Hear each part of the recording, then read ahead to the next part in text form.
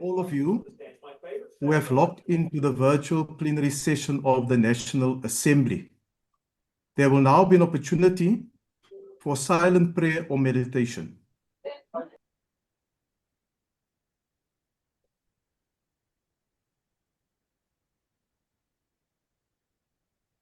Thank you, honorable members. Honorable members, before we proceed, I would like to remind you that the virtual plenary is deemed to be in the precincts of Parliament and constitutes a meeting of the National Assembly. In addition to the rules of virtual sittings, the rules of the National Assembly, including the rules of debate, apply. Members enjoy the same powers and privileges that apply in a sitting of the National Assembly. Members should equally note that anything said in the virtual platform is deemed to have been said to the House and may be ruled upon. All members who have logged in shall be considered to be present and are requested to mute their microphones and only unmute when recognized to speak. The microphones are very sensitive and will pick up noise which may disturb the attention of other members. And when recognized to speak, please unmute your microphone and where connectivity permits, connect your video. Members may make use of the icons on the bar at the bottom of their screens, which has an option that allows a member to put up her or his hand to raise a point of order. The Secretariat will assist in alerting the chairperson of the session to members requesting to speak. Lastly, when using the virtual system, members are urged to refrain or desist from unnecessary points of order or interjections. The first item on the order paper is a statement by the Honourable Minister of Science, Technology and Innovation on the significance, the outcomes and achievements of the inaugural National Science Month. I now recognize the Honourable Minister.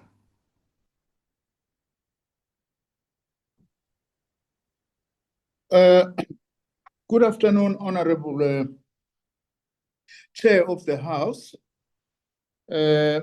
Honourable members and Cabinet colleagues.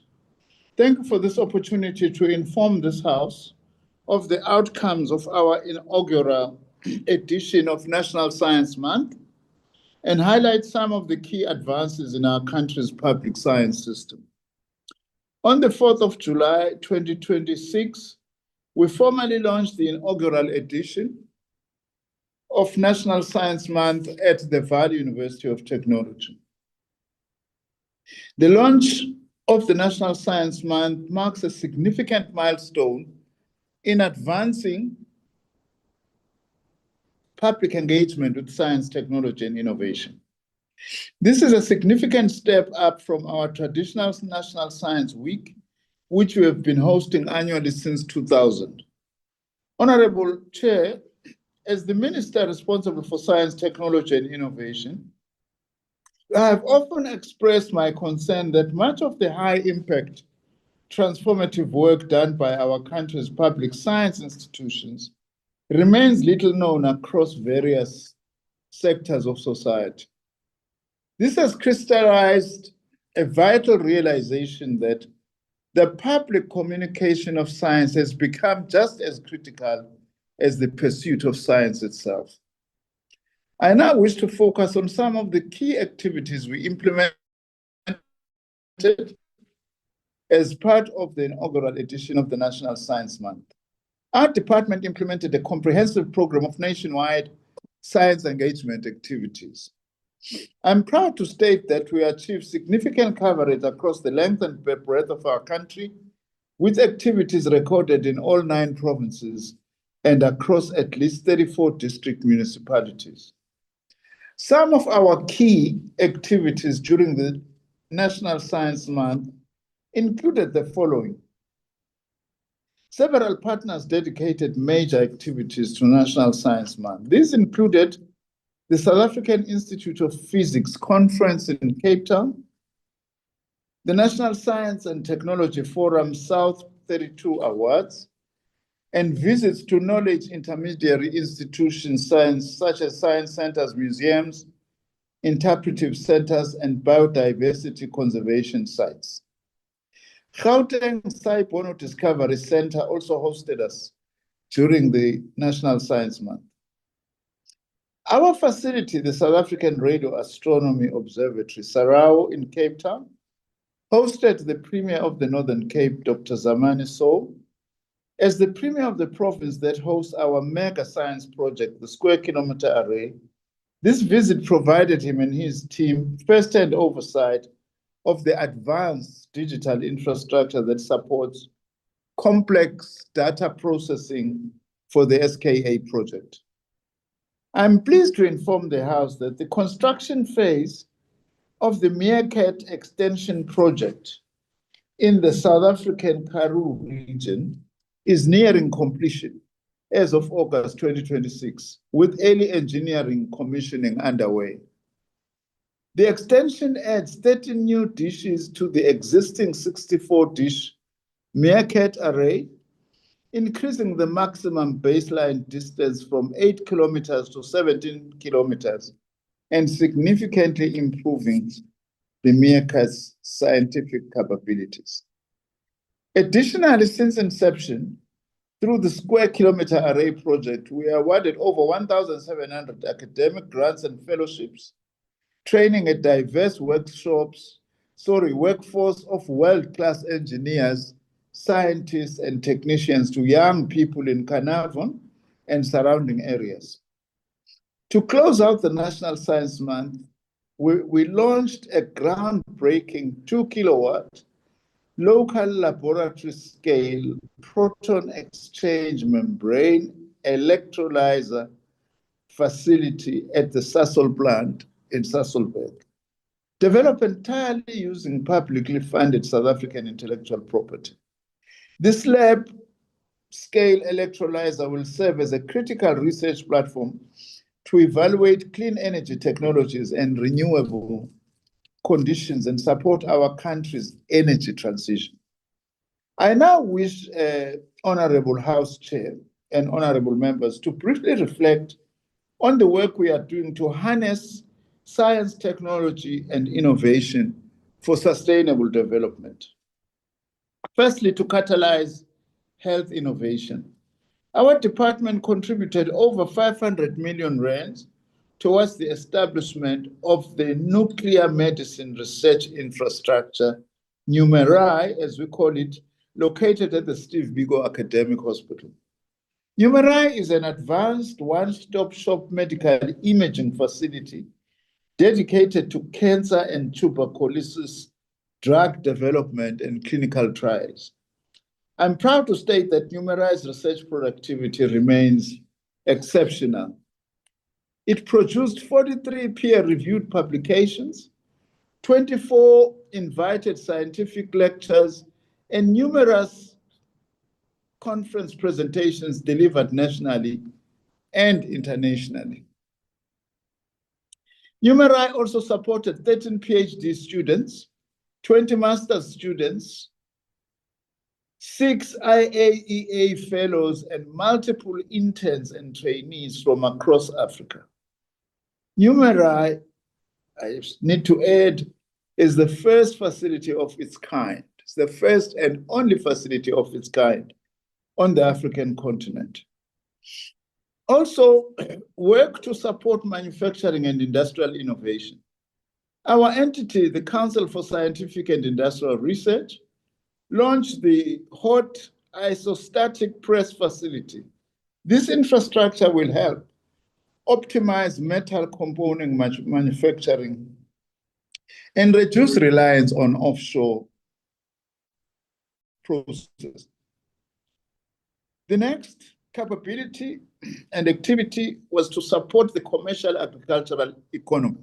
We allocated 14.9 million to the biosecurity hub at the University of Pretoria to upgrade biosurveillance and strengthen the management of livestock disease risks, including those linked to foot and mouth disease. To foster municipal innovation and build a capable ethical developmental state, we have launched several key initiatives. These include what we call the viability and validation of innovations for service delivery program at local government level, the Technology Acquisition and Deployment Fund, the Municipal Innovation Maturity Index, and the Municipal Innovation Fund. These programs assume extraordinary importance in view of the forthcoming local government elections and directly support the 6 action areas introduced during the launch of the ANC Local Government Manifesto by President Ramaphosa.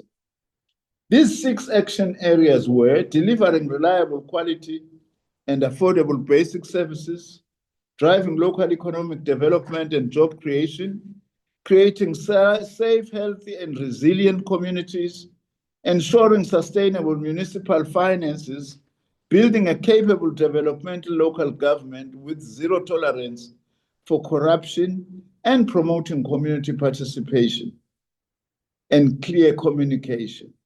To sustain and increase the scope of the strategic projects I have mentioned, our department is currently on a drive to strengthen strategic partnerships both within and outside government. Through the Interministerial Committee and the Presidential Science, Technology and Innovation Plenary, we are advancing the consolidation and streamlining of ST&I initiatives in government. In this regard, we will continue to deepen cooperation with all science and technology-intensive government departments. We are also strengthening our partnership with industry and our academic institutions.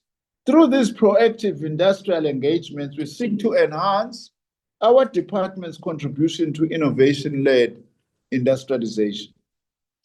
For this reason, Honorable House Chair and honorable members, we are currently engaging various industry partners to assist us in building provincial, regional, and local innovation forums, and also actively pursuing partnerships to establish fully functional science, technology, and innovation parks across all 9 provinces, with a particular focus on our country's special economic zones. Our upcoming engagements with industry include targeted oversight visits to the Ngukha Development Corporation in September and the East London Industrial Development Zone Science and Technology Park in October. In conclusion, Honorable House Chair and honorable members, I am pleased to announce that the 2027 edition of National Science Month will be hosted by Northwest University with the support of the Northwest Provincial Government. To us, National Science Month is not merely about increasing public awareness of the outstanding work of our public science institutions and scientists. National Science Month is also about demonstrating how science, technology, and innovation are contributing to solving our country's everyday structural challenges, such as unemployment, poverty, education, healthcare, water provision, energy security, crime, violence, and migration.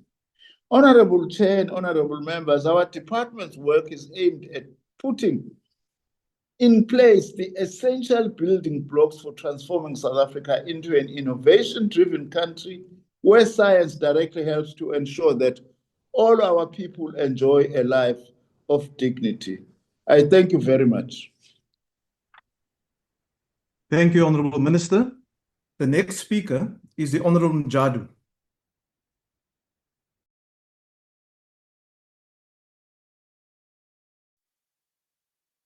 Thank you, Chairperson. I'm having a problem with my gadget. Allow me to speak. Yes, you may proceed, Honorable Member. Honorable Chairperson, Honorable Minister, and Honorable Members, we as the Umkhonto weSizwe Party reject this ministerial statement. We do not reject science, technology, or innovation, but we reject the attempt to present isolated launches, conferences, and awards as evidence of a functioning national science and innovation system. South Africans do not live in laboratories, but they live in communities facing unemployment, failing municipalities, unreliable electricity, water shortage, and poverty. The minister told us that the National Science Month reached all 9 provinces and 34 district municipalities. But the real question is, what measurable difference did this make to ordinary South African? How many permanent jobs were created? How many businesses were established? How many innovations were commercialized? And what return did taxpayers receive? The minister stated that over 500 million for Numeri, 14.9 million for biosecurity hub, and over 1,700 academic grant and fellowship through the SKA project. But the money spent is not same as the value created.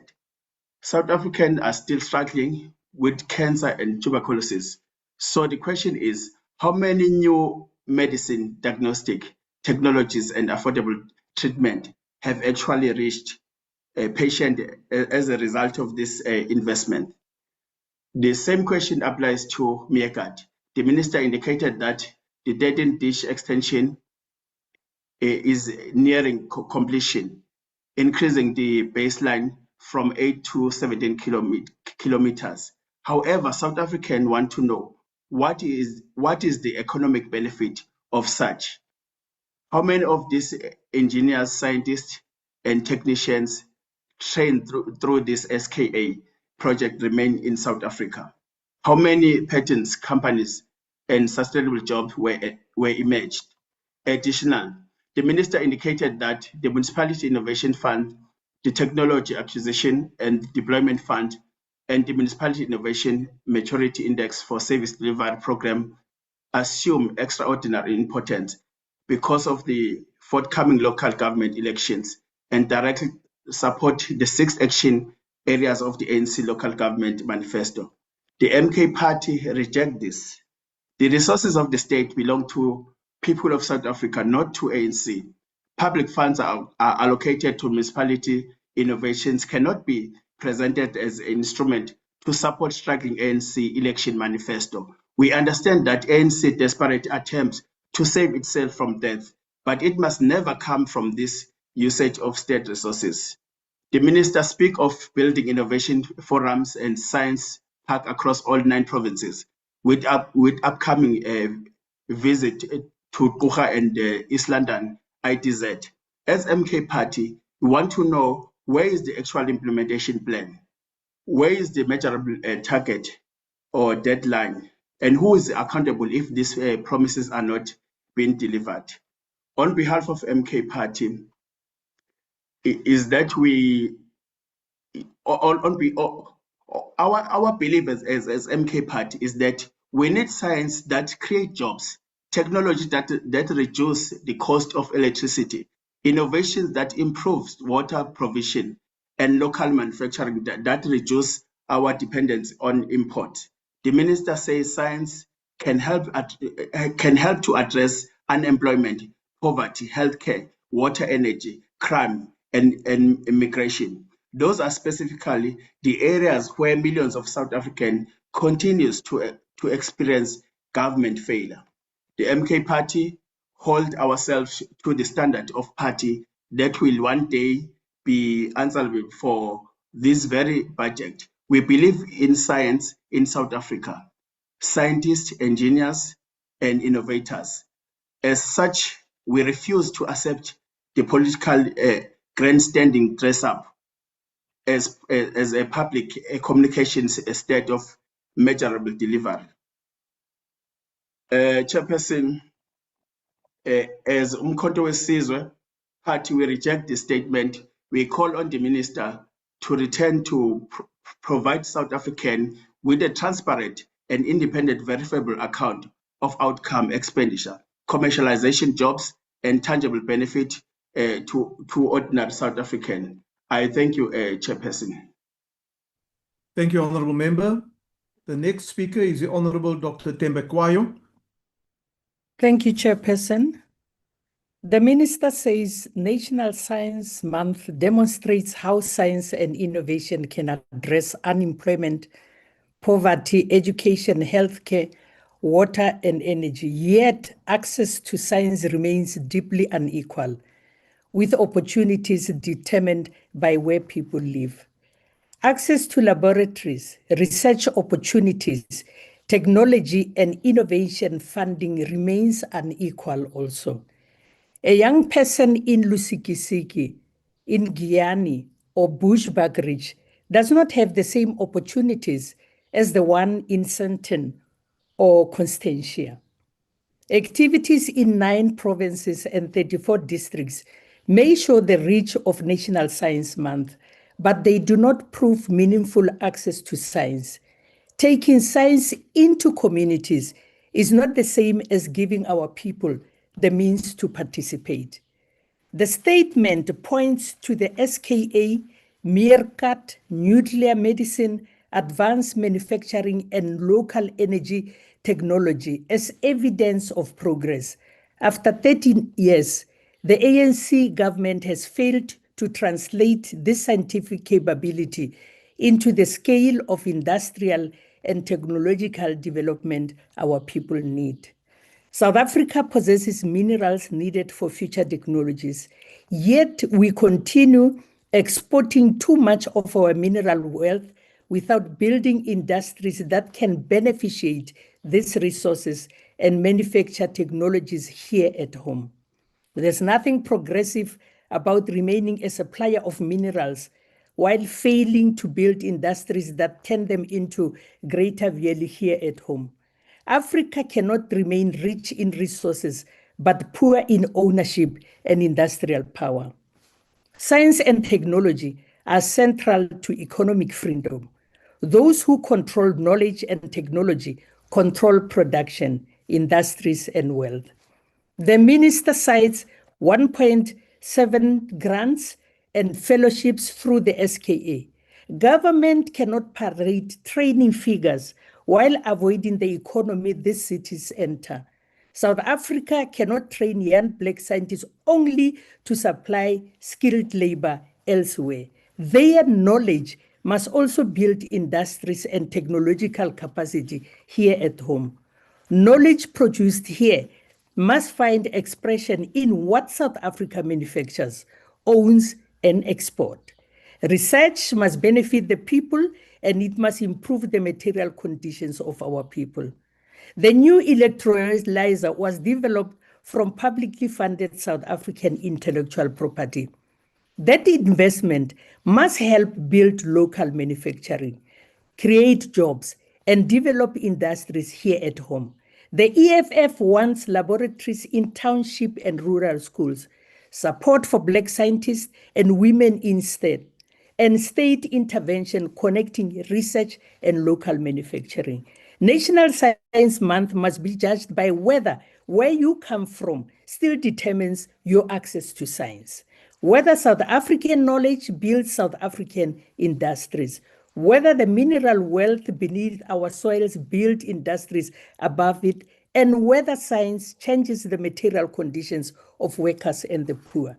The EFF rejects a future where South Africa supplies minerals and African labor while multinational corporations dominate technologies and industries generating wealth. We want a South Africa that develops knowledge, owns technology, builds industries, and has the scientific capacity to determine its future. Therefore, the EFF rejects this statement. Thank you, Chair. Thank you, Honourable Member. The next speaker is the Honourable Zondo.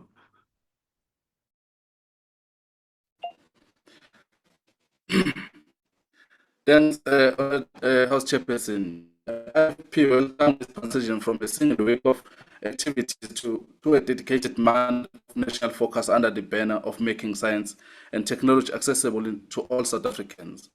This proactive step towards showing that specific focus remain an idea on paper than limited to academic space.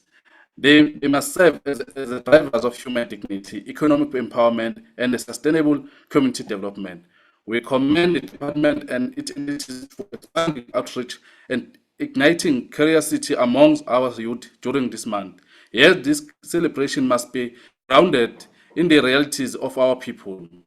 A genuine culture of science cannot cannot be built on exhibition analogs alone, while system inequality continues to lock rural and township youth out of the foundationalist disciplines. Public awareness campaigns cannot substitute for the functioning infrastructure, considering that thousands of schools still operate without labs and basic learning materials. Science can only belong to everyone when a learner in a remote village is afforded the same tools as a learner in a well-resourced urban school. Furthermore, future editions should continue to break ground barriers that persist across the science and technology landscape.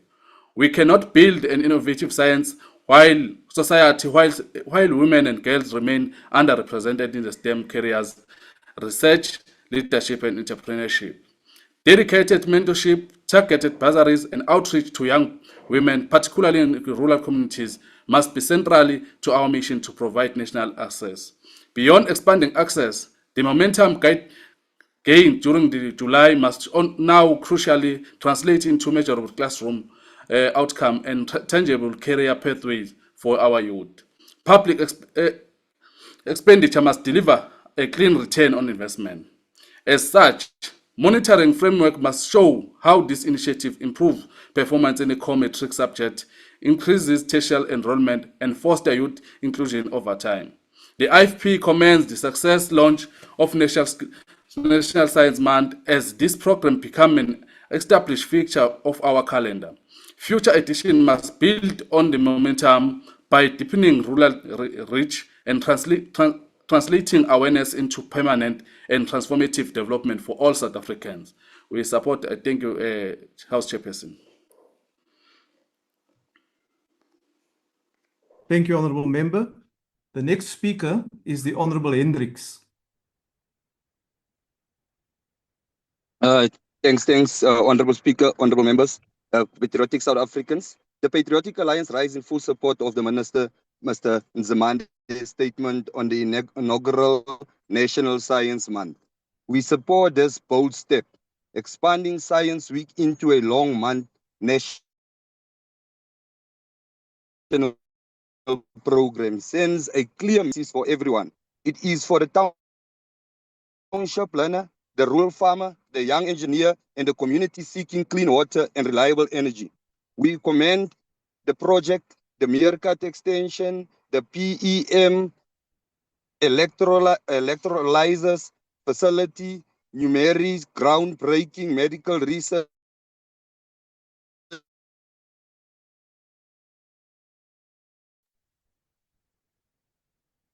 Honourable Member, you and the want municipality order. innovation program, practical tools delivering job skills, health.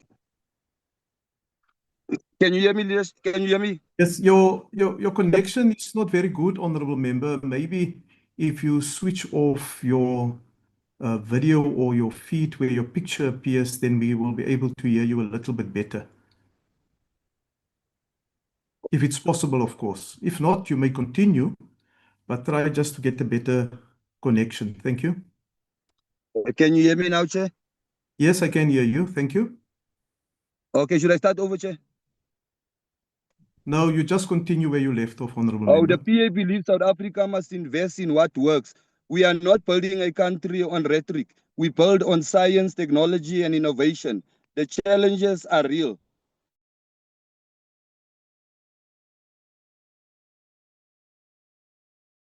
Unemployment, poverty, energy insecurity. If we have the will to fund, prioritize, and partner, to business, academia, and all levels of government, the time to cooperate is now. To young South Africans, science is your future. Seize it. The Patriotic Alliance stands with the program.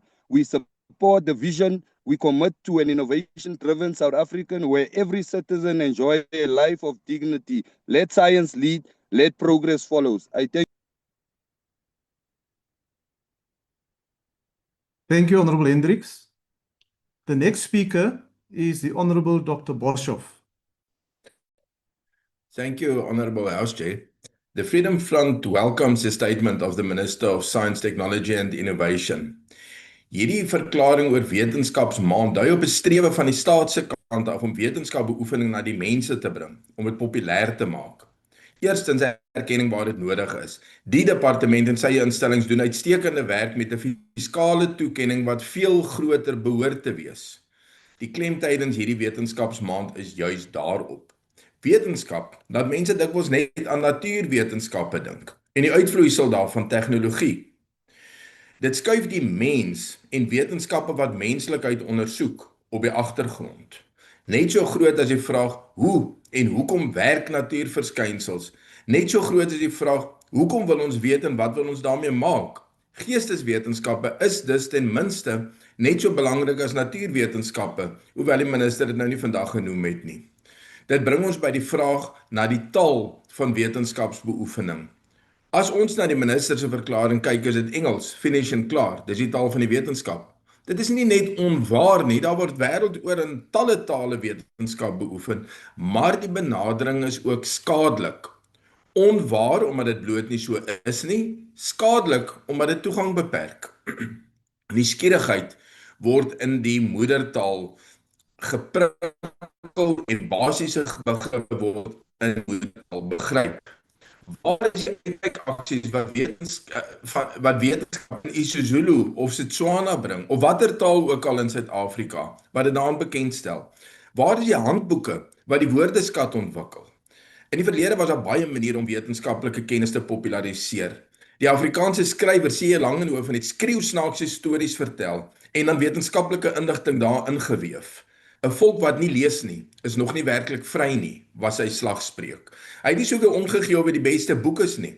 Hy het omgegee of hy die regte boodskap oordra, of hy kennis uitbrei, of hy mense wat eintlik nie wetenskap sou lees nie, wetenskaplike inligting laat kry. Met lees het hy bedoel lees inligting en in jou eie taal. Dit was dekolonisasie in aksie. 'n Vorige regering wou Afrika tale vir onderwys en wetenskap ontwikkel. Die ANC het dit verwerp en Engels as 'n samebindende krag verkies. Die gebruik van moedertaal is herhalend as tribalism beskryf, as 'n tegniek van verdeel en heers. Dit is 'n geleentheid wat verbygegaan het, maar dit kan altyd weer aangegryp word. Ek dank u.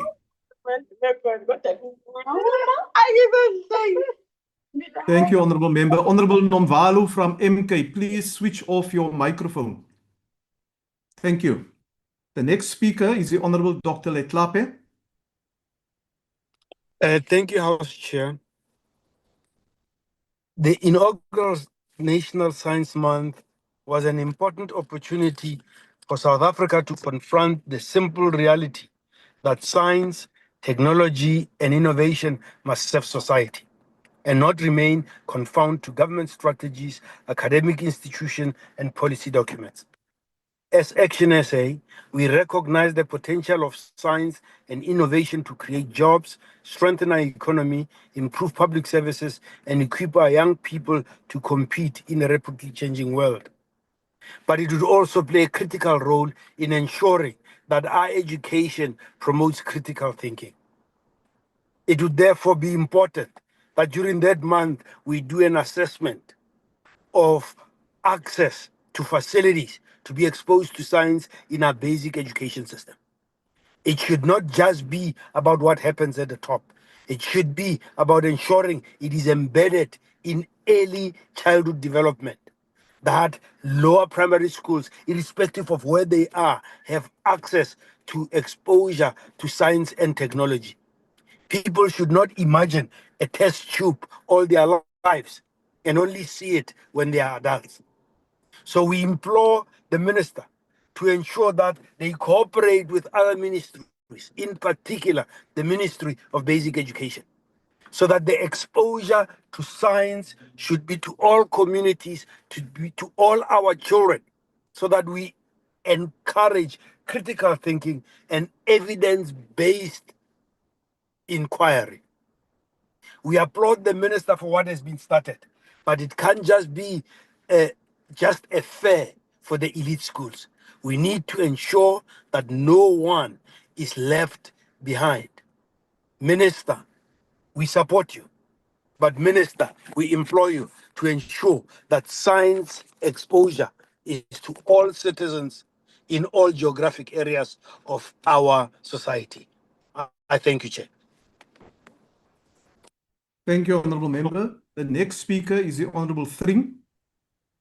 Thank you, Honorable House Chairperson. The ACDP views the Minister's vision of a science-centered public-private partnership as attractive in principle, but we must judge the statement and government not by the elegance of policy language, but by its record of implementation.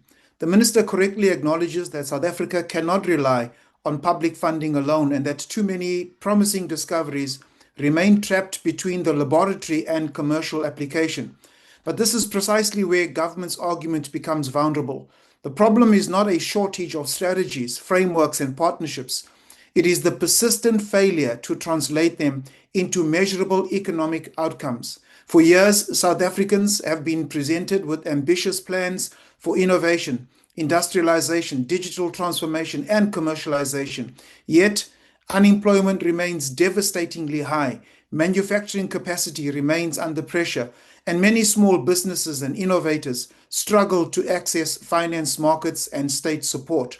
The Minister speaks of shared infrastructure, blended financing, and agile intellectual property arrangements, but missing are the hard targets for jobs created, technologies commercialized, patents translated into enterprises, and South African innovations actually manufactured at scale.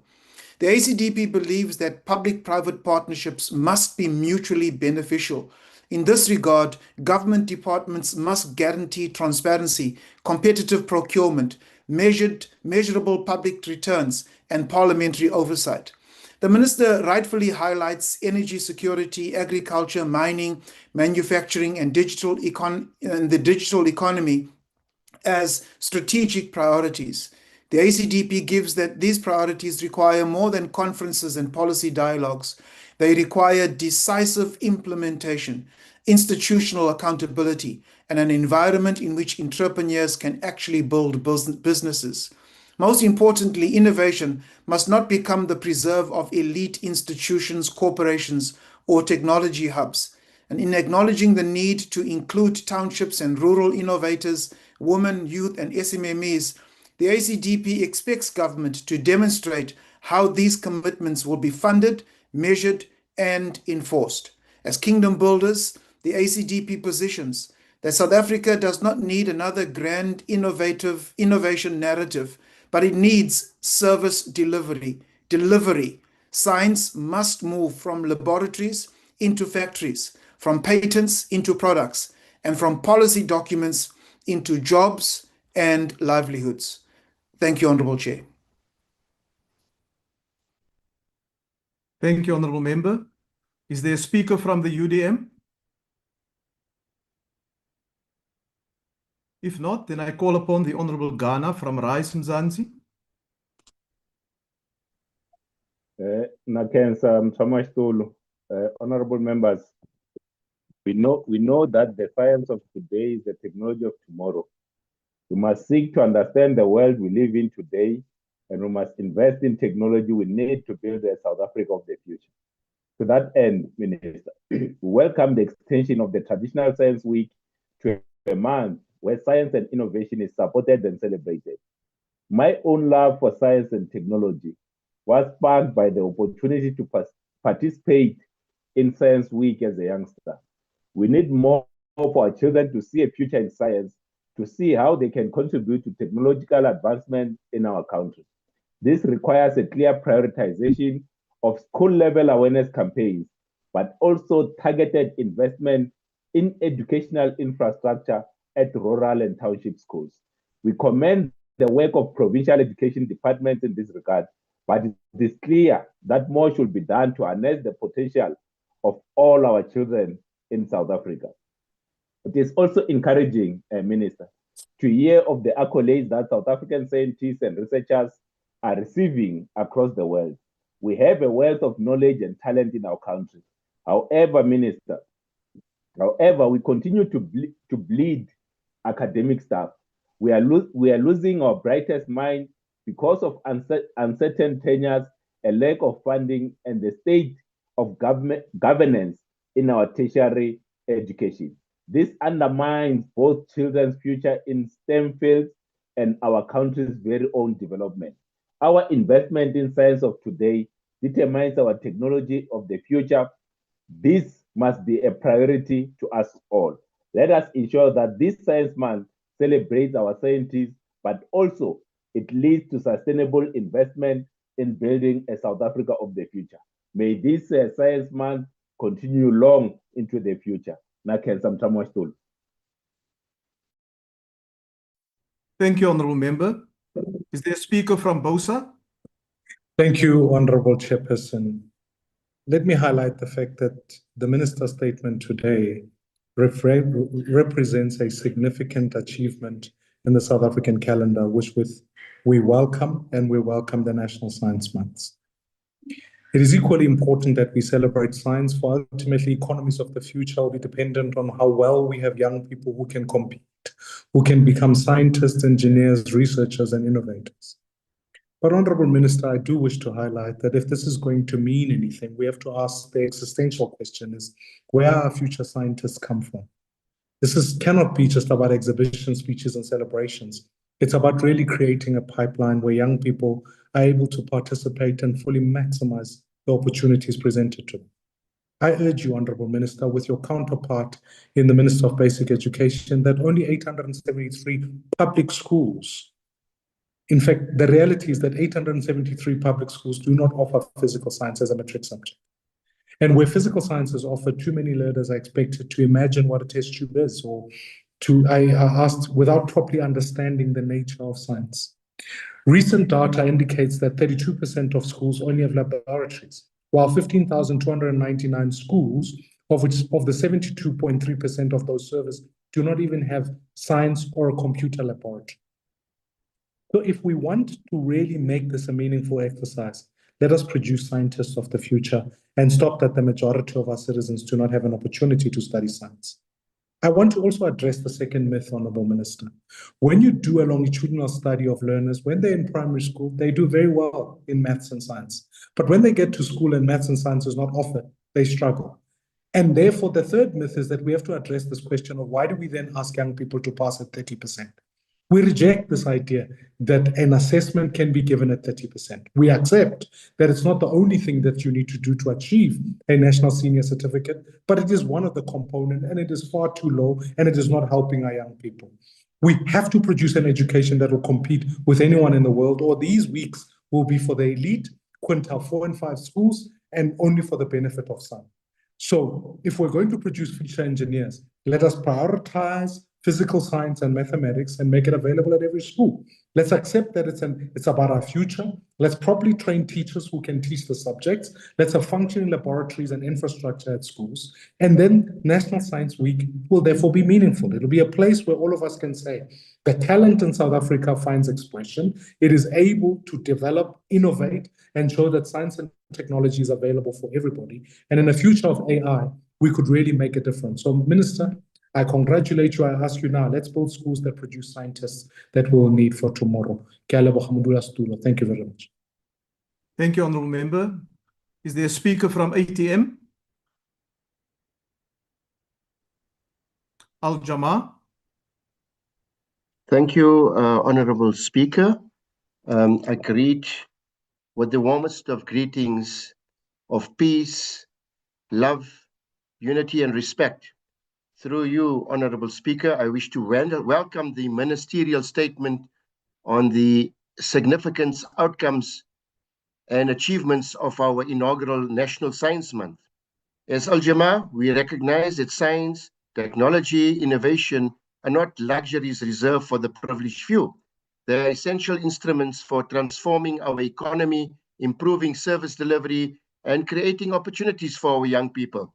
The inaugural Science Month provides us with an important platform to bring science closer to our communities, particularly learners and young people who may never ever have considered careers in science, technology, engineering, and innovation. I believe we must create lasting opportunities. We must ensure that our townships, rural and disadvantaged communities become active participants and beneficiaries. Let us find innovative ways to include, motivate, inspire, and benefit our youth. We should also strengthen partnerships between government, universities, schools, businesses, NPOs, NGOs, and innovators, particularly in supporting young entrepreneurs to turn scientific ideas into sustainable businesses and employment opportunities. Science must ultimately improve the lives of our people, whether through better healthcare, food security, water management, energy solutions, digital connectivity, or more efficient public services. Honorable Minister, we therefore commend this important initiative. Let us become a national movement for knowledge, innovation, opportunity, and empowerment. Science should be used to change our communities, transform our economy, and build a better South Africa for all. Malibongwe, I thank you, Honorable Chair. Thank you, Honorable Member. Is there a speaker from the NCC? The PAC? Honorable Chair, there's no statement from PAC, but we support the statement by Honorable Nzimande. Thank you, Chair. Thank you, Honorable Minister. The next speaker is the Honorable Dr. Mashlatsi. Thank you, Chairperson. Autumn Africa. The UAT acknowledged the inaugural National Science Month and acknowledged the importance of moving beyond traditional National Science Week towards a month-long program designed to broaden public engagement with science, technology, and innovation. The theme Science, Technology, and Innovation are for everyone is particularly important in a country where access to knowledge, technology, and science infrastructure remain deeply unequal. However, we must be careful not to measure the success of National Science Month merely by number of exhibitions, lectures, school visits, and people who attend activities. The real test must be whether the science and innovation change material condition of our people. Can it reach the children in Sekhukhune district, where the United African Transformation supported them with 3 water boreholes despite being surrounded by grown mines? The department itself acknowledged that South Africa invests approximately 0.61% of GDP in research and development, substantially below the National Development Plan aspiration of 1.5%. This must concern us. We cannot proclaim that science is for everyone while our investment in knowledge economy remain inadequate. We therefore welcome the program's emphasis on learners, rural communities, emerging technologies, health, climate change, education, human rights, and decolonization knowledge systems. The reported participation of more than 1,000 learners in STEM Career Expo in the rural Manguzi demonstrate the value of taking science to communities that are often excluded from advanced science opportunity. But Minister must tell the Parliament what happens after July. How many learners who participated will receive sustained STEM mentorship? How many will access bursaries, laboratories, research opportunity, and science career? How will the government measure whether National Science Month change public attitudes toward the science and increasing participation by youth people from poor to rural areas? Ladies and gentlemen, vote United African Transformation. Kanimambo. Thank you, Honorable Member. I see the hand of the Honorable Silepe from MK is up. Why do you want to be recognized, Honorable Member? Thank you, House Chair. House Chair, can Mr. Maron Daniel switch off his video because he is distracting the meeting? Thank you. Okay, noted, Honorable Member. The next speaker is from Good. Is there a speaker from Good? If not, I recognize the Honorable Mazoni. Thank you very much, House Chairperson. There are moments in the life of a country where we need to stop talking about everything that is wrong with us and start to remind ourselves about everything that is right with us. Science, technology, and innovation give South Africa exactly one of those moments. Because despite our challenges... Chairperson, on a point of order, Chair. Yes, Honourable Member, what is the point of order? Is it parliamentary to have someone debate from the DA who doesn't even have a matric on a subject so complicated No, Honourable Member, like science and you are technology? out of order. You are out of order. Honourable Mazoni, will you please proceed? With pleasure. Thank you, Chairperson.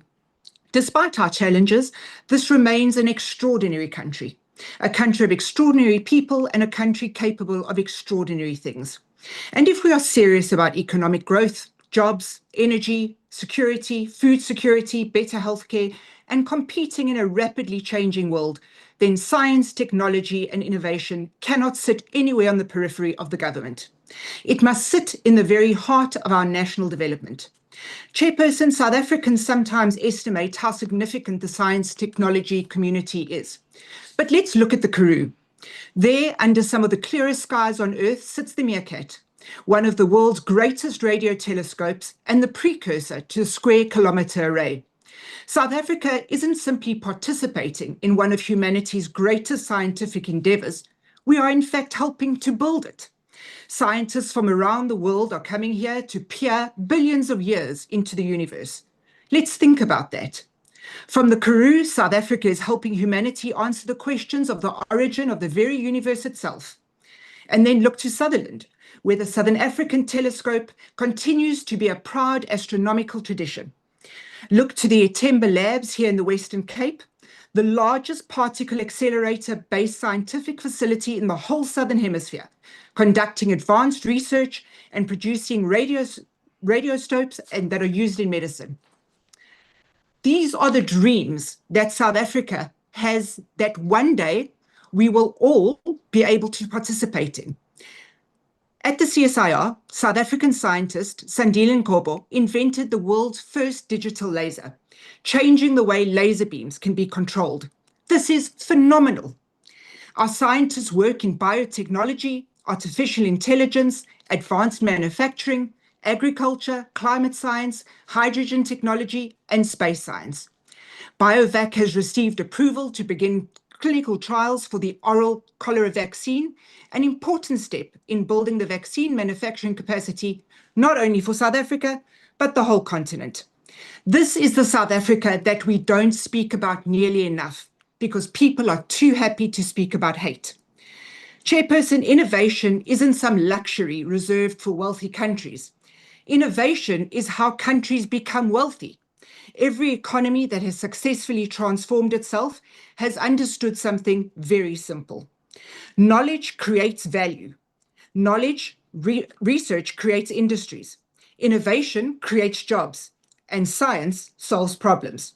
For a country like ours, with enormous mineral wealth, extraordinary biodiversity, and abundant renewable energy, the possibilities are limitless, especially for our young population.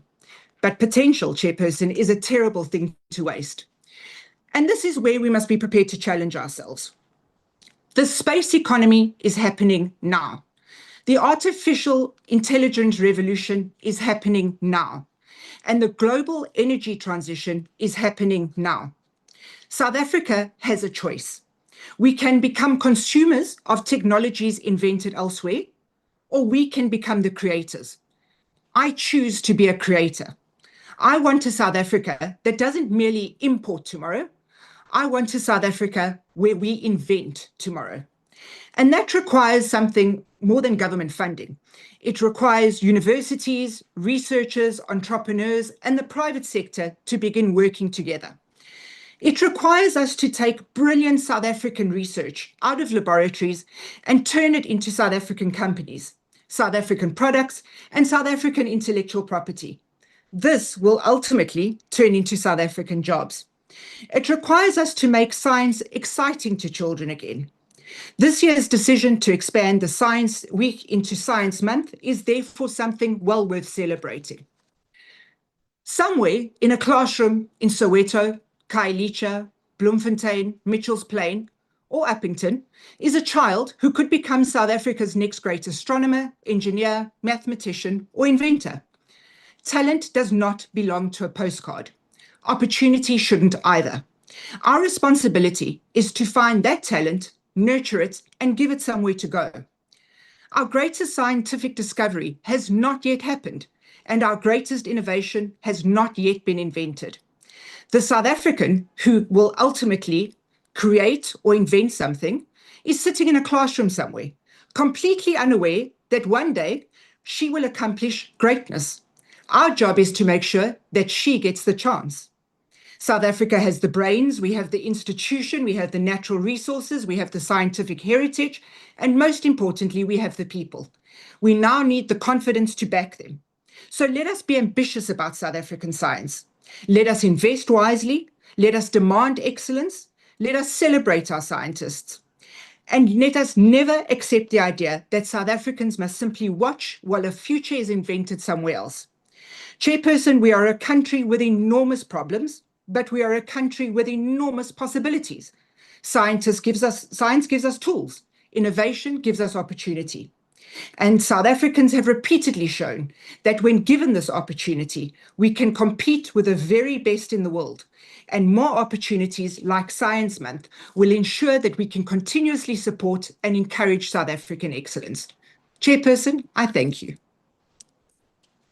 Thank you, Honourable Member. The next speaker is the Honourable Sapo. Thank you very much, Honourable Chair. It is with great pride that we stand here today, united in celebrating the launch and resounding success of our inaugural National Science Month, a landmark evolution from the National Science Week that has served our country since 2000. This important initiative, driven by DSTI, marks a pivotal step in placing science, technology, and innovation at the very heart of our national development agenda. South Africa has always aspired to rise as a beacon of scientific science, excellence, and innovation on the African continent and the world stage. Hence, Honourable Chair, we recognize that to address the deep-rooted challenges of poverty, inequality, and unemployment, cutting-edge technologies must play a transformative role. And the National Science Month, with its theme, Science, Technology, and Innovation are for everyone, does precisely that. It breaks down barriers, dispel the notion that science is a field reserved for selected few, and open doors for all our citizens to engage meaningfully with science and technology. Our commitment to championing transformative global technology is evident in the strategic focus areas embraced during this month-long celebration. These include artificial intelligence and machine learning, which hold immense promise for solving socio-economic challenges by boosting industrial automation and creating new economic opportunities. The investment in these fields will empower our industries to compete globally while addressing local issues. Honourable Chair, quantum computing, another milestone explored with growing vigor, promise a revolutionary breakthrough in computing power. Its implication in security and problem solving could redefine how we handle sensitive information, optimize resource allocation, and accelerate scientific discovery. Our presence in these domains signals South Africans' readiness to lead in the new global knowledge economy. While our biotechnological research continues to expand its footprint, supporting healthcare innovation, agricultural advancement, and environmental sustainability. Through the projects such as DSTI-funded community participatory research involving Cape Peninsula University of Technology and University of South Africa, we see science and indigenous knowledge working hand in hand to enhance livelihoods. These initiatives have empowered local communities to produce and market high-quality products, combining traditional wisdom and scientific rigor. an inspiring model of inclusive science. Honorable Chair, we recognize the critical importance of our advancing nuclear medicine and health innovation to combat diseases that affect our people. Investment in medical research infrastructure not only enhance diagnostic and treatment capabilities, but it also positioned our country as a hub for cutting-edge health science. It is that good that our focus is not limited to abstract scientific inquiry, but extend to practical applications, tackling societal challenges, including crime prevention and societal safety. Science Month has also highlighted the pivotal role of science and technology in poverty alleviation and job creation, through showcasing young innovators and entrepreneurs, particularly during the event that the minister spoke about of the value diversity of technology.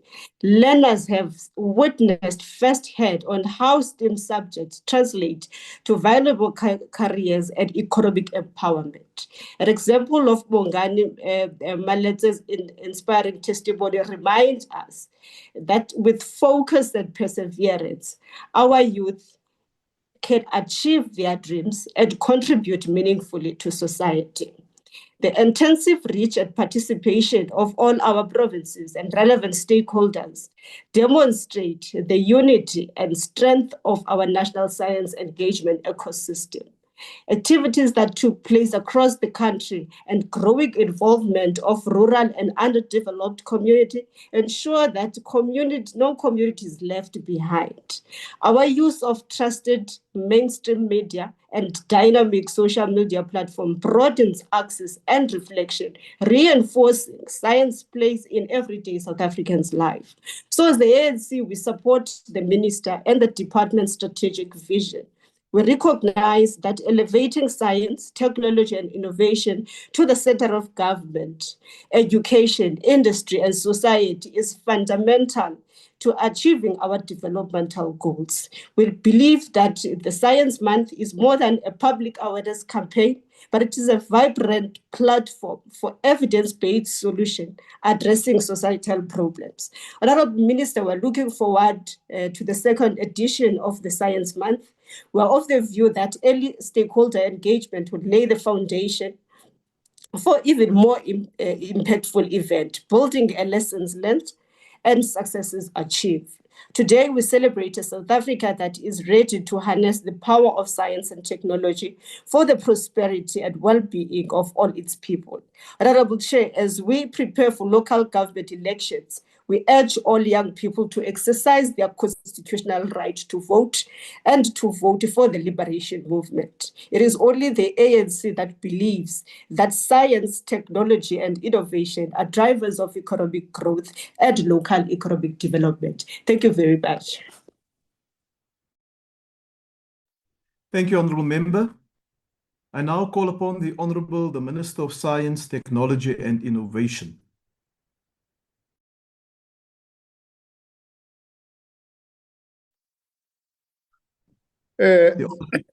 Apologies, Honourable Chair. Thank you very much.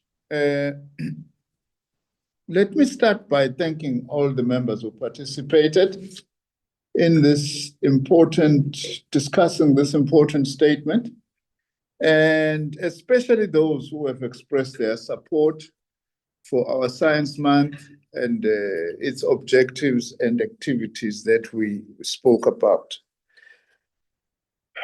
Honorable Mjad, lunga lihloniphekile kodwa ke uyaganga uyahlupha nje isikhathi esiningi. You know very well this was not a presentation on the state of science, technology and innovation in our country. We're talking about the Science Month and highlighting some of the achievements and the things that we have done. Akekho umuntu ombuza umbuzo eParliament ukudlula wena. Zonke lezi zinto thasizenzi zihleli lapha empendulweni engakunika zona. All the answers are with you that I give you, and also attending the portfolio committee that I give updates on many things, including these things which you say we do not do. You know that is not true. We are just grandstanding as the MKP normally does. So If you are engaging me honestly, I could also engage you seriously. So I won't engage you seriously because it's just grandstanding to try and say we don't do anything when we do a lot. Similarly, Dr. Tembekwayo, you also know that some of the things that we are saying, I think much as we are raising some points that I can agree with you. The importance of access to science, which is what we are partly addressing. But also you sit in the portfolio committee and get lots of answers on the things that we are actually talking about. I also do want to say, by the way, that we also do have a grassroots innovation program in our department, which is based on the assumption, which is a correct one, that much as science comes from highly educated, highly qualified scientists and researchers, but also innovation comes from the grassroots, from ordinary people who are able to, to come with very innovative things. So that is part of our program. We are also mobilizing around our indigenous knowledge systems, trying to ensure that traditional things that were used and are still being used by the majority of our people, we harness them like herbalists. We study their herbs to see if there is any scientific value if we actually measure them. So there is lots that is happening. And I wasn't really talking about that, the entire state of science, technology, and innovation. We also promote local technologies. Also, Honorable Zondo, thanks for acknowledging what we are doing, but also the issue of underrepresentation of women and girls. You know, it's a matter that we are dealing with through our programs, our scholarships, our bursaries that are biased towards women. And also we've got an annual science awards for women in science in South Africa, which we've just done hardly a week ago, where we are honoring women scientists who are doing wonderful work. Also to encourage young girls and women to be attracted to science. Honorable Boshoff, unfortunately, my Afrikaans is not that good coming from Pietermaritzburg, but I thought what you were saying is that we were protesting that we mustn't just make English the only language of science, Wetenskap, and that we do need to use African languages and other languages, and Afrikaans, I'm sure. We agree with you, but you know that we are trying to cover centuries and decades of colonialism and apartheid, which actually was suppressing our languages. The whole mission of Bantu education was to suppress African languages. So you are the last person that I would expect to be complaining to us about this. I must say, look at yourself as to what your predecessors did to Black South Africans in particular. But I take your point. We are doing a lot now using AI to try and use African languages to promote science. I also thank, as I have said, Letlapa, Babugana, who have actually made some very important points. And also Honorable Maimane, for your point. I will debate with another platform about this passing of 30%. There is no such in metric. But I will debate you as to why do we have a differentiated education system that recognizes knowledge at different levels. I don't have time for that today. And we have, since 1994, significantly expanded access to mathematics, but we still have a lot to do in order to actually achieve that. I also thank Al-Jama, PAC, and UAT for your positive comments. In fact, Babu Mjad, the person who replied to you today is Honorable Matsoni, who actually then took all the issues that should have been debated and discussed. I think he gave a very good reply to yourself. Honorable Member, Honorable Minister, your time is now expired. Thank you very much. Thank you very much, Honorable House Chair. Honorable members, that concludes party responses to the statement. The next item on the order paper is a motion in the name of the Honorable Mr. J.S. Malema. I now recognize the Honorable Malema.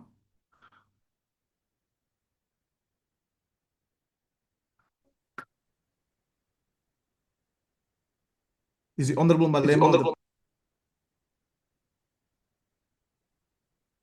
Chair, can you hear me?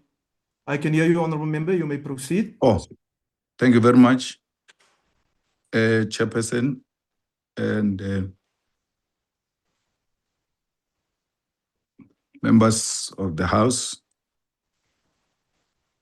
The Parliament of South Africa, since the dawn of democracy, has had many speakers of the National Assembly, all charged with ensuring that this arm of the state performs its mandate of crafting legislation and holding the executive accountable. To be Speaker of the National Assembly is a role that comes with a great responsibility, one that requires the ability to distinguish between serving the political organization that deployed you as a member of parliament and serving the constitution to which you take an oath once you are elected speaker by a majority in this house. That oath is owed to all 400 members of this house and to the public who elected them, not merely to the party that put you here as a speaker. Unfortunately, over the last 15 years, a culture of prioritizing the party and the elected president over the constitution and oversight has come to characterize those who occupy this office. It began with Ms. Baleka Mbete, who presided over a parliament that received its first scathing rebuke from the Constitutional Court for failing to adhere to the recommendation of the public protector regarding what is now popularly known as the Ngandla scandal.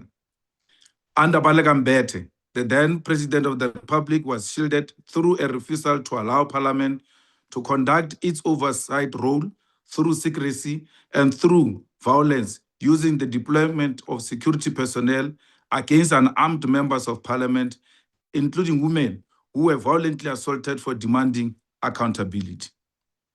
At that time, we were not quick to act because we believe she could still be reasoned with, but this proved futile.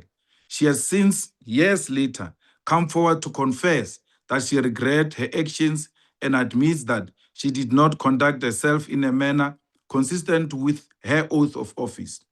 That confession changed nothing. The damage had already been done, and it is this country that continues to carry the consequences.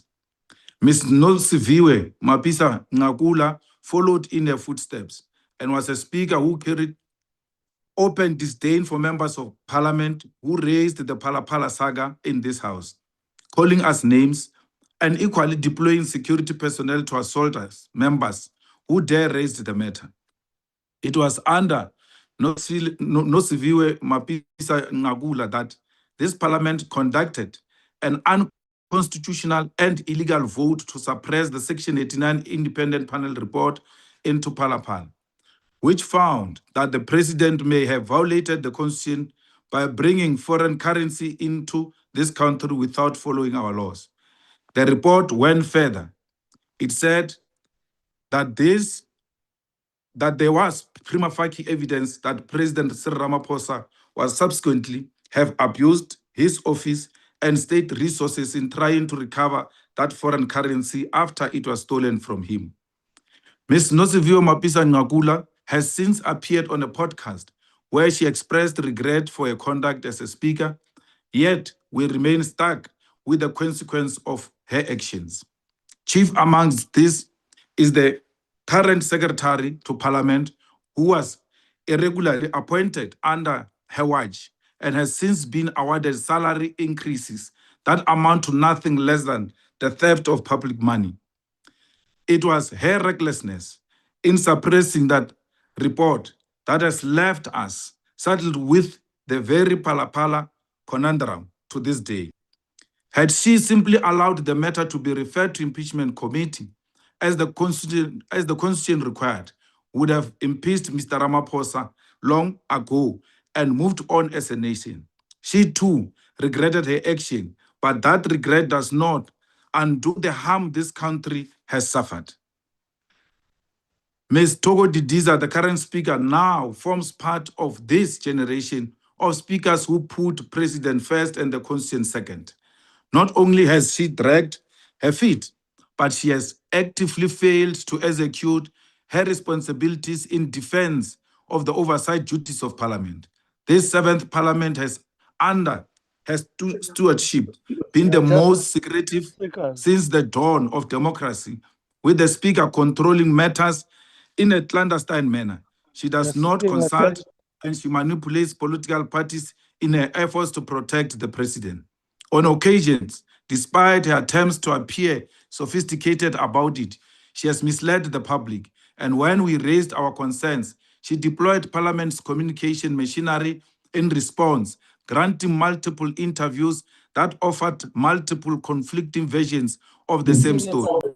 When President Cyril Ramaphosa filed papers to take the Section 89 Independent Panel Report on review, following the Constitutional Court judgment that Parliament must establish an impeachment committee to test whether President violated his oath of office, the Speaker, as the head of Parliament, did not oppose that application.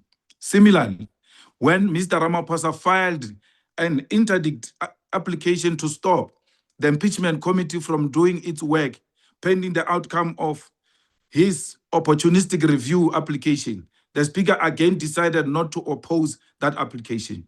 These two instances are a grave abdication of duty because the Speaker, as head of the legislature, is ultimately the custodian of the Section 89 Independent Panel Report and ought to defend Parliament's process from being compromised and halted by the executive through the judiciary. She has failed to do this because she is partisan.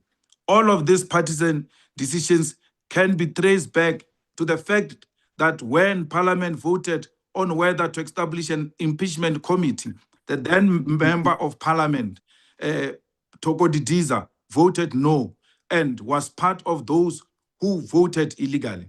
Now, as a Speaker of the National Assembly, her attitude towards this process remains no, because she does not want the president held accountable. She did not want accountability then, and she does not want accountability now.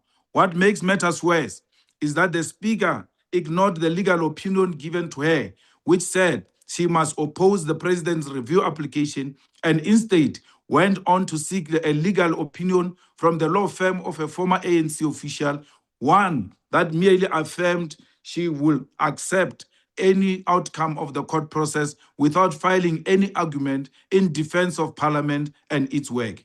We must also say this plainly. We keep telling the former liberation movement that they are one of party majority rule in Parliament, in provincial legislature, in municipal councils is over, and that they remain in denial because they are refusing to accept this reality.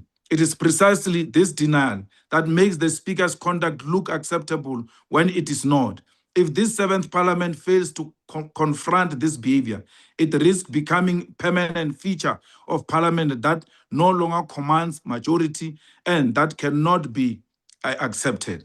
It is for this reason, and in terms of Section 52, subsection 4 of the Constitution of the Republic of South Africa, that the EFF files this motion of no confidence because Ms. Didiza is not fit to preside over a legislature whose role and constitutional responsibility she is not willing to defend. We call on all political parties to appreciate this, that she has exhibited partisanship at a critical moment in our democracy, when we ought to be showing that no one is above the law, and this includes the president, no matter how powerful the political party that deployed him to that office. Ms. Togo Didiza must go, and she must go now. I thank you, Chairperson. Since Floyd has left, the quality of debate has dropped.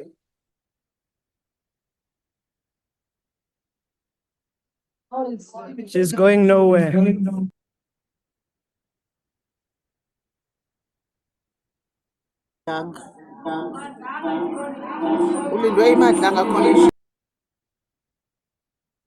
Order, honorable members. I now hand over the presiding to the Honorable Deputy Speaker. The Honorable Ntuli is the next speaker.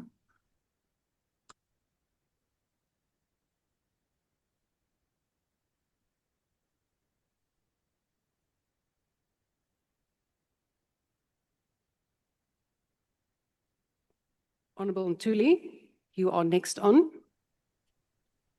Thank you very much, Honorable Deputy Speaker. Good afternoon to you and good afternoon to all honorable members. Deputy Speaker, the motion of the EFF is calling for the removal of the Speaker of the National Assembly at the very moment when the integrity of this institution is under the sharpest scrutiny it has faced in years. It is our firm view as the African National Congress that this House considers not only this motion for this debate, but its facts, the law, and indeed the implications. Let us first remind ourselves of where we stand in our constitutional history, because this motion cannot be understood outside that particular and important context. Section 89 of the Constitution grants power to the National Assembly to remove a president for a serious violation of the Constitution and the law. Serious misconduct or inability to perform the functions of office is one of the most consequential and the first of its kind in our constitutional democracy. Madam Deputy Speaker, for years it existed almost entirely on paper. The National Assembly had no rules to give practical effect to it, no committee structure to process it, no circuit practice to guide its proceedings. The Concord in Nkandla judgment found that this assembly had failed to hold the then president accountable and that no rules existed to give effect to Section 89 of our Constitution. That judgment was the beginning of the establishment of what we now know as Section 89 rules. Perhaps and most importantly, let us set out the facts as they are and not the caricature offered by the EFF in its campaign for the removal of the Speaker. The Speaker's own explanatory affidavit before the Western Cape High Court sets out that record in detail, and let me make a specific references to it. On the 8th of May 2026, the Concord handed down its judgment on the matter between the EFF and the Speaker of the National Assembly. Accordingly, the Speaker acted without any hesitation to ensure that the National Assembly fully complies with the directive and the order of the Apex Court. On the 11th of May 2026, 3 days after the judgment was handed down, the Speaker formally transmitted the panel report to the President of the Republic in writing, informing him in the same letter that the report will also be referred to an impeachment committee as the court had ordered. On the 12th of May 2026, the report was published for the information of all members. On the 13th of May 2026, the Speaker wrote to every political party in this House requesting nominations for members of the impeachment committee with a deadline of the 22nd of May 2026. Accordingly, all political parties met that deadline. On the 25th of May 2026, the committee's 31 members, drawn from 16 parties in proportion to their representation in this House, was appointed and published. And 6 days later, on the 1st of June 2026, the committee held its first meeting and elected its own chairperson. A day later, on the 2nd of June, the Speaker referred the panel report to the committee, formally activating its mandate under Section 89 rules. That is 25 days from the judgment to a fully constituted impeachment committee. No delay tactics, no constitutional abdication or obfuscation. A Speaker moving with urgency as required under Section 237 of our Constitution, demanding all constitutional obligations to be performed diligently and without delay. It was actually the President, not the Speaker, exercising his constitutional right and enshrined in our Constitution, who legally intervened which introduced to the effect the pace, which impacted on the pace and the substance of what the committee can and cannot do. On the day the committee was constituted, the President launched a review application asking for the court to set aside the panel report itself and to invalidate any parliamentary steps taken in pursuant of it. And days later, his attorney also wrote to the Speaker asking that the committee's formal inquiry be stayed pending the review. The Speaker's response, which is on record, on the very same day she received the letter from the President, refused to grant the President's request. In her letter to the President, the Speaker emphasized that committees determine their own working arrangements in terms of Rule 167, subsection F, and that she has no powers to interfere with the work of the committee, as the Constitutional Court itself indicated that once seized with the matter, the committee performs a distinct investigative function and retains control over its own proceedings. That is the record. A Speaker who complied with a binding order within days, who kept the process moving, who, when the President sought to halt the process, she refused and upheld the independence and principles governing the workings of the National Assembly. Why is the EFF and its allies in this House completely indifferent to this objective reality? The record shows that the Speaker would try to keep the Assembly within the four corners of his constitutional obligation. Number one, comply with the court order. Number two, constitute the committee. Number three, refer the report. And then, of course, step back and let the committee, not the Speaker, personally carry the constitutional obligations forward. This brings me to the heart of the legal complaint underlying this motion, that the Speaker's decision to file a notice to abide rather than to formally oppose the President's urgent application to halt the committee's work. The EFF in its motion indicates that the decision offends Rule 2026, which requires the Speaker to act fairly and impartially, and that she acted in a partisan manner in violation of her constitutional obligations. Madam Deputy Speaker, in reality, the opposite is actually the truth. Fairness and impartiality do not require the Speaker personally to become a litigant against the President in every matter before the Assembly. They require her to ensure that the correct constitutional actor, in this case, the impeachment committee itself, which is the body properly seized with the Section 89 inquiry, is able to make its case fully and without any interference. That is exactly what happened. The committee opposed the President's interdict application on its own papers and in its own name, as it was entitled and equipped to do so. And that happened without any objection or interference by the Speaker of the National Assembly. The Speaker did not abandon that fight altogether.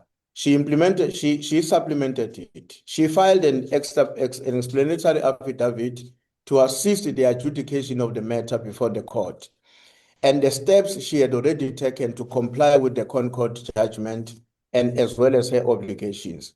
The Speaker's own affidavit is very candid about why she states plainly that given that the committee sees with the matter and will itself report back to the National Assembly on the outcome of its processes, it was necessary at that stage to allow the committee the space to deal with the matter in accordance with its own mandate.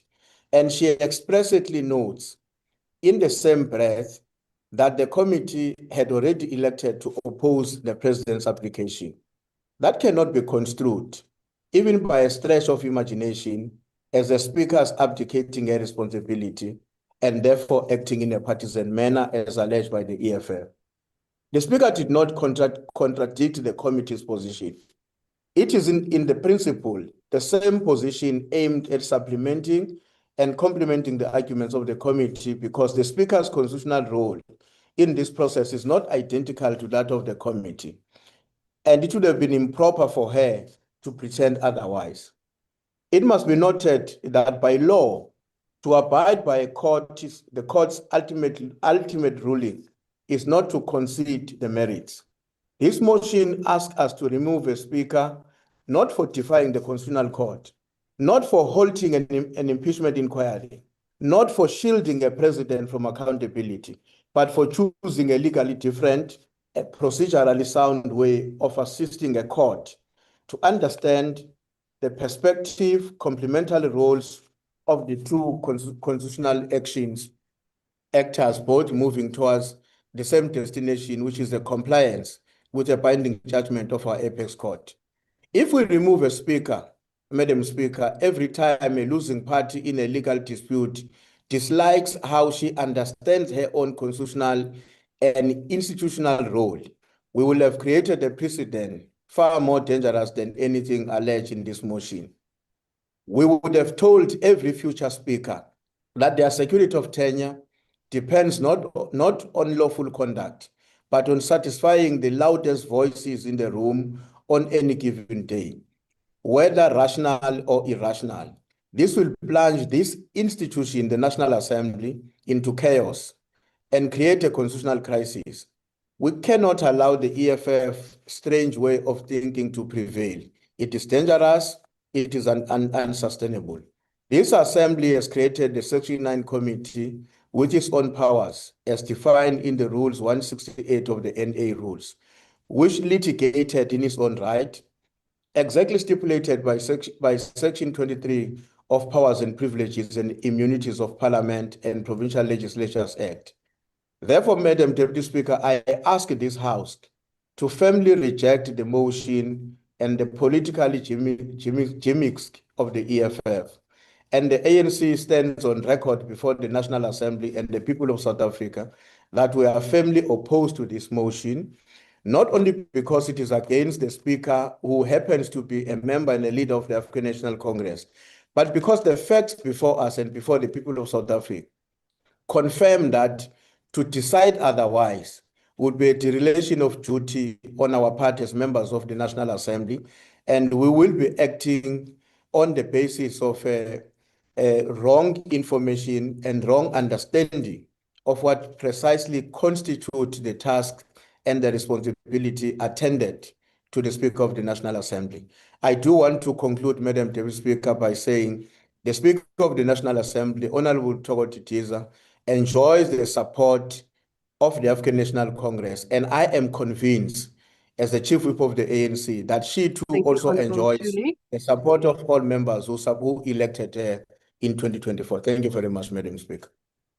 The next speaker is the Honorable Mkhize.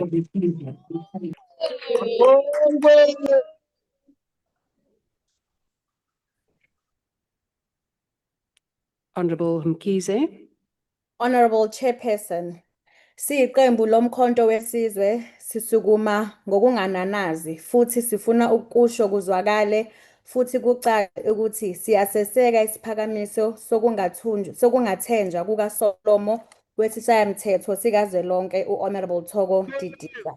Phecelezi, we rise in full support of the motion of no confidence in the Speaker of the National Assembly, Honorable Thoko Didiza, tabled in terms of Section 52, subsection 4 of the Constitution.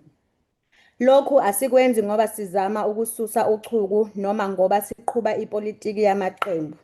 Sikwenza ngoba sikhathazekile siwumkhonto wesizwe ukuthi ngabe lendlu yePhalamende isayisikhungo sikahulumeni esizimele ngempela na, njengoba kubekwe under Section 42, subsection 3 somthetho sisekelo, noma sesiphenduke nje isandiso seLuthuli House. The office of the Speaker is not ceremonial. The Speaker is the guardian of this House's institutional independence.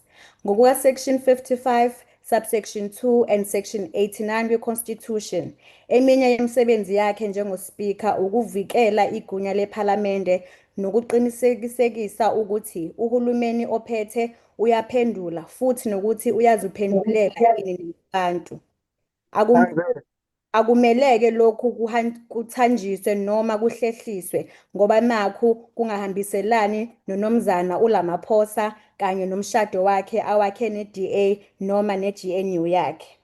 Yingakho-ke siwumkhonto wesizwe party sithi u-Honorable Thoko Didiza wehlulekile ukusimela njengosomlomo wesishayamthetho sikazwelonke. When the President of the Republic approached the Western Cape High Court to interdict a constitutionally mandated impeachment process flowing directly from a constitutional court order, he made Parliament the respondent. In that moment, there was no neutral ground.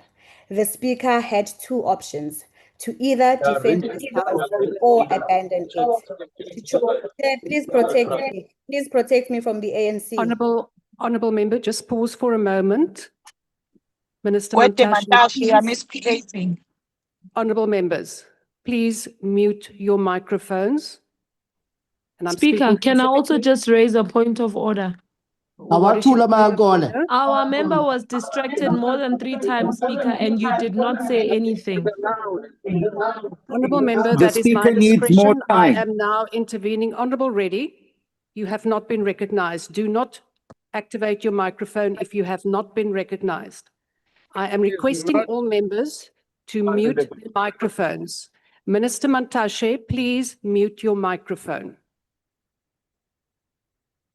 Honourable Mkhize, please proceed. I see there is, right, that hand has been lowered. So Honourable Mkhize, please proceed. Thank you, House Chair. The Speaker had 2 options: to either defend this House or abandon it. She chose to abandon it as she filed a notice to abide. Abiding is not imperiality, it is abdication. Honourable members, an explanatory affidavit is not opposition. Assisting the court is not defending Parliament. When the executive seeks to freeze Parliament mid-function, a speaker who abides is not being restrained. She is capitulating. Secondly, she rejected her own institutional advice. This was not an error in a vacuum. The Speaker had before her sound, independent legal advice that she herself commissioned, which recommended unequivocally that Parliament must oppose the President's application. She set that advice aside.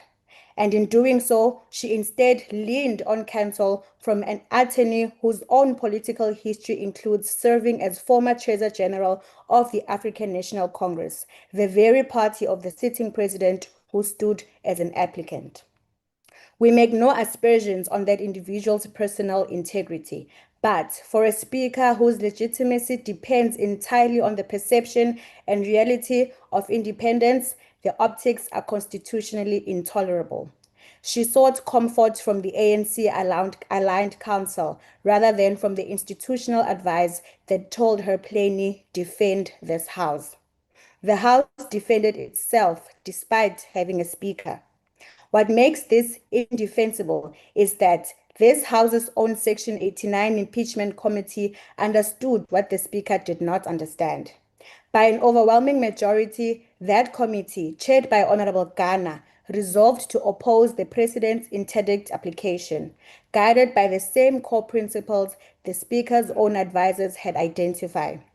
A process mandated by the Constitutional Court cannot be suspended at the instance of the very person whose fitness to hold office is under investigation. The committee therefore acted to protect Parliament, but the Speaker did not. We now have the untenable position where a committee of this House must defend Parliament against the executive, while the Speaker of this House refuses to. This is a pattern, not an incident. Honourable Chairperson, we have seen this instinct before. In December 2022, the House voted to block any Phala inquiry altogether, a decision the Constitutional Court later declared unlawful and irrational. That unlawful shielding was overturned by the courts.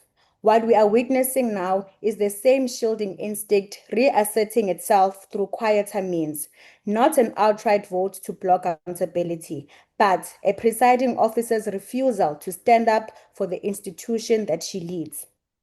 Selokhu kwaqala lolu daba lePhalaphala, siwumkhonto wesizwe phathi simi nje ephuzwini olulodwa lokuthi akekho umuntu ongaphezu komthetho kulabo abaphethe izikhundla zombuso, sisho naye uSpeaker kanye nomongameli wakhe uMnumzana uRamaphosa. No office bearer is above scrutiny under Section 89, and no speaker may use neutrality as a license to protect the executive from the consequences of its own conduct. Umuntu akavuni akutshalile. We have heard the defenses offered, that the Speaker complied with the Constitutional Court directive and that criticism is a false narrative. That filing an explanatory affidavit is sufficient. That the IFP and the ANC believe that the threshold for removal has not been met. We reject that defense in its entirety. Compliance with the order to establish the committee does not license abandonment of the committee when it comes under legal attack. Discretion exercised in favor for the executive at the direct expense of Parliament's institutional standing is not discretion, it is dereliction. And when the Speaker forfeits her ability to be seen as an independent, she forfeits the confidence of this House to preside over it. Honorable Chairperson, for these reasons, the Umkhonto weSizwe Party will vote yes in support of this motion of no confidence. We do so not out of hostility to Honorable Didiza as a person, but out of fidelity to a foundational constitutional principle. The Speaker of this House must answer to Parliament and to Parliament alone. A Speaker who will not defend Parliament against the presidency cannot preside over Parliament. Fa Speaker a sa kgone go sireletsa seriti le boikemelo ba Parlamente kgatlhanong le kantoro ya mopresidente ga a tshwanela go etela Parlamente pele. Sengiqedile ngizovala ngelithi sukuma mntomusha uzilwele ngevoti lakho. It's time for young people to occupy their space by voting for the party on the 4th of November. Gwaza and staff, I thank you. Gwaza Mkhonto. Members of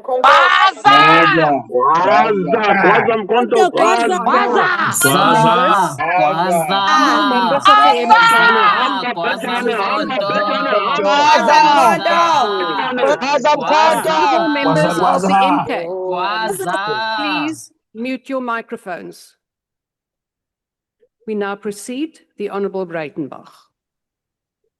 I see there is a hand raised. Before you proceed, Honorable Breitenbach, Honorable Maduna, what is your point of order?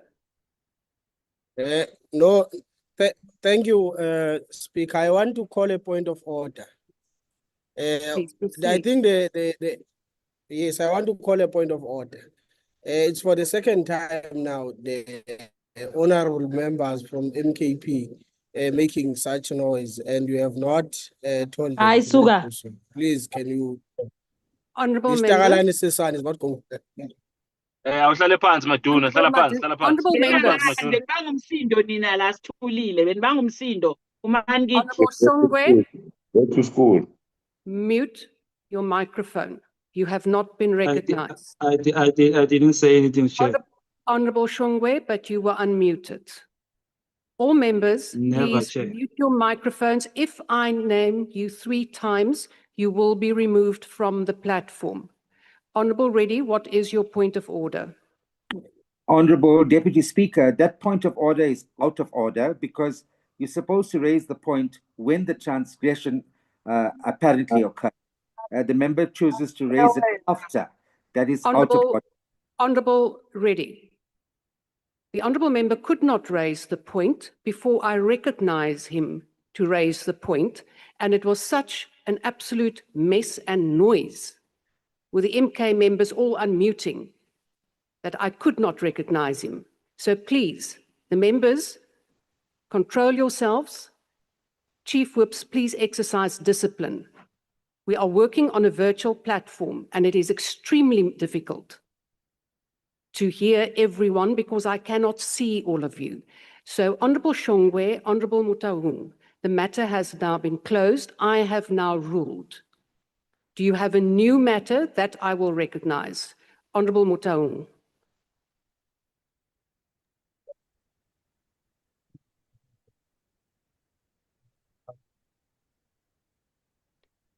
Honorable Mutaung, I cannot hear you, and there are no more hands. We will now proceed. Honorable Breitenbach, please proceed. Thank you, Honorable Deputy Speaker. Honorable members, we meet today to debate a motion of no confidence in the Speaker of the National Assembly, the Honorable Toko Didiza. Let me begin by saying that this is an important motion, and it deserves to be treated with the seriousness that the office of the Speaker and this Parliament demands. Currently, and in the past, the Democratic Alliance has not hesitated to criticize the Speaker when we believed she had fallen short of the standard expected of her office. And there have been numerous occasions when we have done so. Most notably, we have voiced serious reservations about the Speaker's conduct in relation to the litigation brought by President Ramaphosa seeking to interdict the work of the Section 89 Impeachment Committee. The Speaker's decision to file a notice to abide rather than actively opposing the President's application raised legitimate questions about whether Parliament was sufficiently defending its own constitutional authority and independence. The impeachment committee itself had resolved to oppose that application. This was not a trivial matter. Parliament is not merely another litigant. It is one of the foundational institutions of our constitutional democracy. When Parliament's constitutional processes are challenged, the institution must be prepared to defend those processes robustly and without fear or favor. The Speaker's office therefore carries a particular responsibility to ensure that Parliament is never perceived to be subordinate to the executive, and certainly not to the interests of any political party. Also, the Speaker must be the Speaker of the whole House. That means protecting the rights of the majority, but equally protecting the rights of minorities and opposition parties. It means allowing vigorous debate, even when that debate is uncomfortable. It means ensuring that the executive is properly held to account. And it means protecting the institutional independence and dignity of Parliament. There are, therefore, legitimate concerns about the manner in which the Speaker has executed her responsibilities. We have also disagreed with some of her decisions on the prioritization of matters for debate and on the manner in which Parliament responds to urgent matters of national importance. These concerns should not simply be dismissed.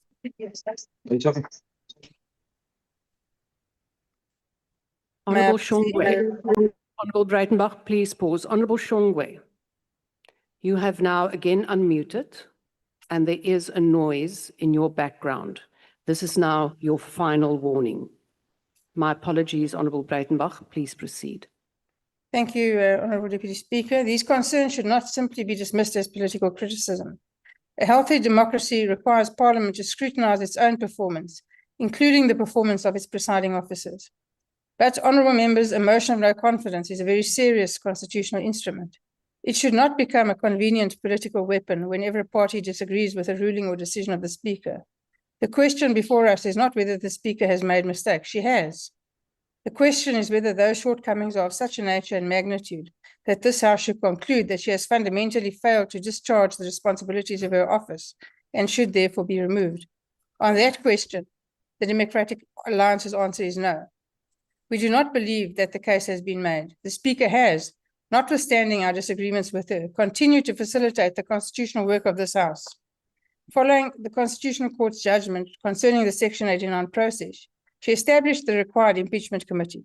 She referred the relevant matters to it and put the necessary parliamentary processes in place. Parliament has, in fact, proceeded with the work required by that judgment. That matters. Because we must distinguish between disagreement with a particular decision and a fundamental inability or an unwillingness to perform the functions of the office, those are not the same thing. We should also be careful not to create a dangerous precedent whereby every controversial decision by a presiding officer becomes grounds for removal. If we do that, we diminish the authority of the office itself. The Speaker must be accountable. The Speaker must also be permitted to exercise the discretion and judgment inherent in that office, without facing a threat of removal whenever one or another political party disagrees with her. That principle is particularly important in a multi-party parliament. The Democratic Alliance will continue to hold the Speaker to account. We will continue to challenge decisions that we believe are wrong. We will continue to insist that Parliament defend its constitutional powers. And we will continue to insist that the Speaker act impartially, fairly, and independently on party political interests. But accountability does not require us to support a motion simply because we have criticisms of the incumbent. Our responsibility is to make a sober judgment about whether the threshold for removal has been met. We believe it has not. Honourable members, South Africans have entrusted us with an institution that is central to their democracy. They expect us to disagree. They expect us to argue. They expect us to hold one another to account. But they also expect us to exercise judgment. The Democratic Alliance will therefore not support this motion of no confidence in the Speaker. The decision should not be interpreted as an endorsement of every decision she has taken. It is rather a recognition that the remedy proposed by this motion is disproportionate to the shortcomings identified. We will continue to scrutinize the Speaker. We will continue to defend the independence of this Parliament. And where we believe the Speaker gets it wrong, we will say so, firmly, clearly, and without fear. But today, in the interests of the institution we all serve, we will not support her removal. I thank you. And I invite the Honourable Hadebe.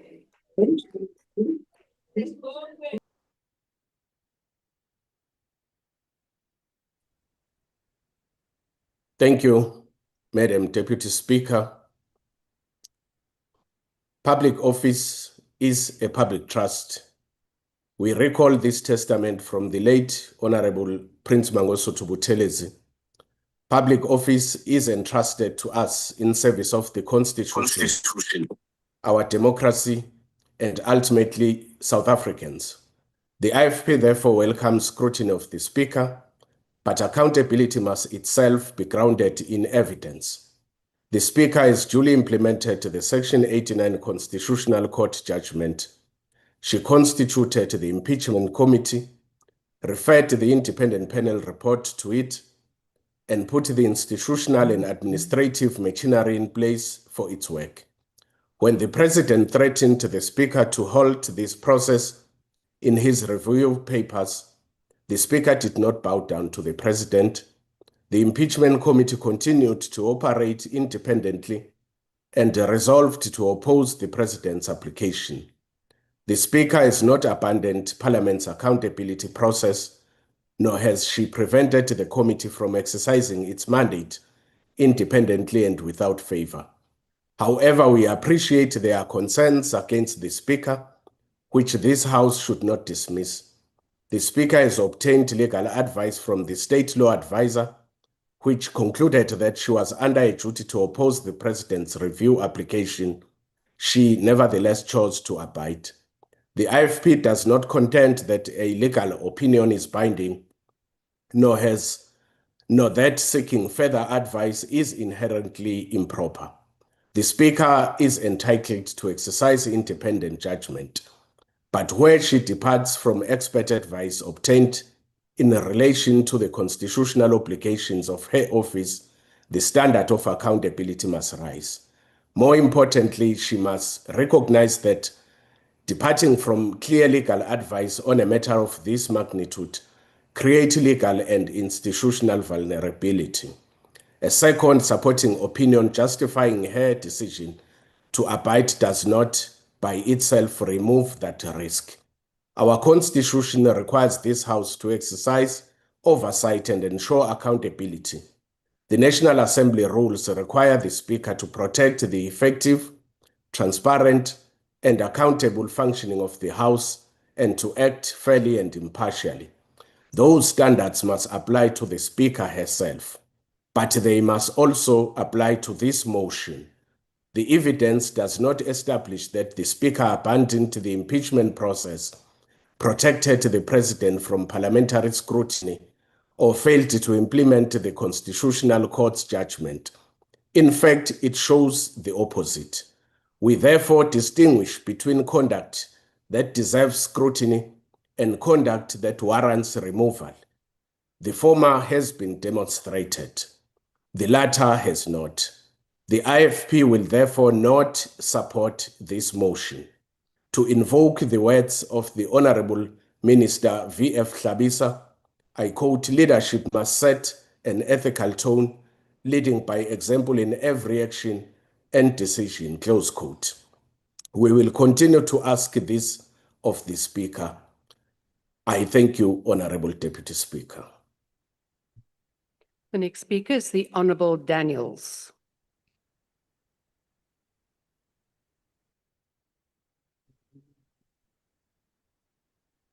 Thank you very much, and good afternoon to you, Deputy Speaker and colleagues on the platform.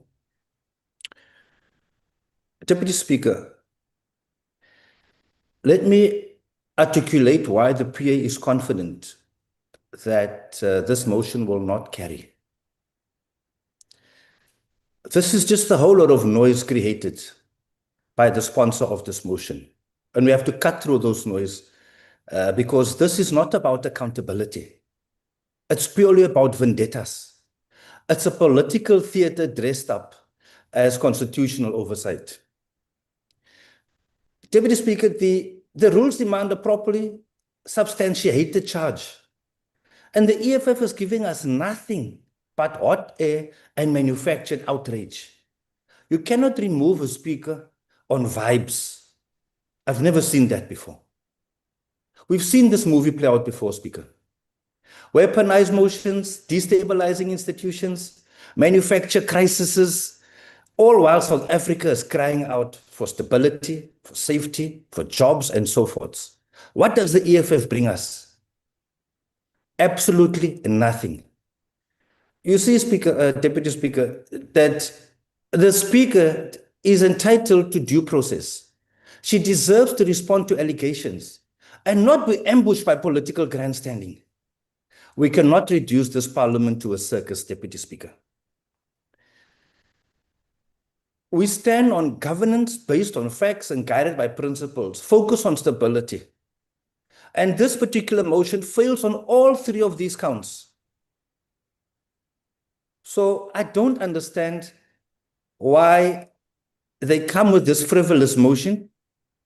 It's brought by somebody with a military title, Commander-in-Chief. But he himself can't even win a fight on PlayStation. What makes On a point of order, Chair. that is Deputy going Speaker, to Deputy what Speaker, make him believe Honourable Daniels, that is going Deputy to win Speaker, this on a battle point of to have order. the speaker removed? Honourable Daniels, please Yes, pause. There's a Deputy point Speaker. of order. Honourable Motwe. You see, Deputy Speaker, I warned about this earlier. Having non-matriculants debating a very complex matter of science and technology. Now we're having this illiterate one also speaking about things he's got no idea what he's talking about. He's not speaking about the motion. He's busy attacking the leader of the EFF and the EFF. But we're exercising our duty as members of parliament Yes, to hold yes. the executive to account. So he's not debating what is on the table, Deputy Speaker. Remove this person from the platform, please. He's reducing us to a mockery. People are laughing at us as if these are the leaders who are leading you in parliament and this is how they are debating. And he's consistent with his behavior, Deputy Speaker. We can't always honestly continue tolerating this behavior of PA. It was DA earlier on, now it's PA. These things of AAAs are a problem. Honourable Motwe. Honourable Daniels is participating in a debate on a motion. I would caution members, however, not to make personal insults. That would be in breach of our rules. So please refrain from going that direction. Please debate the matter at hand, but refrain from personal insults. Honourable Matthys, what is your point of order? Is it a new one? Because I have now ruled. No, Chair. Thank you, Chair. No, it's not a new one. He must withdraw. You didn't ask him to withdraw. You asked him to refrain. What he said, he must refrain. We are not debating the Commander-in-Chief, Julius Malema, here. We are debating something that we have a constitutional right to do so. So he must withdraw that. Thank you, Deputy Speaker. Honourable Matthys, I have not asked the Honourable Daniels because there was no specific request that a specific utterance was offending the member. So it was a general utterance, so we will now proceed. Honourable Daniels, please proceed. No, Deputy Speaker, it wasn't a general utterance. And we are asking that you intervene and you also protect us as members of Parliament as well. He must Honourable withdraw, Matthys, please. Honourable Motwe did not refer to a specific utterance that was made. She made a general comment that the Honourable Member on the podium is now not talking about the motion and is being insulting. And she herself also said, the Honourable Member, it is typical, this is what you get if you don't have matric. So that in itself is also offensive. So can we please proceed? Honourable No, Daniels. Deputy Speaker, we're not going to Honourable proceed Matthys, because you didn't withdraw on that, but I'm raising a different matter. I indicated that it's a different matter. I said we are asking that he must withdraw because that is not part of the debate and it is a personal attack. And if he wants to, he must bring a motion here. If he wants to debate members of other political parties and leaders of other political parties. We have to debate something serious. He must withdraw it, Deputy Speaker. Honourable Matthys, I have now ruled. You also are well aware that in a procedure, you do not debate. In terms of the rules, you do not debate a ruling. That was my ruling. You can now write to the Speaker, the Office of the Speaker. It can be taken to the Rules Committee. But I have now made my ruling and we will now proceed. Honourable Ntlangwini, I am not entertaining any further matters on this particular ruling. I have now ruled and you are now out of order yourself. Honourable Ntlangwini, on a new matter, not on the one that I have just on a new dealt matter, with. Deputy Speaker. What is the new matter? I want to assist you, Deputy Speaker. That street fighter of the PA said that the commander-in-chief are being referred to in military terms and he can't even win a PlayStation match. Now, our commander-in-chief doesn't need to play PlayStation. He's the leader of the fourth largest political party. That is a respect. So for him to say that, he needs to withdraw that. Honorable Mhlangwini, that is not a point of order. That is a point of a debate. And I'm not going to entertain it any further because the EFF... But Deputy Speaker, we're not Honourable debating members, people, Honourable members of Matthys, Parliament here. We're debating please mute your a motion microphone. of no confidence in this. Honourable Matthys, you are now, in fact... And surely we should also have a one the against motion of you no if you can't confidence. even Honourable Van Wyk, guide us correctly as a Honourable Van Deputy Wyk, Speaker. please mute your microphone. You are disrupting your motion. Honourable Van Wyk, I have not recognized you. Honourable Van Wyk, please mute your microphone. Honourable members, Honourable Van Wyk, I am still on the floor. Mute your microphone. I have not recognized you. I have not recognized any of the other speakers now. You can carry on. You are now interfering in your members' motion. So we can carry on with this, or we can proceed with the motion. No, Speaker, we can carry on. Honourable Van Wyk, I did not recognize you. Honourable Mahotwe, I have ruled Thank you, Deputy on your Speaker. point of order. I have a different point of you- order, Deputy Speaker. Please proceed. Thank you, Deputy Speaker. Deputy Speaker, the honourable member said that the commander-in-chief and the leader of the EFF can't even win a PlayStation. That is very offensive, and we request your indulgence on this point, that he must withdraw that statement. It's offensive and it's unparliamentary. And we're requesting you, Deputy Speaker, to ask the member to withdraw that comment. I thank you, Deputy Speaker. Thank you, Honourable Mahotwe. I will allow that based on the fact that you were the original person who submitted this point of order. Apparently not being able to play PlayStation is critical and it is an offence. But yes, so Honourable Daniels, will you then withdraw that the Honourable leader of the EFF cannot win a PlayStation game? His name is Honourable Julius Malema, Deputy Speaker. Thank you. We know who the leader of the EFF is. Honourable Daniels. Deputy Speaker, I never knew it was going to be a contestation or a bet. Honourable Daniels, I ask you to whether withdraw Honourable or Malema not. can win a PlayStation fight, but for the Honourable sake Daniels, just withdraw. Do not debate it. Withdraw or not. I will withdraw, Deputy Speaker. Thank you. We will now proceed. Honourable Van Wyk, I'm not allowing this matter further. It has now been dealt with. The same with Honourable Mente. We will now proceed. Honourable Daniels, your time is activated again. Thank you, Deputy Speaker. Deputy Speaker, having looked at this motion and the sponsor of this motion, it gave me full confidence that this motion will not carry, because I don't see the substance in this motion. And even if I had to ask my 13-year-old daughter, she would have said, Daddy, I don't know why they're bringing this motion to National Assembly. And that is the substance of the intellect behind the sponsors of this motion. Those who genuinely care about this institution shall reject this motion in the same manner that the Patriotic Alliance vehemently and unequivocally to reject this motion with the contempt it On a deserves. point of order, Chairperson. Thank you, Deputy Speaker. Honourable Tambu.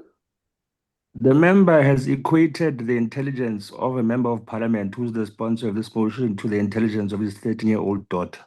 He must withdraw that. Honourable Tambu, that is not a point of order.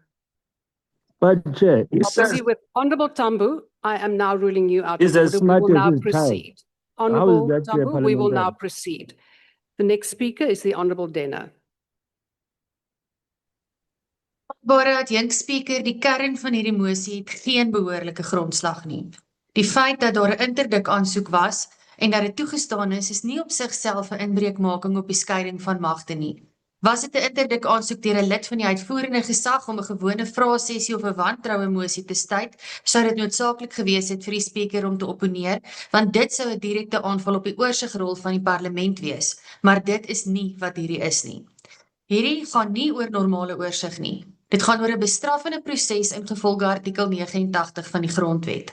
Die konstitusionele hof het dit duidelik gemaak dat die nasionale vergadering nie self mag besluit of die onafhanklike paneel se verslag substantief of prosedureel korrek is nie. Met ander woorde, dat indien die verslag genoegsame prima facie bewys van artikel 89 oortredings vind, lei dit outomaties daartoe dat die president in 'n staat van beskuldiging geplaas word, tensy dit deur 'n hof tersyde gestel word, en daarom was daar 'n hersieningsaansoek. Die parlement is nie die outeur van die verslag nie en mag nie bloot sy mening oor die juistheid daarvan uitspreek nie. Daarom is dit verstaanbaar en nie vergesog nie dat die spreker besluit het om by die hof se beslissing te berus sonder om die aansoek namens die nasionale vergadering te opponeer. Die hof moes beslis of daar onherstelbare skade aangerig sou word indien die verrigtinge van die komitee onverpoost voortgegaan het alvorens uitspraak oor die hersieningsaansoek gemaak word. Dit gaan dus nie oor die ontduiking van aanspreeklikheid nie. Dit gaan oor 'n regsproses wat die oorsprong en geldigheid van die komitee se werk kan raak. Desnieteenstaande, as ons wil verwys na die algemene funksionering van die parlement, moet ons eerlik wees met mekaar. Is daar probleme in die nasionale vergadering? Ja, daar is. Is die nasionale vergadering onder leiding van die agbare Didiza perfek? Nee, dit is beslis nie. Daar is ernstige tekortkominge, sommige met historiese oorsprong wat nie behoorlik aangespreek word nie. Openbare vertroue in die parlement is op 'n rekordlaagtepunt. Wanneer verslae sloer, wetgewing vertraag word, petisies swak hanteer word, geld gemors word en daar steeds onbeantwoorde vrae oor die buitensporige salaris van die sekretaris van die parlement gevra word sonder antwoorde, word openbare vertroue in die parlement verder geskend en moet die spreker en ook ander voorsittende beamptes meer doen om dit te herstel. En is natuurlik nie slegs die spreker of ander voorsittende beamptes se optrede wat die publiek se vertroue in die parlement as instansie skend nie. Dis ook die gedrag van partye soos die EFF en die MK wat hierdie instelling te dikwels in 'n sirkus omskep, soos wat ons amper sopas weer gesien het. Maar ons stem nie vandag oor 'n mosie van wantroue in die spreker oor die algemene funksionering of wanfunksionering van die nasionale vergadering nie. Ons stem vandag in 'n ongegronde mosie, 'n oorlewingstaktiek van 'n irrelevante party wat politieke punte in die aanloop tot die verkiesing wil aanteken, en ons sal hulle nie daarmee help nie. Ironically, the very party that has done so much to undermine the credibility of this House now brings this motion, a motion that is unsubstantiated and hypocritical, and therefore we cannot and will not support it. I thank you. And I invite the Honourable Trollope.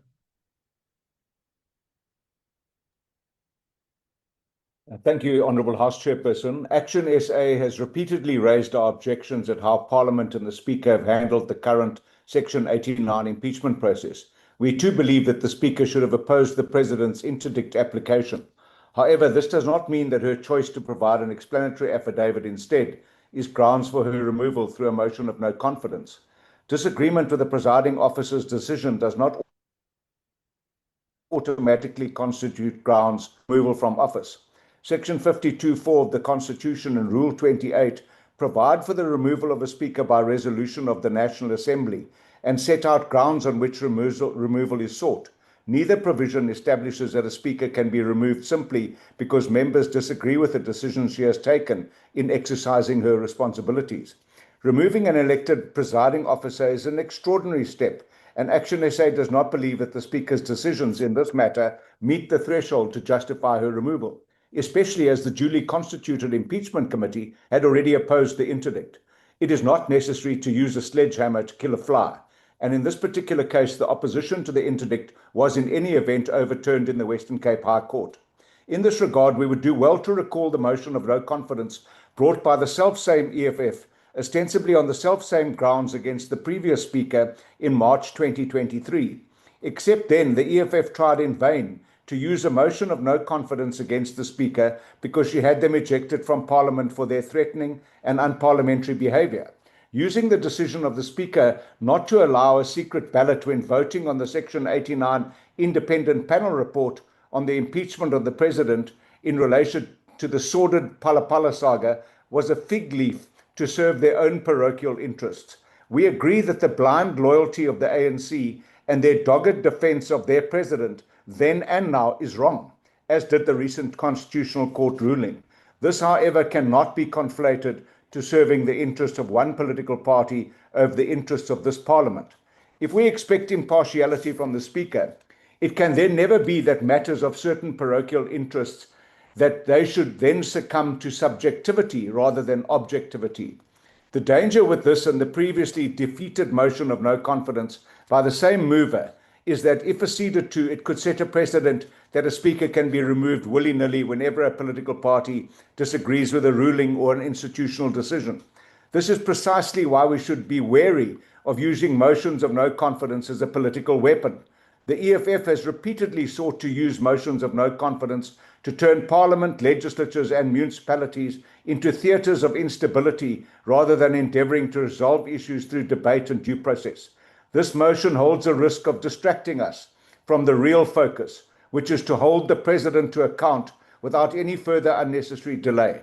The President must account for the undeclared dollars and exact quantum that was stolen from his farm. He needs to explain why they were stashed in a couch as opposed to being kept fully accounted for where ordinary South Africans normally keep their legitimate assets. He also needs to account for the actions related to the investigation of the theft, the arrest of the thieves, and the retrieval of the said foreign exchange outside the lawful SAPS provisions. We therefore reject the motion.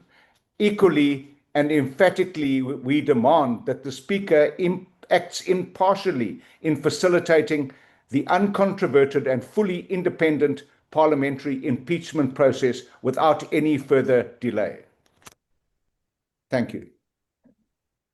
And I invite the Honourable Lekganyane.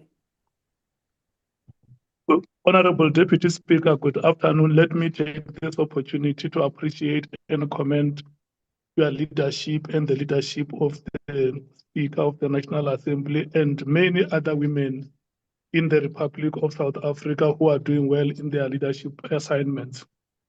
The motion that brought us here today, Honourable Deputy Speaker, questions the leadership of the office entrusted to the Speaker, Honourable Thoko Didiza. Like a true cadre and a product of our glorious movement, Honourable Didiza has habituated democratic values and has undoubtedly demonstrated her intent to uphold and defend these values by courageously bringing the motion before this House for debate. It is only profound, Honourable Deputy Speaker, that we thank Honourable Didiza for her unimpeachable integrity, for if it was someone obsessed with office or power, she would have tried to suppress the motion. She would have squealed and bellowed on every platform, risking her reputation and values. As the Thoko Didiza that we know, that we admire and adore from the African National Congress, she stood by her firm moral convictions and ethical standards. We want to thank you, Honourable Thoko Didiza, the Speaker of this National Assembly, once again for exhibiting quality leadership and showing what women can do when they are given an opportunity to lead.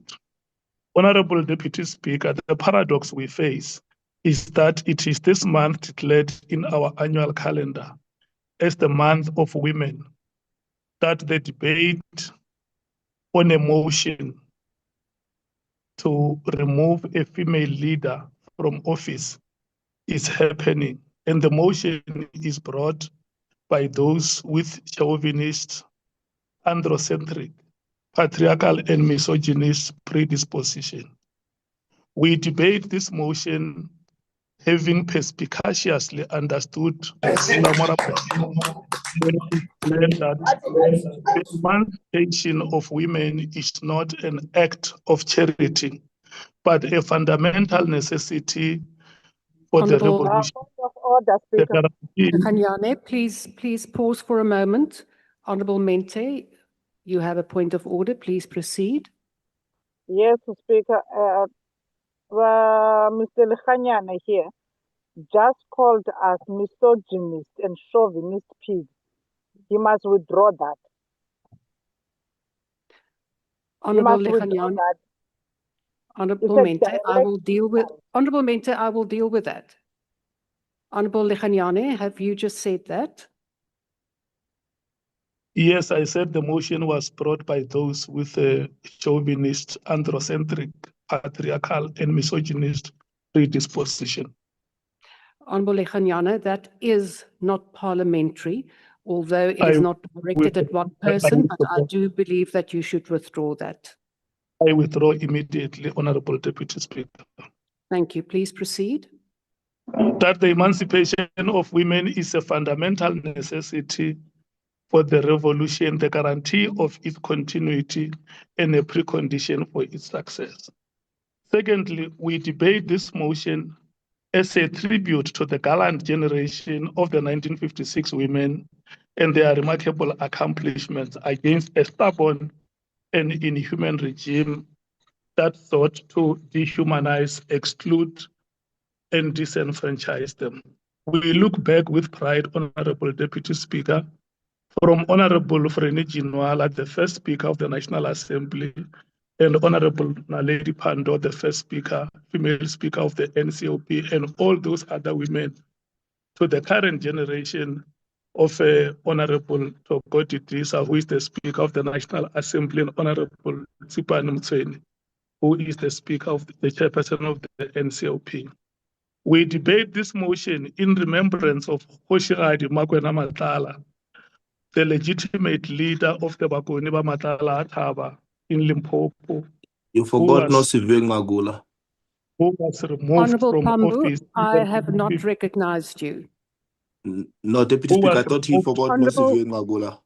Honorable I was just Pambu, assisting. Honorable Pambu, you are out of order, and this is the first time I am now calling you. The third one, you will be removed from the platform. Honorable Lekanyane, please proceed. Deputy Speaker. Honorable Maotwe, is it a point of order? What exactly is he out of order for? Because he was just saying the honorable member was mentioning the speakers of parliament, and perhaps he genuinely forgot to mention Member Pisa Ngakula, and he was just reminding him. So how is it that he was out of order, Deputy Chair? I just want you to help me out. I will help you. Okay. Honorable Maotwe, you know full well that when we are in a virtual sitting, well, even in the House, you first have to be recognized before you speak. And Honorable Pambu just spoke. The intention, whether he wanted to help the honorable member at the podium, does not carry any weight. What it is about is disrupting the speaker. Honorable Lekanyane, please proceed. Kgoshigadi Makwena Matlala, who was removed from office in the 1950s by the belligerent, impudent, intransigent, and impenitent apartheid racist regime aided by collaborationist dissidents. Honorable Deputy Speaker, the motive and politics of this motion are an open secret unmasked by William Shakespeare centuries ago, when he wrote in Henry VI, to Act 3 Scene 1, that, open quote, hide not thy poison with sugared words, close quote. This motion is a sustained onslaught against the African National Congress by encircling voracious vultures and hounding rapacious hyenas who want to eviscerate and scavenge and have the African National Congress left feeble.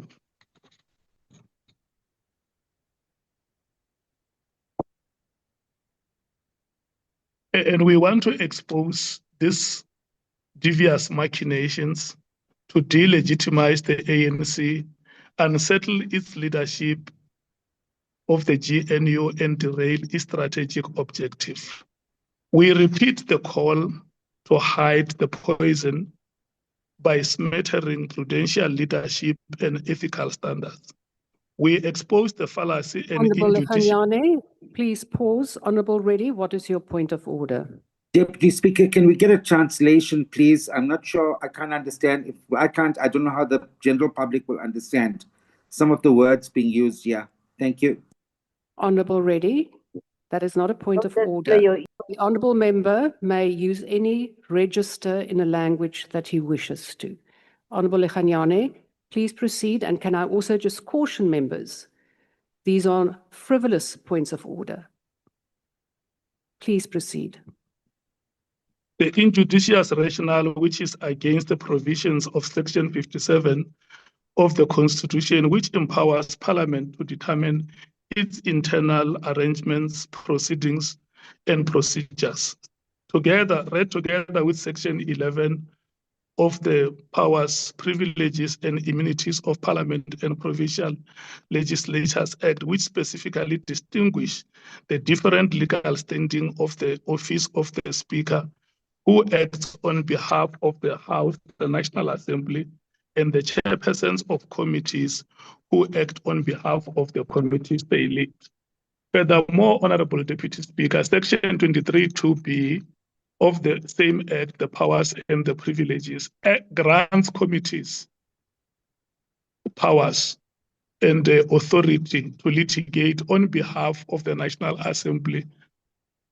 All these provisions are read together with Rule 167 of the Rules of the National Assembly. So you can see that with that legislation quoted, the Speaker has not done anything wrong unless we would have wanted her to act against the law. We put it on record, Honorable Deputy Speaker, that the Speaker unequivocally declined the request by the President to have the work of the impeachment committee restricted to preparatory work prior Thank to you, the... Honorable Khanyane. Your time has expired. We now move on to the next speaker. Malinga, do you have a point of order before we proceed?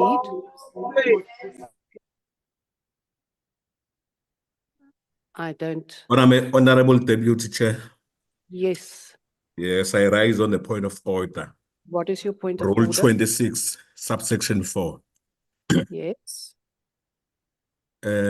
Deputy Speaker, when the members of the ANC are disturbing the Speaker, unmuting their microphone, you are not cautioning them. But when the members of NKP and EFF are unmuting, you caution them. You even gave Honorable Tshwane final warning. Honorable Mandashe, unmute his microphone 6 times in this house. You've never cautioned him. So can you treat everybody in this house in a fair manner? Thank you, Deputy Speaker. Honorable Malinga, I think you have perhaps just missed some of what I have said. I have indeed asked the minister a few times to mute. So perhaps later on, listen to the YouTube recording, then you will see that. And it goes for all parties. Honorable Swart, please proceed. Deputy Speaker, in a damning judgment, the Constitutional Court found the Parliament had acted unlawfully in not holding the President to account for the Phala Phala scandal. In instructing it to continue with the impeachment, it emphasized that the National Assembly's oversight role over the President lies at the heart of our constitutional scheme. The ACDP agrees, and on Monday, 15 June, following the President's urgent application to interdict Parliament, wrote a letter to the Speaker urging her to oppose the interdict, pointing out that this is an unprecedented impeachment process, and every step of the process must be carefully considered, given the obvious legal and political precedent it will create, as well as the significant public interest in the outcome. Our view was supported by Senior Counsel Makara, who provided compelling reasons to oppose the interdict, concluding that the committee's compliance with the Concord's order was not optional. It was a legal and constitutional imperative. These reasons, we believe, applied even more forcibly to the Speaker, where she, as primary guardian of Parliament, has to ensure that Parliament fulfills its constitutional duty of holding the President accountable. One would then have expected her to stand side by side with the committee chair in opposing the interdict. Instead, we saw a limp-wristed response to abide the outcome, obviously in response to political pressure. This we find deeply disappointing. The Speaker, at great cost to Parliament, obtained her own senior counsel opinion from Advocate Pillay, advising her to oppose the interdict.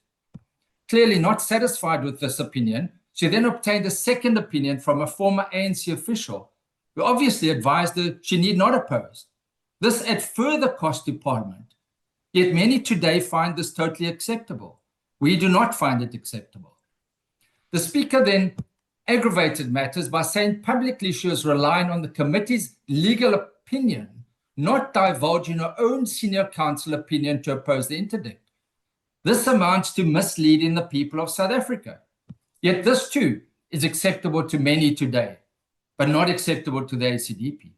This conduct represents, in our view, a dereliction of the constitutional duty to protect the independence of Parliament, particularly when dealing with this unique and very serious impeachment of the President. The public are demanding answers to what happened at Phala Phala, but due to delaying, legal tactics have to date been prevented from learning the truth. This, in our view, is plainly wrong. By choosing political convenience over institutional defense, we believe that the Speaker has failed the test of impartiality. For these reasons, the ACDP supports the motion of no confidence. I want to make sure, do we have a speaker from the UDM? There is no one on the speakers list. Is there a speaker from the UDM? It does not seem to be the case. Honourable Zibi. Thank you, Madam Deputy Speaker. We are being asked to remove the Speaker of this House because she did not oppose the President's High Court review application and instead chose to abide in the face of the impeachment committee choosing to oppose. The Speaker initiated the formation of the impeachment committee specifically to handle all business pertaining to impeachment. What the committee says about any development in this process must be handled entirely by the committee without the Speaker weighing in with unsolicited opinions. Direct interventions by the Speaker are, in any event, undesirable unless it is to ensure that the rules of Parliament are adhered to. In this case, the committee decided to oppose the review application. The Speaker has zero role in that decision. Inviting her to start pondering what position should be taken on this matter suffers from a fatal internal contradiction. What if in future the Speaker decides to oppose in court the committee's position? After all, litigation decisions are not supposed to be mindless, such as defending or opposing a position simply because the loudest voices say so. Therefore, inviting the Speaker to get involved in this matter when Parliament has chosen a committee of competent MPs to represent it makes no sense. It doesn't need a meddlesome Speaker whose opinion may one day differ with that of the committee and create a bigger constitutional crisis. This and future Speakers must let the committee handle its business and limit their roles to providing the tools and resources for the committee to do the work it has been mandated to do, including opposing review applications. Honourable Didiza has dutifully met this obligation. It is also notable that in his initial input, not once did Honourable Malema attribute any of the failures to hold the President accountable to Honourable Didiza. He referred to previous Speakers of the House.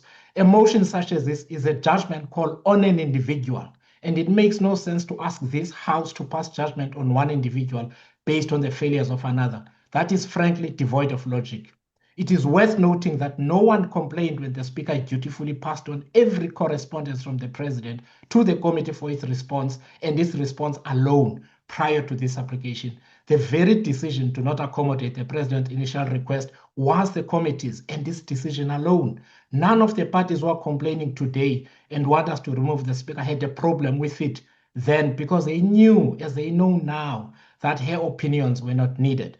Rise Mzansi supports the work and authority of the committee to drive the impeachment process and rejects this motion. The Speaker must stay put. We reject this motion. Honourable Mkapani, please mute your microphone. Could I just again ask the UDM, Honourable Nontenja, you are on the platform, but you were muted. Do you wish to speak? Honourable Deputy Speaker, the UDM doesn't have a speaker on this one. Thank you. Thank you very much. We can then move on and we go to Bosa. I see the Honourable Schlager Webster is ready. Thank you very much, Madam Deputy Speaker. It is our job as MPs and as lawmakers to continue to strengthen Parliament as South Africa's foremost institution of democratic accountability. And as Build One South Africa, we're of the view that pursuing a motion such as this one, which is unlikely to succeed, doesn't, on balance, advance parliamentary oversight. The office of the Speaker is bigger than any single ruling and than any single decision. And so a motion of no confidence should be reserved for instances where there has been a broader failure to fulfill the constitutional responsibilities of the office. And in this case, this particular motion appears to be largely political in nature, and we can't have a situation where we have frivolous motions like this that waste the House's time. We note that Speaker Didiza has complied with the Constitutional Court's judgment by establishing the parliamentary processes to begin with, as it relates to impeachment of the president. And while Bosa has not agreed with every decision that the Speaker has taken, we don't believe the threshold for a motion of no confidence has been met at this point. Parliament is currently engaged in significant accountability processes, which involve the president, and this isn't the time now to then remove the Speaker. The priority now has got to be ensuring that Parliament is able to exercise its constitutional oversight responsibilities effectively. And that doesn't mean that the office of the Speaker should remain unchanged. We have consistently, as Build One South Africa, argued that any member that's elected as Speaker should resign from all senior political leadership positions within the political party upon assuming office, because the Speaker must be seen to be an impartial guardian of Parliament, and it's difficult to fulfill that responsibility while simultaneously serving as a senior political actor within a party hierarchy. We have to note that there's a growing perception that Parliament has become too weak, too politically constrained, and too willing to defer to the executive, especially with the introduction of a new dynamic by the GNU of around 70% of members of Parliament belonging to parties that are participating in the executive, while almost 1 in every 5 MPs is actually a minister. Parliament's rules and culture then have to evolve to ensure that coalition government doesn't come at the expense of accountability, because South Africans deserve a Parliament that legislates effectively, that scrutinizes government rigorously and holds those in power accountable. And that's the Parliament as Bosa will continue to fight for. We therefore, as Build One South Africa, do not support the EFF's motion of no confidence in the Speaker of the National Assembly, and will continue to call for an accountable Parliament. I thank you. The next speaker is the Honourable Marabu. Thank you very much, Honourable Deputy Speaker. The African Transformation Movement supports this motion of no confidence in the Speaker of the National Assembly. We do so because the Speaker must protect the integrity and independence of Parliament, not shield the executive from accountability. The facts are important. When President Cyril Ramaphosa approached the courts seeking to interdict the work of the Section 89 Impeachment Committee in relation to Phala, the committee resolved to oppose that application. The Speaker, however, chose to file a notice to abide rather than oppose the President's application. This is deeply concerning. The committee was exercising a constitutional mandate to investigate whether there were grounds for the impeachment of the President. Yet at the very moment, Parliament was required to defend that process. Its presiding officer chose not to oppose the President's attempt to stop it. We are told that the Speaker considered legal advice and that explanatory affidavit was intended to assist the court. We acknowledge that explanation, but the fundamental question remains, whose constitutional interest was the Speaker defending? The President had his legal team. The impeachment committee had its legal position and resolved to oppose the application. But the Speaker, who is supposed to protect Parliament as an institution, chose not to oppose the President. This is not about whether one supports President Ramaphosa or opposes him. It's about whether Parliament is independent enough to hold even the President accountable. The Constitutional Court has already reminded this Parliament that its constitutional duty is to hold the executive accountable. We cannot have one standard for ordinary public officials and another standard for the President. The Speaker must serve Parliament, the Constitution and the people of South Africa, not the interest of the governing party or individuals in the executive. The ATM therefore supports this motion. We need a Speaker who will defend Parliament when Parliament is challenged. We need a Speaker who will protect the constitutional principle of accountability. And above all, we need a Parliament that is not shield for those in powers, but a watchdog over those in powers. The Constitution must be bigger than the ANC, the Constitution must be bigger than the President, and the Constitution must be bigger than the Speaker. For this reason, honorable members, the African Transformation Movement support the motion of no confidence to the Speaker. Thank you. The next speaker is the Honorable Ishmael Musa.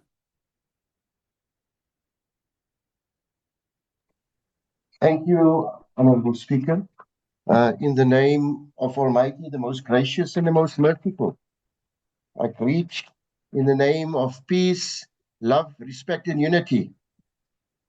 Honorable Deputy Speaker, honorable members and beloved family of South Africans, Al-Jamaa rises to reject and vote against the motion of no confidence in our respected Speaker of Parliament, the Honorable Thoko Didiza. Since her appointment, Al-Jamaa is of the view that the Speaker has demonstrated fairness, objectivity, and respect for the parliamentary process. Her role requires impartiality. Honorable Ishmael Musa, please pause for a moment. Honorable Dagmore, you raised your hand. Is it a point of order? It was a mistake. It was a mistake. It was a mistake. I was just wanting to enthusiastically support the Speaker, and I put up my hand by mistake. Yes, that's another icon. Thank you very much. Honorable Ishmael Musa, please proceed. Thank you so much, Speaker. Al-Jamaa firmly calls for stability, functionality, and constructive oversight in Parliament. We recognize the Speaker's work together with the Department of Public Works in facilitating the continued functioning of Parliament and ensuring that parliamentary sittings remain accessible and effective for all members. We further acknowledge the efforts to secure the dome for plenary sittings while the rebuilding of Parliament continues. Ensuring that Parliament remains operational during this period is essential to our constitutional democracy. We also commend the Speaker for setting aside time to commemorate the adoption of our Constitution and for representing South Africa on the international stage. These responsibilities contribute to strengthening the dignity and standing of Parliament. And I think just like many of the other parties and members, Al-Jamaa does not see sufficient merit in this motion. The allegations presented against the Speaker, in our view, are unsubstantiated and appear to arise in part from a misunderstanding of the Speaker's procedural duties and constitutional responsibilities. The Speaker must remain impartial. We cannot support a motion that, in our assessment, does not constitute a genuine and sufficiently substantiated accountability measure. We further believe that the Speaker was correct to abide by the decision of the Cape High Court and to respect the authority of the judiciary. Parliamentary accountability is fundamental to our democracy, but so too are fairness, due process, institutional stability, and respect for the separation of powers. For these reasons, Al-Jamaa rejects the motion of no confidence and will vote against it. Let us protect the integrity and stability of Parliament and ensure that our work remains focused on serving the people of South Africa. In conclusion, to my respectable Madam Speaker, Thoko Didiza, stand strong. Viva Al-Jamaa, to also viva the Honorable Speaker of Parliament, Thoko Didiza. I thank you. Malibongwe! The NCC.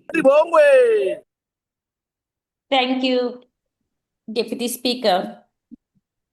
The NCC rise in support of this motion because our Constitution does not permit neutrality where the independence of this House is at stake. Section 42(3) tells us plainly that the National Assembly exists to represent the people and ensure government by the people. Section 52(2) commands us to maintain oversight of the executive and hold it accountable. These are not optional courtesies.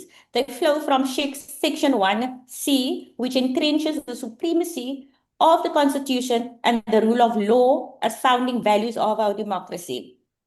The Speaker sits in that chair not as an extension of the executive, but as the guardian of this House's independence from the very government it is duty-bound to scrutinize.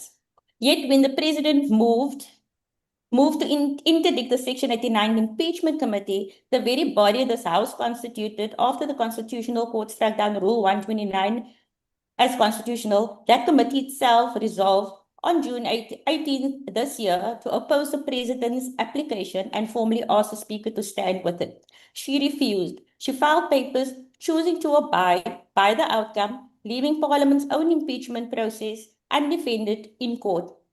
At the precise moment, the executive sought to halt it. Honourable Speaker, that is not impartiality. Impartiality would have meant letting the committee fight without obstruction. What we witnessed instead was silence dressed up as neutrality, while the very process meant to hold the President accountable was left to stand alone.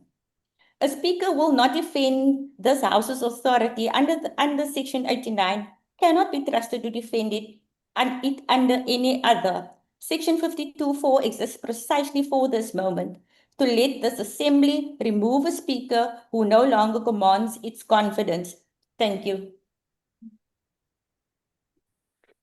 The next speaker is the Honourable Mashlatsi. Honourable Deputy Speaker, the PAC of Azania. Honourable Mashlatsi is before the PAC. Honourable Mashlatsi. Oh, I thought it's UAT. Right. Thank you very much, Chairperson. Khotso, Ma-Africa. This motion... Honourable Speaker, Deputy Speaker. Honourable Minister. Honourable Mahlatsi is always after PAC. It's a mistake on your part. Let me just check with the table. Honourable Minister. It is.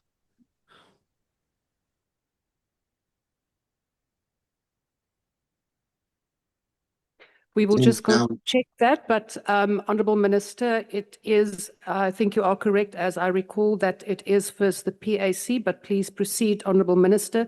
Honourable Mashlatsi, my apologies, but you will have your opportunity after the Minister. Thank you.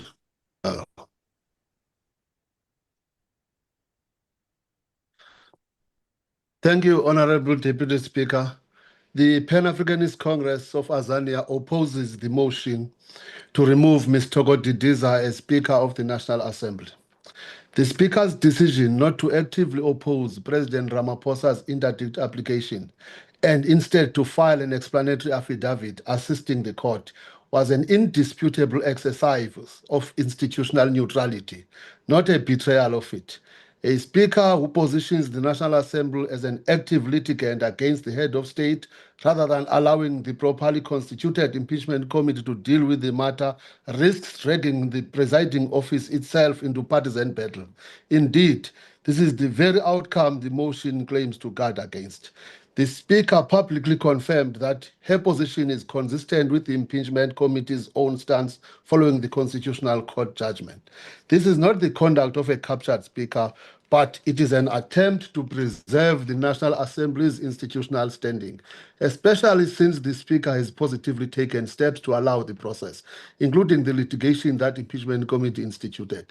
The fact that she decided to abide by the decision of the court does not suggest any partiality on her part. Removing a speaker through a hastily convened virtual sitting on the strength of a legal disagreement over strategy rather than any proven act of bad faith or corruption sets a dangerous precedent.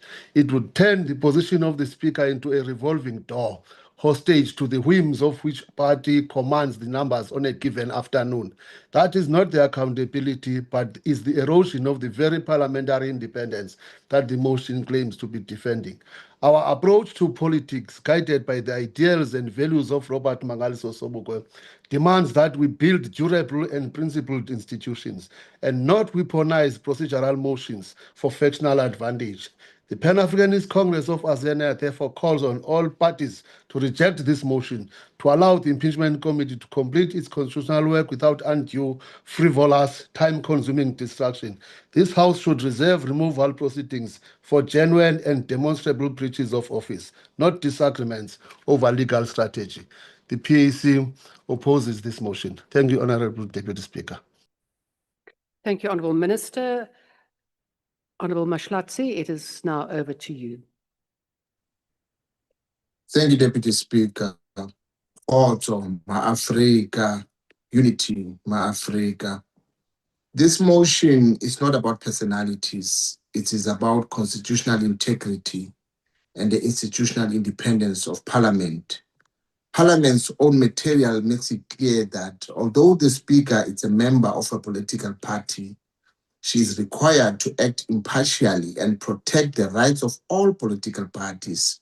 The National Assembly is constitutionally required under Section 55, subsection 2, to hold an executive accountable and maintain oversight over the exercise of national executive authority. Our concern as UAT rights from Speaker's conduct in a Pala-Pala litigation where Parliament's institutional interest were placed in circumstances that created the appearance that the Speaker was defending or aligning the legislature with the executive. The UAT find this to be constitutionally dangerous. The legislature is not an extension of executive. The Speaker's responsibility is to therefore not to protect the political interest of governing party or the president, but to protect the institutional independence, authority, and constitutional powers of the National Assembly. The main question here is whether the Speaker has sufficiently protected the Parliament as an independent constitutional institution. The answer is no. When the presiding officer is perceived to speak or act for the executive rather than for the House, the doctrine of separation of powers is weakened.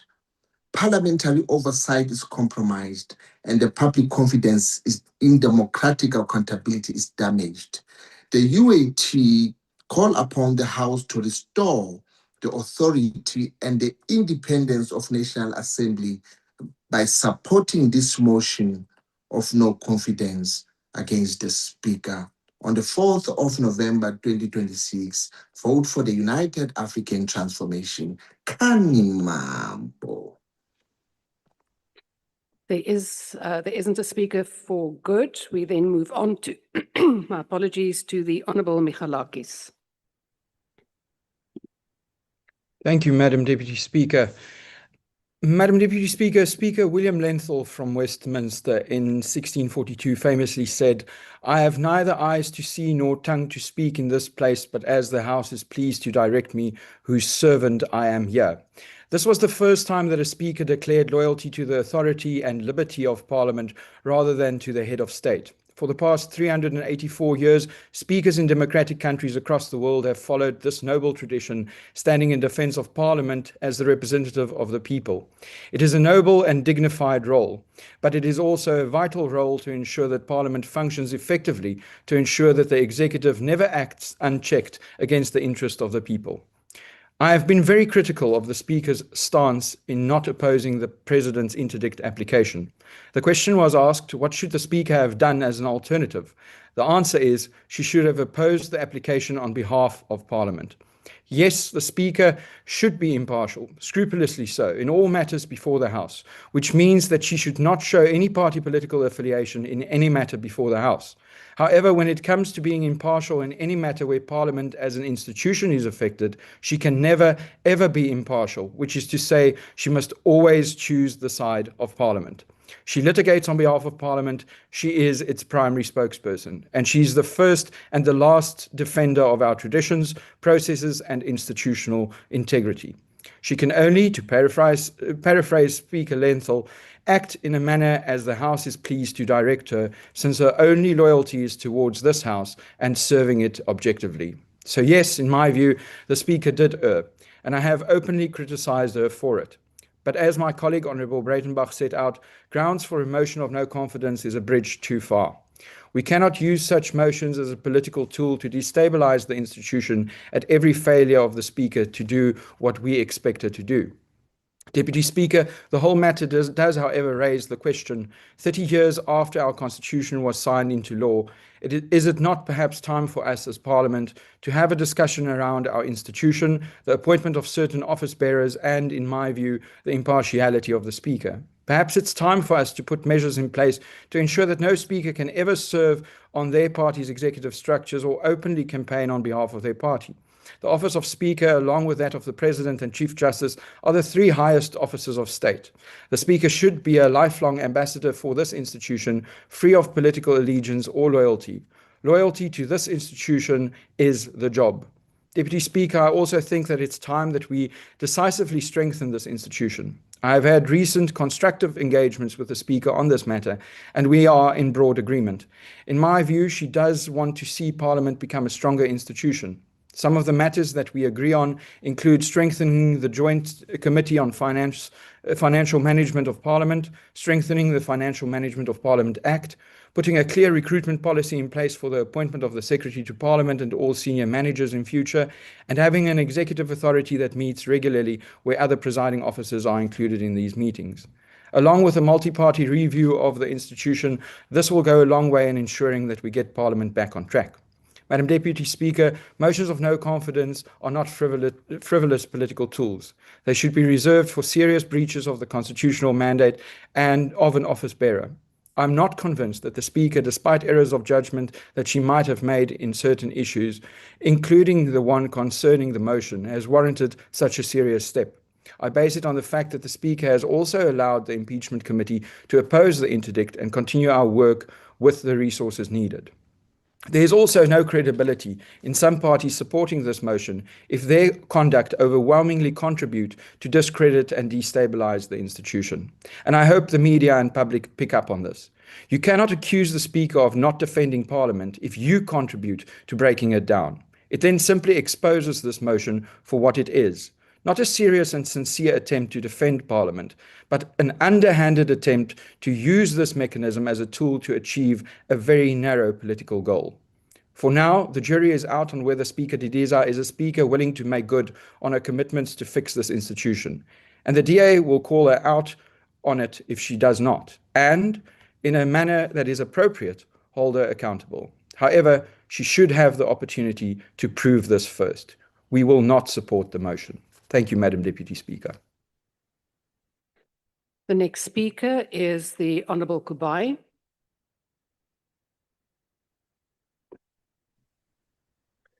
Thank you very much, Deputy Speaker. I must say up front that the African National Congress does not support this motion. Today's debate will go down in history as one of the most unnecessary debates we ever undertook as the National Assembly. Looking at it more carefully, it is easy to see that the EFF's latest ploy to remove the Speaker has nothing to do with frivolous matters they allege against the Speaker to support this misguided motion. It is rather an attempt to achieve about the through fire pool. political gimmicks what they could not achieve through the ballot. It is ironic that a group of political delinquents who are led by men who has been delinquents convicted are you of a because crime you by and a your court fire of pools. law You are remember using fire the pools. good name Honourable of Minister, the please Speaker pause to for a portray moment. themselves as constitutionalists Honourable and Minister, champions of please pause accountability. for a moment. Deputy Speaker, on a point of order, Deputy Speaker. Honourable Mautwe, I first want to deal with the Honourable Matthys. Honourable Matthys, you have now twice activated your microphone without being recognised. Refrain from that. Honourable Mautwe, do you have a point of order? Yes, the Speaker on the podium is saying the motion was tabled by a delinquent. I think she's misguided. The delinquent is not the honourable member who tabled the motion. It is a sitting president, actually, who is the president of the ANC. Honourable Minister, did you say that the person who tabled the motion is a delinquent? I'm a bit confused now, Honourable Mautwe, if you say that the motion was tabled by the President. Which President? Hello. Deputy Speaker, I'm saying the delinquent is President Ramaphosa, the president of the member who's on the podium. Honourable Mautwe, you have just rolled yourself out of order as well now by doing exactly the same thing. So I think that just cancels your point of order. Honourable Minister, please proceed. Thank you very much, Deputy Speaker. To prepare for this frivolous motion, the EFF started a campaign of lies against the Speaker. This lies sought to create a narrative that paints the Speaker's notice to abide by a court outcome in the President's interdict application a partisan stance against the position of the Parliament's Impeachment Committee, which challenged the President's court application. Honourable members, in his insightful essay titled Treatise on the Art of Political Lying, published in 1714, Dr. John Upworth-Knott sets out a set of rules on how one can get away with political lies created to defame a political opponent. One of the most important rules that he says should not be broken when creating a good lie is that defamatory lies should not be quite opposite to the qualities of the person you are lying about or supposed to have. In their unsuccessful effort to defame, in my line, the Speaker, the EFF has not only broken this important rule of political lying, they have also exposed and cemented their stance as political delinquents. It is easy to show that the EFF accuses the Speaker to have done which they've done is totally opposite to how she has acted, as I will demonstrate, and other members have been demonstrating here. This means that EFF's lies do not even pass the test of a good political lie or deception. In its motion, the EFF claims that the Speaker chose partisan political interest over Parliament's constitutional obligation by refusing to oppose the President's urgent application. This could not be further from the truth. If anything, the Speaker has done the opposite of what the EFF is claiming since the Constitutional Court issued its judgment. In its judgment, the Constitutional Court directed implementation of Section 89 as reported by the Chief Whip of the ANC. Not only did the Speaker establish the impeachment committee, but followed the Constitutional Court's directive. But he has also strengthened the committee by allowing 16 of the 18 parties in Parliament to be represented on the committee, thereby allowing for a wider participation in this process. This step led to the creation of the committee and one of the largest committees constituted since the advent of democracy. And this committee has 31 members. The Speaker could have chosen to follow the rules, could have chosen to restrain the committee, but she did not. Now, how do you allege all these things that you are saying to her? The Speaker went even further and dismissed the proposal that only fit and proper members of Parliament be allowed to serve on the committee. Those who are convicted in a court of law and have been sentenced would not be sitting in this committee because they are not fit and proper, thus defending the rights of all duly elected members of Parliament to serve in the committee. But they have the nerve to throw stones while they are sitting in class doors. Deputy Speaker, on a point of order, Deputy Speaker. Not only did the Speaker respect the separation of powers. Honourable Mautwe, your point of order. The Minister is misleading the public. It is not the Speaker who determined who must sit in the committee. It's not her. So these members must stop misleading the public and saying it's the Speaker who said the issue of fit and proper must be out. It's not the Speaker. She doesn't have the money. She doesn't have the powers to do that. Honourable Mautwe, this is supposed to be the Minister of Justice. What are we dealing with, Khadi here? It is not a point of order. Lawless You are now Minister. interrupting the Speaker. Honourable Minister, please proceed. Thank you very much, Deputy Speaker. To show that their members only even believe that this motion is not important. Honourable Minister, please pause. Honourable Mkhalipi, can the Speaker on the podium please stop shouting? Just debate with kindness so we can understand. We don't even follow. You are shouting as if you are shouting to your kids. Please. It is not a point of order. Deputy Minister, do not unmute your mic. if you're not recognized. Honorable Minister, please proceed. Thank you very much, Deputy Speaker. You see, the fact that the same members are disrupting their own motion is because they believe that this motion is frivolous themselves. Because no party, when it puts a motion, they will disrupt it. It tells you the character of the motion, the character of the party. Now, when we look at the Speaker, it's in terms of the rules, but also we must understand her powers. And also what she has been able to ensure that not only did the Speaker respect the separation of powers between the Parliament and the judiciary by implementing judgment, she also protected the independence and integrity of Parliament by taking steps that would ensure that the president of a party she belongs to is held accountable before Parliament. In all her actions, the Speaker has not stood in the way of accountability. Instead, she had ensured that the National Assembly exercises its Section 89 power, which is a core function of accountability that the Constitution vests in a legislature. Honorable members, are these actions of a Speaker who has chosen partisan political interest over Parliament's constitutional obligation? No. Or is this poor attempt at the art of political lying? Clearly, it is the latter. It is definitely the poor attempt of art of political lying. It is an attempt that should be kicked out, must be not supported, but this motion actually will go down the history, being a waste of Parliament's time at the most critical time where we should be dealing with more important issues and that affects the South African public. That the Speaker is the presiding officer of the National Assembly, bears the constitutional duty to protect, defend, and uphold the institutional authority, independence, and integrity of Parliament. She has been able to do that. She has been able to affirm her position as the custodian of these responsibilities. The Impeachment Committee is a committee of Parliament established by the Speaker through working with parties, and she didn't stop in the way. They are saying the rules are saying that it's the parties. The Speaker has the power as the executive authority. She could have stopped some of the processes. She did not interfere. She has not interfered with the committee. She allowed the committee to function. She allowed the committee to even submit application. She made resources available for the committee as the committee has requested. Now, honorable members, are these actions of a Speaker that is not acting in line with the Constitution? No, actually it's the contrary. The EFF in its motion makes an irrational claim that the Speaker disregarded the legal advice obtained by her office, recommending that Parliament oppose litigation aimed at undermining the impeachment process. Please pause for a moment. Honorable Motwe, what is your point of order?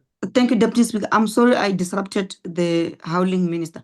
Deputy Speaker, the Honorable Malema, he's been kicked out and he's been trying to Honorable Minister, please proceed. Deputy Speaker, I'm asking that the table please let Honorable Malema back in because he wants to listen. He's going to close the debate and he wants to listen to all the speakers. So I'm requesting that you please ask the table staff to bring him back. He's been kicked out. Thank you, Deputy Speaker. Thank you. Yes, I have been alerted to the fact that he is not on the platform, and we will most definitely allow him back in because he is on in 3 minutes. Please proceed, Minister. You see, that's why I've been saying that they are not serious about this motion. They even leave the debate. Contrary to the EFF, point of order, you are being clownish now. You are being clownish now. But you are being no, I'm not clownish. You are not serious about this. This thing cuts me out, and then you make that a political point. You should have been in a proper childish. platform as a leader. You are so childish. If you are serious You are about so this childish. motion. I mean, this thing cuts me out. No, you are not serious. The whole Yourself, you are not serious. You make a no issue an issue. You Be ashamed of yourself, man. Honorable Malema. Speaker, you this will thing have your opportunity after the minister. Speaker, this thing cuts me out, and then she makes a point as if it's a political point. I'm making her aware that she's been girlish. Malema, you will have your opportunity after the minister. Don't interrupt. Minister, please proceed.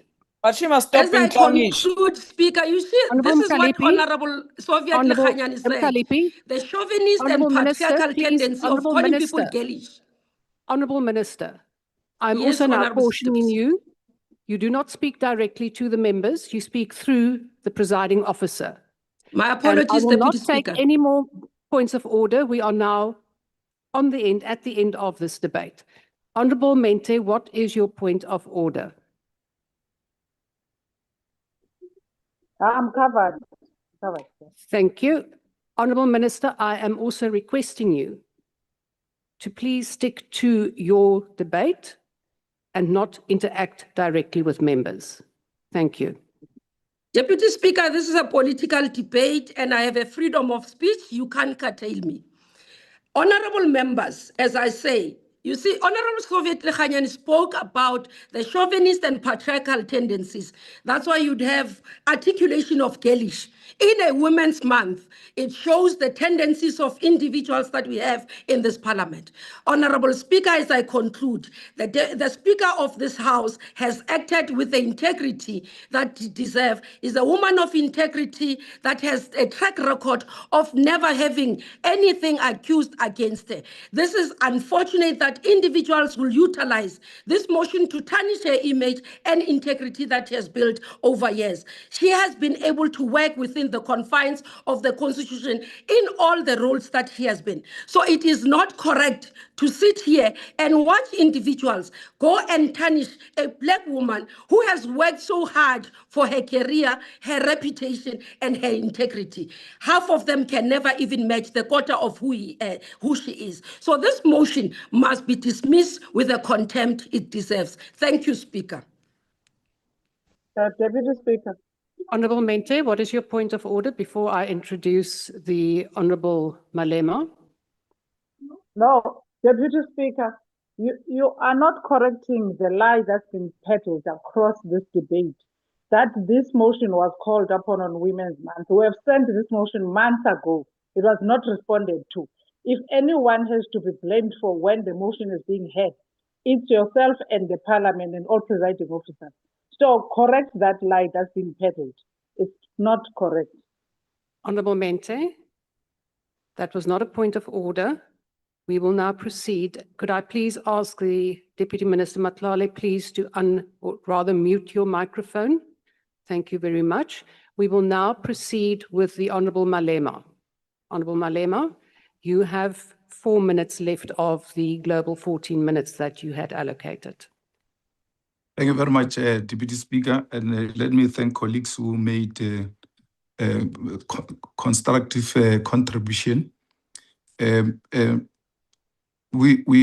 really are shocked by how others want to take this matter forward, because this is very simple. The Constitutional Court says to you, you must go and do impeachment committee.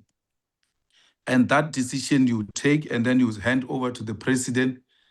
And the same person who hand over the document to say we're proceeding to impeachment processes takes Parliament to court. So you is challenging the decision you communicated to him, because you communicate on behalf of Parliament. You act in the best interest of Parliament. What do? You say, okay, how do you say that?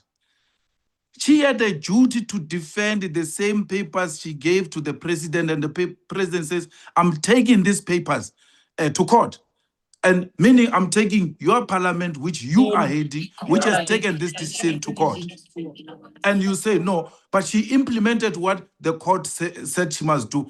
We never said she's not competent because she did not implement what the court said she must implement. You are arguing a wrong point. We said she did not defend a decision which was well backed by court, well instructed by court.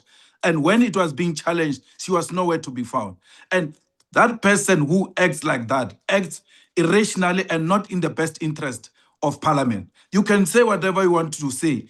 That is the point. And there's no political point we want to take from this debate that this is point scoring. No, it's not about that. It's about defending the integrity, the impartiality of the Speaker, and to hold this Parliament accountable, because the decisions she takes, we are duty-bound as members of Parliament to challenge them. And this is another way of challenging some of those decisions. This is a provision which is being made available to make sure that there is a robust, engagement and holding both the executive and parliament itself accountable. The rest of the other issues, Speaker, are peripheral. I mean, she can quote Soviet the way the Soviets spoke because Soviet said the things he said because he wants to be a mayor in Polokwane. That's the only thing. That was out of character and unlike him, to a point of reading a dictionary because you are desperately wanting to prove that you can be a mayor in Polokwane, to a point where you get called to order and you withdraw because you accept you have done something wrong. Let opportunism not make you who you are. Someone said here that a daughter thinks better than me, she's stating and all of that. I'm very happy with a very brilliant girl who thinks better. I'm just scared she might be a daughter of a person who may not protect her from taking drugs. So it's important that we pray and extend our hands of prayer to that child who's growing up under a character which is very questionable. So we must ensure that the president is held Order, accountable Chair. and Parliament must Honorable hold Malema, him Honorable accountable. Malema, please Point pause. of order, Honorable Chairperson. Daniels, do you have a point of order? Yes, indeed, Deputy Speaker. Please proceed. The aspersions casted by Honorable Malema, considering that I was the person that made reference to my 13-year-old daughter, Deputy that she must Speaker, be which role protected, is he talking about? that she doesn't take Honorable drugs. Mkalipi, you are out of order. No, which role? Honorable Mkalipi, I'm still listening to the Honorable Daniels. Please proceed, Honorable Daniels. Thank you, Deputy Speaker. So the insinuations made by Honorable Malema, referencing that she must be protected from myself, from not taking drugs, is insinuating that I'm taking drugs, which I'm not, Honorable Speaker. So I find that very unparliamentary. And I would like you to rule on it and also invite Honorable Malema and myself for a public drug test, both of us, so that we can see who is the one. Honorable taking Daniels, drugs. I'm going to stop you Deputy right there. Speaker, That is this man is wasting Honorable- our time. The president wants to speak. Honorable Let me members, speak to president here. The honorable president wants to members, speak. Honorable Mananga, Speaker, Honorable Paulson, Speaker, you my are hand out is of up. order. Yeah, Honorable Van Wyk, I am still busy dealing my with hand this has been matter. up. Honorable Speaker. Van Wyk, Honorable Van Wyk, Speaker. when I am on the platform, you do not interrupt. Honorable Minister Mackenzie, you will also not interrupt me. I am busy dealing with this point of order. I'm But my sure hand the was Honorable up. Daniels made his point, and I will now deal with it. Honorable Malema, indeed, what you have said in the reference you have made does cast aspersions on the Member of Parliament. So I am cautioning you to please refrain from doing that. I have not been requested that you withdraw it, but your reference to the Honorable Daniels is offensive and casts aspersions on the dignity of a member. We will now proceed. Honorable Van Wyk, I have now ruled. I'm not going to entertain the matter further. We will now conclude with this debate. But why do you keep Honorable on doing Malema, that to me? I'm raising my hand. Honorable Van Wyk, I have now ruled. Honorable Daniels, I have also ruled, and we will now proceed. Honorable Malema, please conclude. You have 22 seconds left. Thank you very much, Speaker. But also, I will not win a PlayStation in a competition because I don't play, I don't get involved in competitions of PlayStations. I buy them. I don't go for competitions. So I'm unlike others who go to competitions, win PlayStations and go sell the same PlayStation and buy drugs. So I don't have a problem. I don't have a history of drugs. Thank you, I will never Honorable go Malema. public Your time and has do a expired. test with a small boy about drugs. Honorable I don't have a Malema, your history of time drugs. has now expired. And this Honorable members, honorable members, honorable You can members, only laugh at the fool. honorable members, Deputy Speaker. I can only laugh at the fool. Honorable Paulson, Honorable Van Wyk, if I call you again, you will be removed from the platform. Speaker. Anyone who speaks now, Honorable Hendricks, if you do not unmute, I'm going to remove you from the platform. No, maar Speaker, that insinuation at Honorable Canada. Hendricks, Honorable Hendricks, I am not recognizing you. We will now proceed. Honorable Daniels, I'm not going to recognize you. Honorable Van Wyk, the same. We I will now accept, Deputy proceed. Speaker. This is the end of this debate. It is now concluded. I am now going to put the motion. I'm putting the motion as moved by the Honorable J.S. Malema. Are there any objections? Deputy Yes. Speaker, Yes. please note the objection of the EFF and we are calling for a division. Honorable Mautwe, I just want to get this clear. Are you objecting to the motion? No. Deputy Speaker, No. we are in agreement with the motion. We are calling for a division. A division having been called, the bells will be rung for 5 minutes. And then members have to be on the platform in 5 minutes. On the platform, Speaker, to defeat.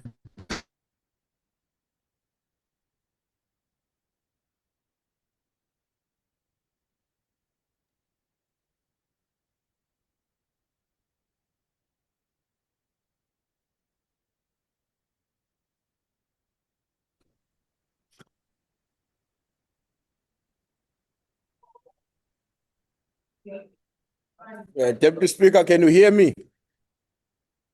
Yes, Honorable Ntuli. Yes, there is a matter that I would like to raise before you start the voting. So I didn't know whether I should raise it now or I must wait for the House to resume. It's not a long issue. It's a very brief matter in relation to two of my members. Honorable Ntuli, I think let's deal with that once we resume so that Thank you very everyone much. is present. Thank you.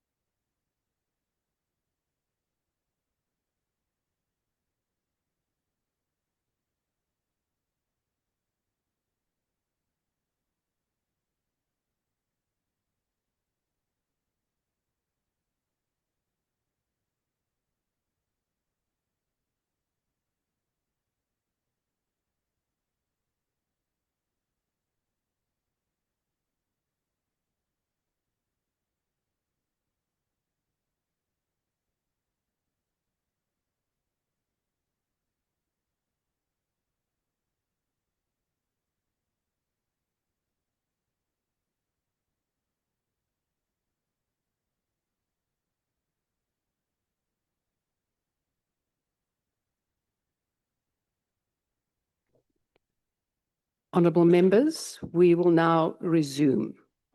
I also want to please ask members to make sure that their microphones are not on. Honourable members, no member will be admitted on the virtual platform until this division is concluded. The rules of the National Assembly provide for different procedures for members to cast their votes. These include voting by electronic means or a manual voting procedure by way of a whip or a voice. In this instance, the rules stipulate that the Deputy Speaker predetermines the voting procedure. Honourable Ntuli, I will get to your point within a minute. For this division, the Deputy Speaker has determined that a manual voting system will be used, whereby each member will be called upon and requested to voice his or her vote.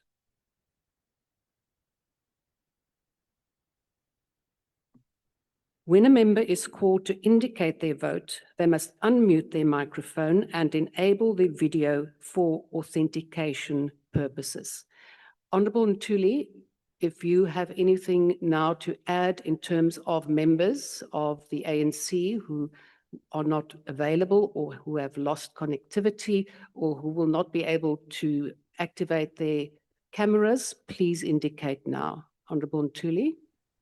Thank you very much, Honorable Deputy Speaker. I have two members, Deputy Speaker. The one is the Minister of Health, Minister Aaron Mswaledi, who is on the platform, but due to illness will not be in the position Now to add in terms of members of the as ANC well as who to are open not his available or who have lost Honourable, connectivity or who will Honourable not be. Deputy Minister, Yes. Deputy President, please make sure that you are muted. Honourable Ntuli, please proceed. Yeah, so the first one is Minister Aaron Mswaledi, who is by no means in a position to either speak or show the video or the camera because of his current condition. But he's online as we speak. He's not removed. The second one is Deputy Minister Nongceba Mhlawule. Deputy Minister is currently under the supervision of the doctors. He can speak. Please make sure Honourable that you Deputy are President. muted. Honourable Deputy President, please mute. So Please the Deputy Minister, thanks, Deputy Speaker. The Deputy Minister can actually speak. She's on the platform. She can speak, but from where she is, she will not be in the position to open a video for all of you to see her. So those are the two issues I wanted to raise with you. Otherwise, all other members would be in the position to comply with the procedure you have outlined. Thank you very much. Thank you. We have taken note of that. Honourable Swart. Thank you, Madam Deputy Speaker. Madam Deputy Speaker, I have a challenge that one of our members, Honourable Thring, is waiting to board a plane. So he is online now. He is online. He is able to vote, but it might be that by the time you call him and the ACDP, he might not be able to vote. So I just wanted to bring that to your attention. Thank you so much. Thank you. That is noted. Honourable Ntlangwini. Thank you very much, Deputy Speaker. Deputy Speaker, I have 4 members of the EFF that will not be able to vote on camera. We have already given the names to the table staff. And then I have 1 member that was just at when you close the bell was locked out, Honorable Kaula. She was in the house but locked out. So if they pay attention to that one, please. We will make sure about that. And then I have the Honourable Mkhize. Thank you, House Chair. I have 1 member who is on the platform but won't be able to vote due to unstable network, the Honourable Sibonelo Nomvalo. Thank you, Chair. Thank you. Honourable Skosana.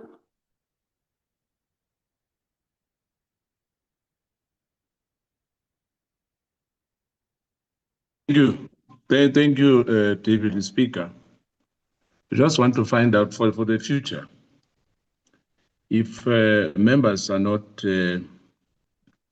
going to show their faces here, I'm talking about the future, not talking about now. If we were physical, what would have happened? You know, I just want to find out for the future. Thank you.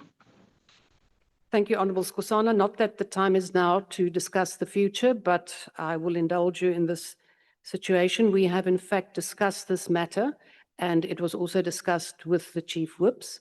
So this is an extraordinary situation because the Chief Whips had decided that that the plenaries will be virtual up until the election. So if the matter was dealt with in person, everyone would have been here and those members would not have been deemed to be in the House. But our rules also make provision for the fact that you may, as I have just read, either vote by voice, preferably with your camera, but we know that we have connectivity problems. Honourable Mkhize, is that a new point? Yes, House Chair. My apologies. The member will be able to vote, just won't be able to show his camera. Thank you. Thank you. Honourable Breitenbach. Thank you, Honourable Deputy Speaker. I just want to bring it to your attention that Honourable van der Walt will board a flight in about an hour.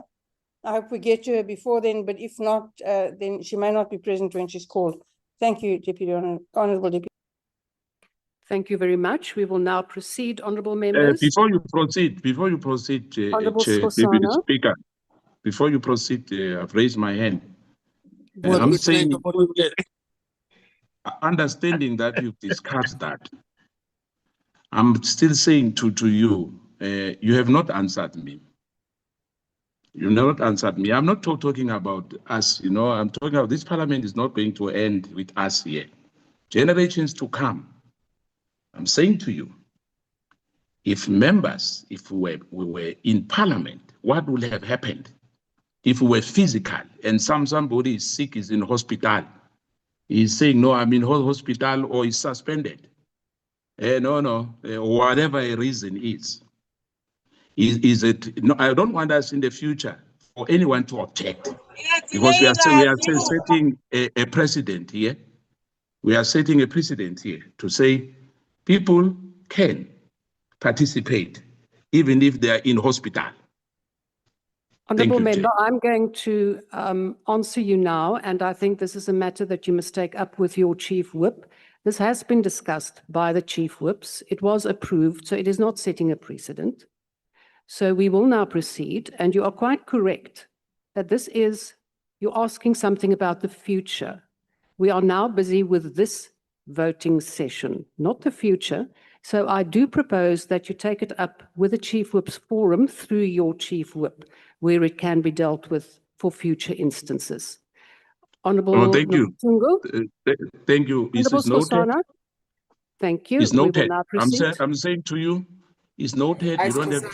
You don't have to be emotional about that. And be don't be condescending to me, because the way we are putting it is like I'm insane. This thing is going to come back one day. I'm telling you now. Thank you. Thank you, Honourable Skosana. We take note of your concerns. Honourable Nolochungu. Thank you, Deputy Speaker. Please note that Honourable Matthias was online, but he's been kicked out during the break. So you can confirm that with the table staff. He's been in all the time, but now he's been kicked out. We will confirm that. Then Honourable Ntuli. Deputy Speaker, my apology. I've just been alerted that two of my members, the Deputy Minister of Communication, Kungubele, as well as the chairperson of the Home Affairs Portfolio Committee, Tshwane, were locked out, but they are at the same venue with the Deputy Chief Whip of the ANC. So with your permission, if that would be acceptable, they can show themselves on the screen using the gadget of the Deputy Chief Whip for them to confirm how they are voting on the motion. But both of them are physically in the same space with the Deputy Chief Whip. Thanks. Thank you. We will deal with that when we get there, and I think that will be acceptable as long as they do show their faces. Honourable members, please mute your microphones.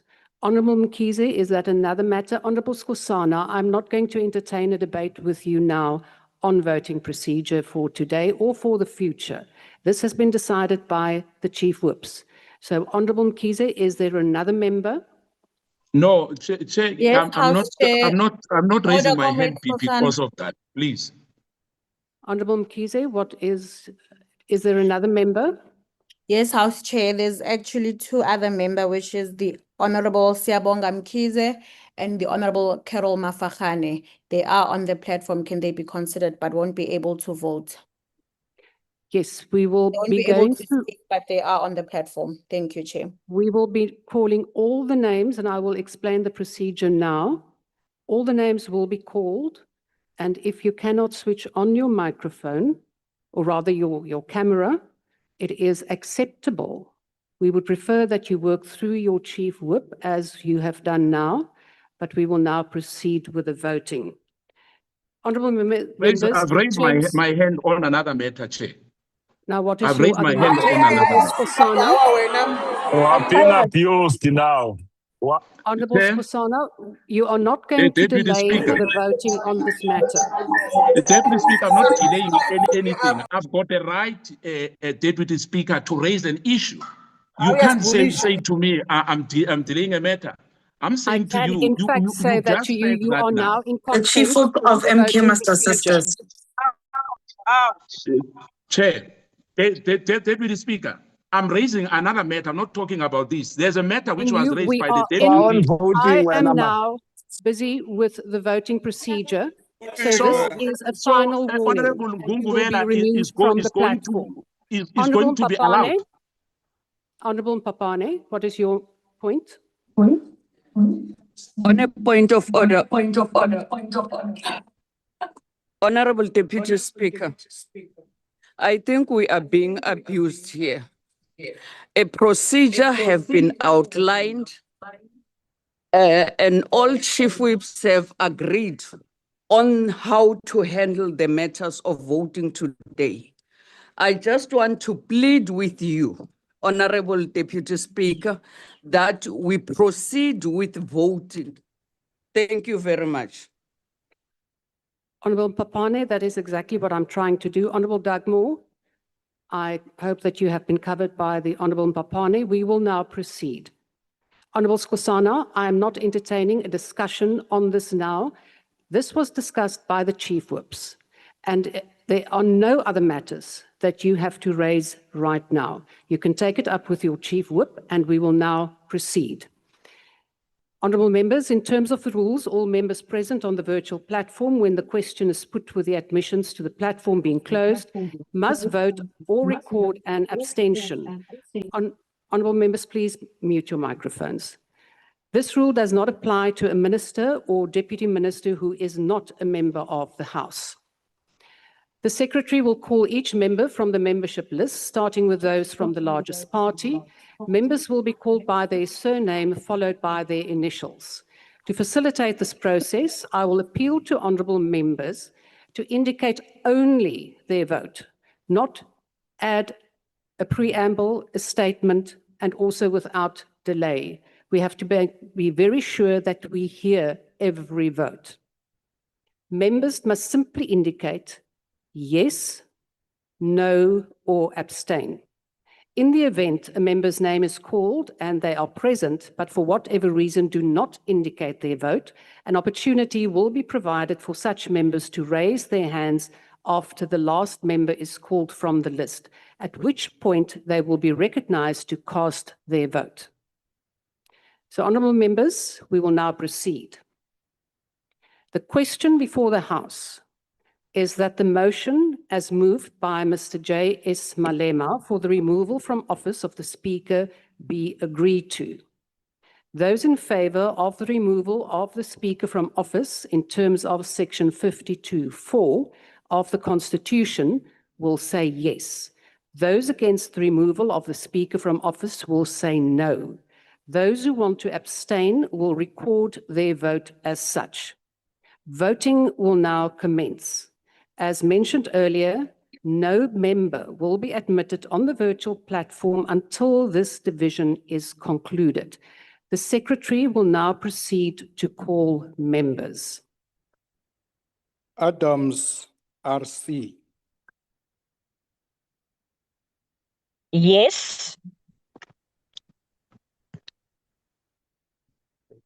Speaker, my vote. Are you in No, disbelief that he no, voted yes? Honourable no, members. my vote is no. Speaker, my correction, my vote is no. Your No, correction. no correction, has you been- voted your yes. correction How has many been- times We all must had people yes. vote here that the person said yes? It's a yes. No correction, no It's a correction yes. here. Yes. Members must not be Voting bullied yes. here. She said yes. Yes. She Yes, then yes. corrected No, herself. no, no, Honourable- no. Allow the member to say yes. Honourable members. Honourable No, members. no, no, no. I think the member is quite adamant that it is a no. We will now proceed, so members, please concentrate what you have to do and show your faces, except those that we have been indicated will not show their faces. Please Apiri, proceed. MJ. No. Bila, TJ.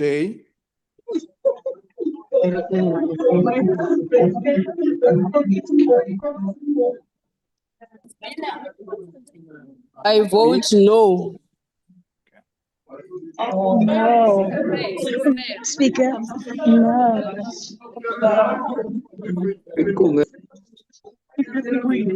Zangwa ANC. No. Sharon Davids, no. Abantu abadala bayamosha nge-technology. Honourable members, please wait your turn. I don't know what Please to say. mute. Honourable Bila, please mute. Do not switch on. Honourable Bila, Honourable Davids, please mute.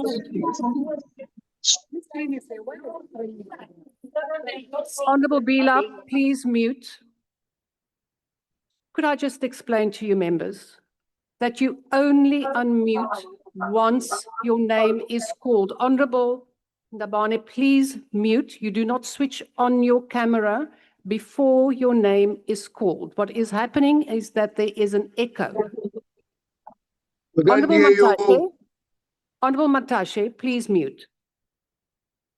Could I please have the assistance of the Chief Whips? That you only unmute and show your camera. Honourable Matashe. Honourable Matashe. Honourable We had to members. behave, man.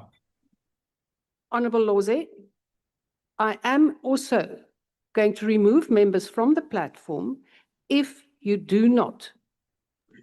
But you don't say that Listen, when Gwede is Honourable- speaking. You don't say you're going to remove him. You don't say that to Honourable- Gwede. Honourable Lonzi, I'm saying it to everyone. And do not unmute yourself without being recognized. So no one please unmute except when your name is called. Honourable Reddy, what is is it a point of order or do you want to have some words of wisdom? No, certainly not. Deputy Speaker, give us some credentials. By now, the table should inform you what are the numbers, because the entry is locked now. So if you could give us credentials from each party, maybe the party whips can just indicate, and we can confirm that. So we would know who is on the platform, and that we will avoid a situation where people are just snuck in. That could happen as well. Thank you. Honourable Reddy, the platform is closed. No one can sneak in because they have to be admitted. Secondly, party chief whips can in fact see on the virtual platform whether their members are present or not. It's a very simple exercise. You just look on your Zoom and you type in MK and all the MK members will appear. So that is what chief whips can also do. We are indeed quorate. So we will now proceed with the next one. Honourable Malinga, what is your point of order? Thank you, Chair. Chair, I'm rising on the point of privilege. Please, be consistent, because you are going to disrupt this meeting. Other political parties, when they are speaking unmuted, you don't discipline them. And the others, you are doing that. Please, I'm pleading with you.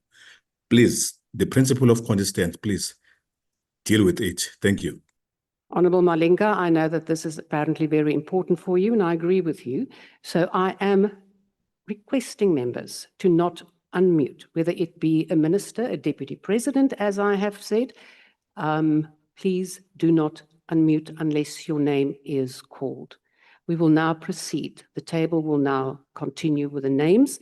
At this point, we stopped with the Honorable Bila. The next one, please. Bilankulu NK.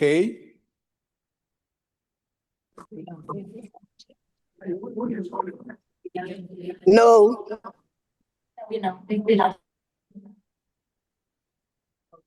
Boshielo SP.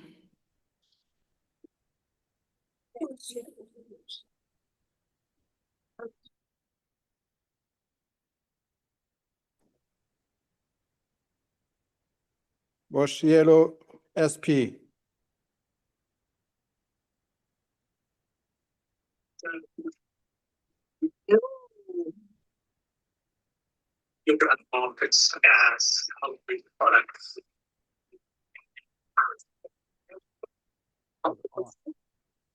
Deputy Minister, please repeat your vote.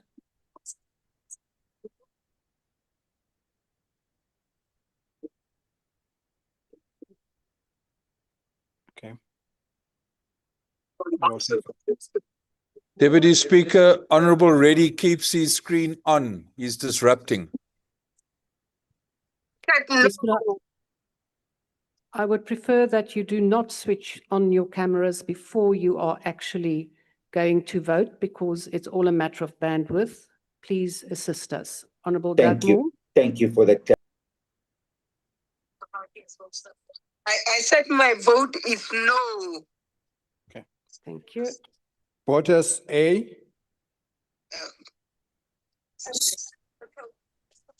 No, no, no, no. Thank you. Burns Namashe Z. No. Thank you. Kapa RN.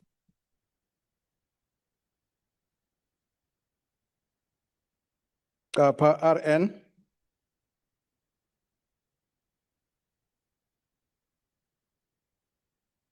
Kapa RN. Okay. Proceed. Tshwane MS. No.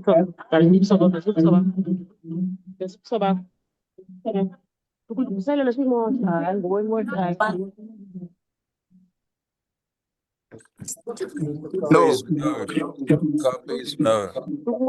These old people are going to be a problem here. Honorable members, Honorable Lonzi, honorable members. Speaker, are these deputy ministers of the country? Honorable member, I did not recognize you. Could I please ask all the deputy ministers and ministers in the same venue? It is extremely difficult if you keep the camera and the microphone on. When you have voted, just give your vote and switch off the camera and the microphone until the next person is called, because I can see that you are all at the same venue, and it is very disruptive. Deputy Minister, please proceed. Deputy Minister Kapa RN. No. Yeah. Tshwane MS.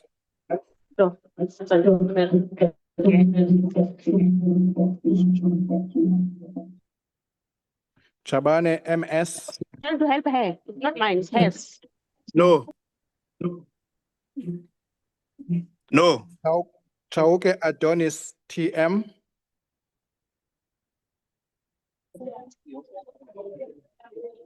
Voting no. Voting no. Voting no. Chikunga LS. Voting no. Klute Point of EN. order, Deputy Speaker. Honorable Mente, what is your point of order? We are busy with the voting procedure. Yes, Deputy Speaker, the people that are in the same house, can they just lower their volumes, all of them? Only one gadget must be on. Let's teach them technology. One gadget must be on, and then the rest can just speak and hear from one gadget. They are hurting our eardrums. Please. Thank you, Honorable Mente. You are quite correct.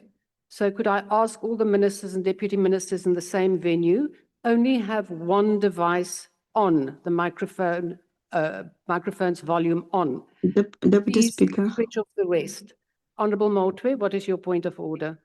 can we get confirmation that these members of parliament of the ANC are not in the same venue quarantined? Because with this level of echo, Deputy Speaker, it suggests that these people are all in the same venue. And this is not the first time it will be happening. It happened even the last time when we were voting. And it's wrong, Deputy Speaker. It's very wrong for people to be quarantined. Honorable Motwe, you are now being disruptive and we're busy voting. We will now proceed. Klute EA, sorry.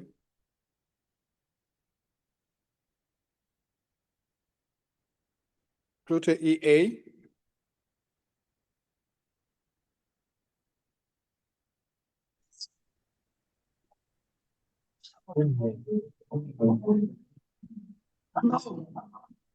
No, all right.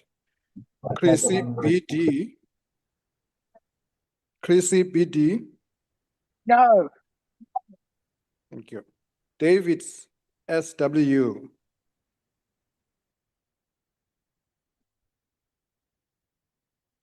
David SW.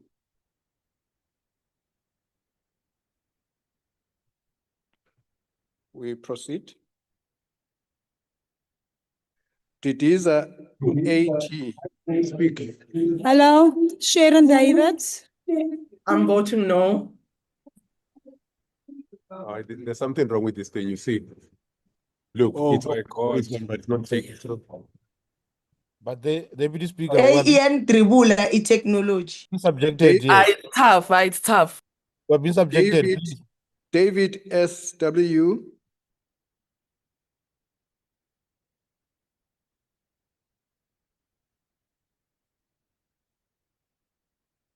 Did she vote? No.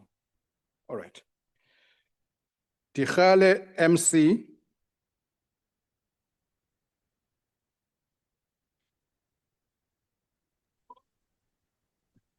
Dikhale vote no. I vote no.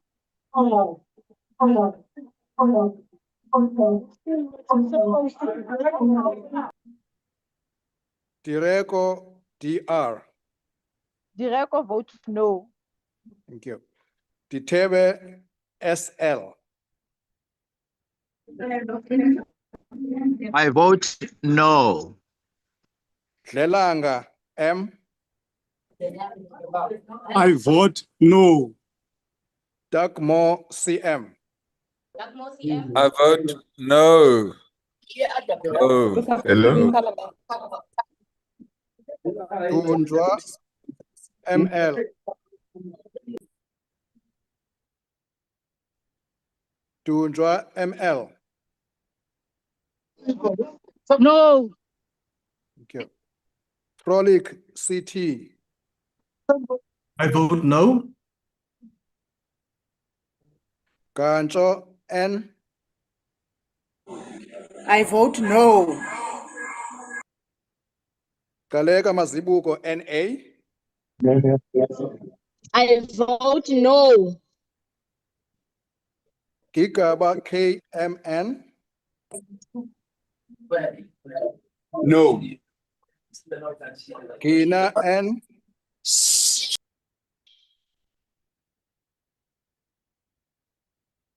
Gina M. Gina N.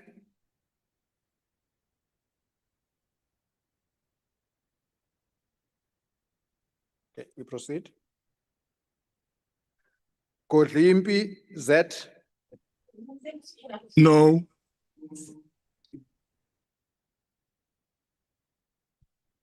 Kotongwana E. No. No. Governor Y.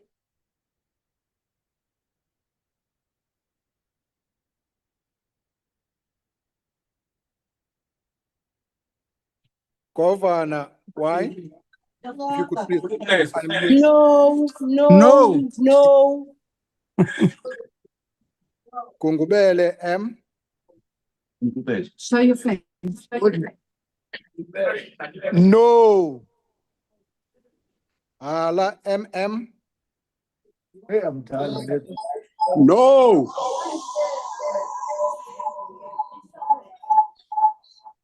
Hassan F. No. Tlongo AS. No. Isaacs SE. I vote no. Jama SP.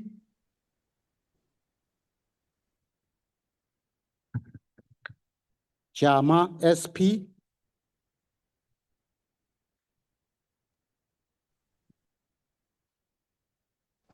No. Kihakilwe BM. I vote no. Kekana PS. I vote no. Habo GD. I vote no. No. Kanyase Z. I vote no. Kumalo JQ. I vote no. Kuran of GW. I vote no. Kubai MT. I vote no.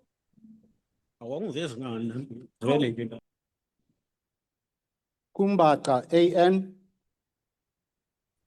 I vote no.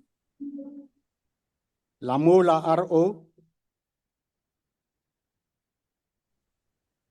I vote no. Likwete MD. No, Akidumeli. Likhanyani MS. No. Litsiye. Jagana. Litsiye WT. I vote no. Litsike MSE. I vote no. Ligaraba LE.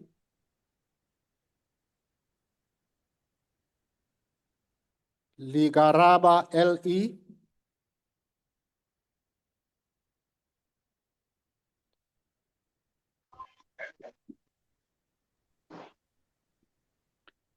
Moving on. Low STD. I vote no, Nyakahana, no. Mabi BP. I vote no. Maduna N. I vote no.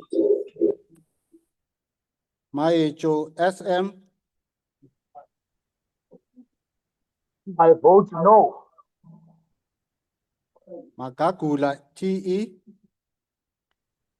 I vote no. Mahambehlala T. I vote no. Mahlangu S.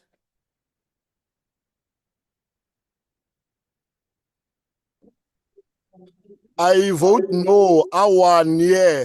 Thank you. Mahlaule MG. I vote no.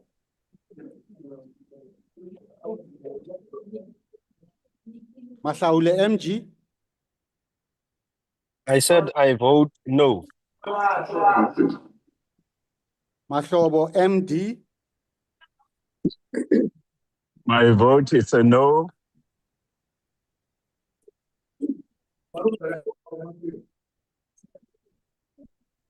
Mahumapelo, SOR. No. Maimela, KJ. I vote no. Majodina, PCP. I vote no. Thank you very much. Makasi, N. I vote no. Mahatu, MP. No. No.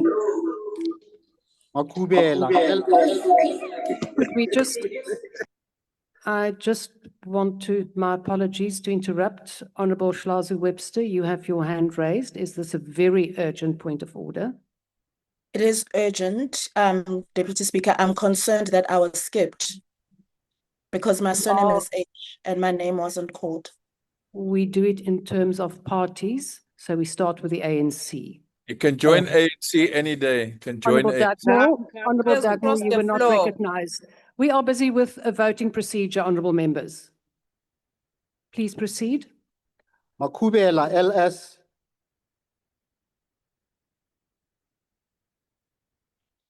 Makubela, LS.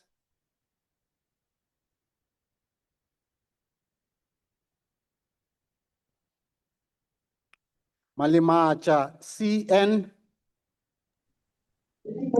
I vote no. Manamela, KB. I vote no. Maneli, BM. No. Mantashe, GS.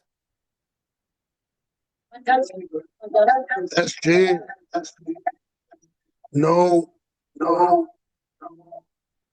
Masemula, ND. I vote no.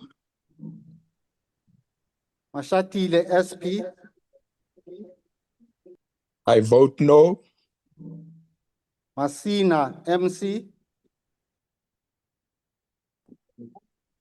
I vote no. Asondo, D. No. Maswangani, MJ. I vote no.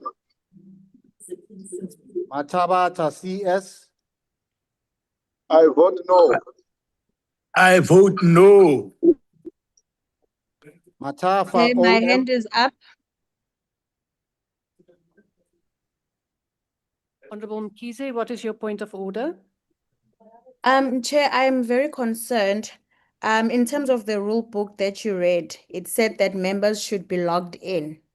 Now, when you make the ruling that members can use one cellular phone if they're in the same venue, that means even a member that was logged out before the windows were closed can now make a vote. So I'm confused. How are you going to deal with that? Thank you.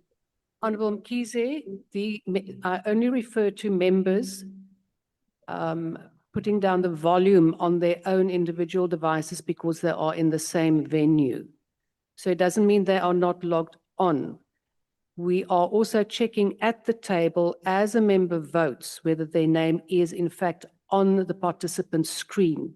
And at this point, we have all the members who have in fact been called, have been voting on their own devices, except where they show their face and they vote, because then we can see them and we can verify and we have confirmation.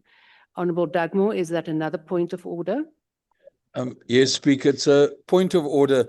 It's clear that other honorable members are delaying this process. They know they're going to lose. Can they please stop delaying this process because they are losing and they know That's it? not a point of order, Speaker. It yourself. That's not a point of order. That's not a point of order. Not a point of honorable order. members. This one. Once you open your Learn to mouth, keep quiet when I talk. Just keep Honorable quiet for Honorable once. You behave like a CEO It's here. because you know you are voting Honourable from other members, people. Honourable members, this is totally unacceptable. And Honourable Dugmore, that was also unacceptable. You are really making a disgrace. On the point of order, Speaker. I Deputy am busy Speaker. speaking. Do you follow that I am speaking right now and that the rules say you do not interrupt the presiding officer? It is unacceptable that you are interfering and disrupting, all of you, the voting procedure. This is a motion that was brought by the Honourable Malema, and we are now voting on it. We are trying to make do as best we can with all the challenges we do have.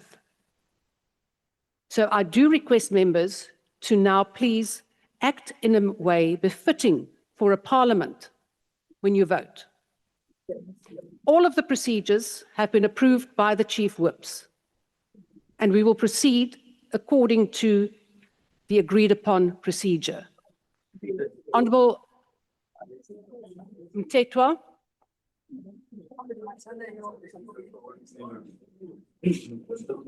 Yes. I am now Thank you, proceeding with Deputy the Chair. matter. But Deputy Speaker, I asked for a point of order. Speaker, Honourable Pambu, what is your point of order? I'm on Speaker, the House is I'm being on the floor. disrupted by voting kettles. These people have been put in one kraal, right? And that's why we have this disruption. We don't know who's voting. They've been put squashed in one kraal like voting kettles. That's why we can't tell who's voting. That's why we can't tell whether these people logged in on time or not. Honourable Pambu, we are busy checking at the table who has been logged on. We are managing the system so we know exactly who is voting. We can see next to their names. If you are logged on Zoom, you can do the same and check. So we will now proceed. We will not have any more points of order. We are now wasting time and we are showing absolute disrespect to the House. So we will now proceed with the voting. Deputy Speaker, you recognized me, Deputy Speaker. Honourable Mtetwa, I recognized you and then you didn't speak. So what is I your opened, but somebody else was speaking whilst I was speaking. Deputy Speaker, I want to say that it defeats the purpose that the bells would be rung for 5 minutes, and when the window closes, those that are locked outside, they sneak in through other people's gadgets. I can tell you that Honorable Gumubele voted through a gadget of somebody else. How do you then tell whether this person was locked out from his gadget and now speaking in through another person's gadget? Honourable Mtetwa, that is exactly what I now also explained to the Honourable Mkhize, that we are checking each and every vote. The chief whips have indicated to us where they... The chief whips have indicated to me right at the start who will be in the same venue and who will not. Now, honourable members, I am going to proceed with the process now. Honourable Maotwe, I'm not going to allow any further disruptions of this voting procedure. We will now proceed with the division that you have called for. You have called for this division. What is it, Honourable Maotwe? Calm down, Deputy Speaker. We're fine. Deputy Speaker, you know, we are making a mockery of Parliament.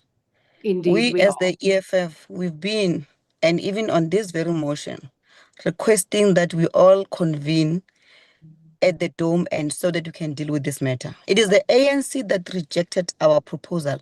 Now the ANC has taken their caucus, they've put them at Woodstock Garden Court, all of them in the same venue. And that's why we've got this disruption. Why did the ANC refuse for us to meet at the Dome and they decide to convene everyone at Garden Court there in Woodstock? Why? Why are we having Parliament at Garden Court as opposed to the Parliament that we have at the Dome, where we are even paying for furniture, we are paying for air conditioning units, we are paying for ablution facilities? The ANC rejected that. Now they are at Garden Court. And now we assist with this. Honourable Maotwe, that matter has been dealt with in the Chief Whip's forum. Your Chief Whip was present and it was discussed and dealt with. There was no instruction to parties how they should deal with the matter, except that members have to log on with their own devices. We did not prescribe where they should be. We will now proceed. Matafa, OM. I vote no. Matale, CC. No. Mbiyo, IM. I vote no. Nkunu, ES.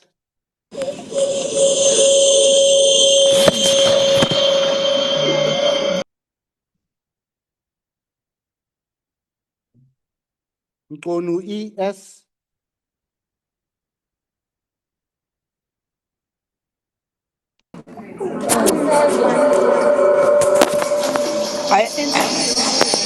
I vote no.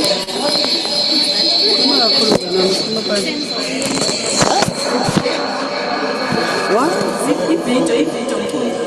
Ngivulile Hey, Honourable member, please. Yabo kodwa ke Mute. nidlala ngathi. Please mute. I vote no. Nkunu, TVB. House Chair, please note my hand. House Chair. Honourable Mkhize, what is it now? House Chair, I have 2 members who have been kicked out of the platform. Can the table please check? It's Honorable Mngadi and the Honorable Gamete. We will check whether they were on the platform when we closed it. Please just give the names again. Honorable Pinky Mngadi and Honorable Tulani Gamete. Thank you. We will check. And then there is Honorable Taibosh. My hand was up. Okay, Thank you, House Honorable Chair. Wale. Okay, let me just, I deal with the hands as I see them raised. Yes, it's me, Honorable Speaker. Wale. Yes. Deputy Speaker, the table was calling Honorable E.S. Mchunu, and then Honorable T. Mchunu voted instead. Now the table is just called Honorable T. Mchunu, and she has already voted where the table was calling Honorable E.S. Mchunu. Please check. Yes, we are quite aware of that because the Honorable E.S. Mkhunu did not reply immediately. So we are quite aware. Thank you. Honorable Mente. Deputy Speaker, so the entire ANC cannot master the art of just lowering a volume. But why are you so that interested we in the can ANC like proceed. this? Why are you interested in the ANC like this? Shut up. Because Who they're are you? running the your country and they obsession. can't Stop switch on your microphones. obsession. Shut up. Allow Shut the up. deputy speaker to run the meeting. That's why we Stop are your such useless obsession. people No one in was life. talking You to can't you. even run this meeting. Stop your obsession with the ANC. Let the deputy speaker run It's the not an meeting. obsession. How? You see? These old people will need to go to an old age Deputy home. Speaker, what happens now? They just unmute and speak. They are useless like that.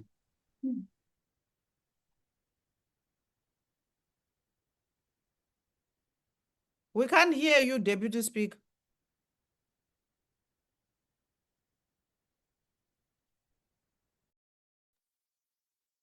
Honorable Ntuli, I have not recognized you.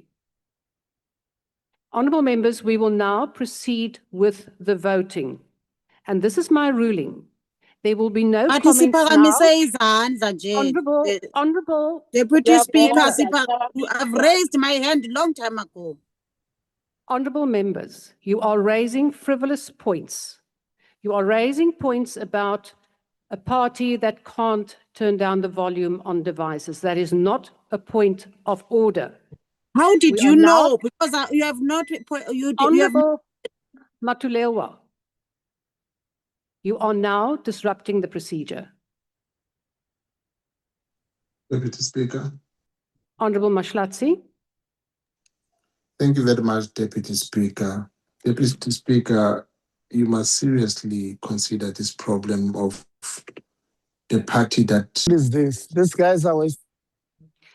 Honorable Letsie. Thank you very Honorable much, Deputy members, Speaker. thank you, Honorable Mashlatsi. Honorable members, as I have said now a number of times, this procedure was decided on by the chief whips.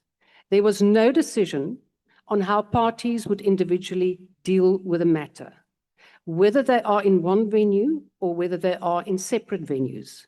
That is a matter for the party, and I propose that the chief whips take this further with the chief whips forum to decide on this. I'm not going to rule on that. We will now proceed. Honorable Reddy, Honorable Sorry, the Matilelwa, Deputy will Speaker, not- please allow me, please. Really. You are now Deputy Speaker, you've interrupting. made two rulings. No, you've made two rulings. One, you said members must not put on their cameras, and members are putting on their camera. It's affecting the bandwidth.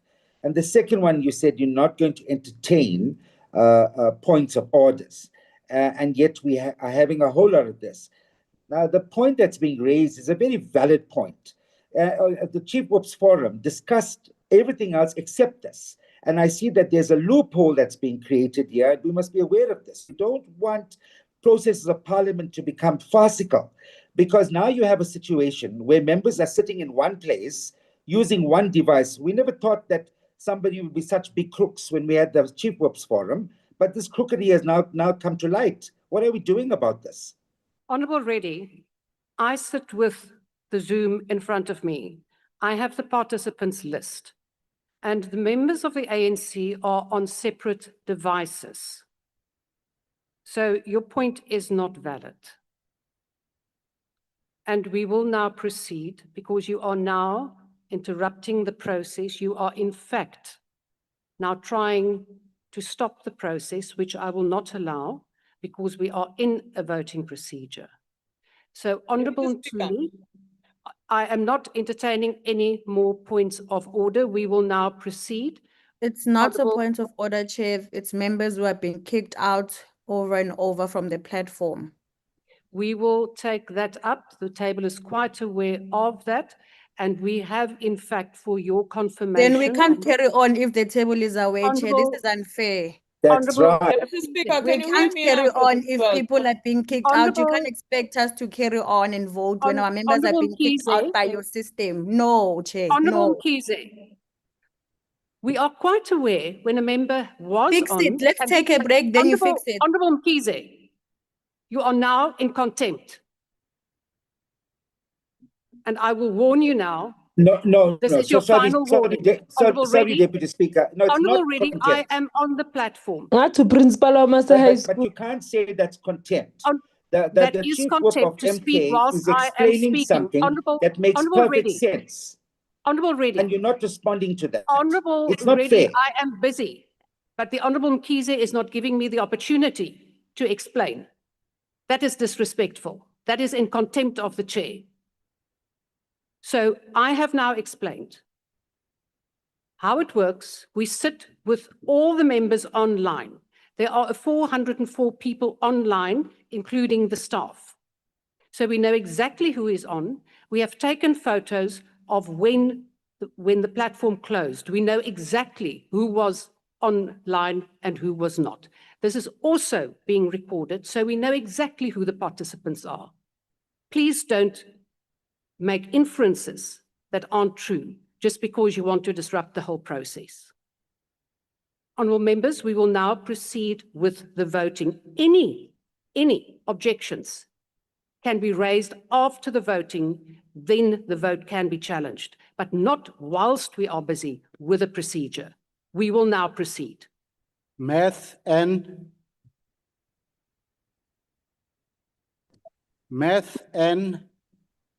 no.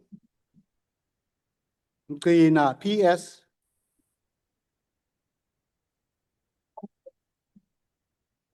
Mkina, PS.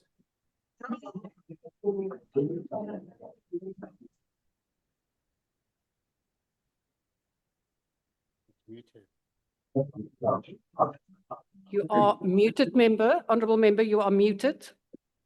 You're muted.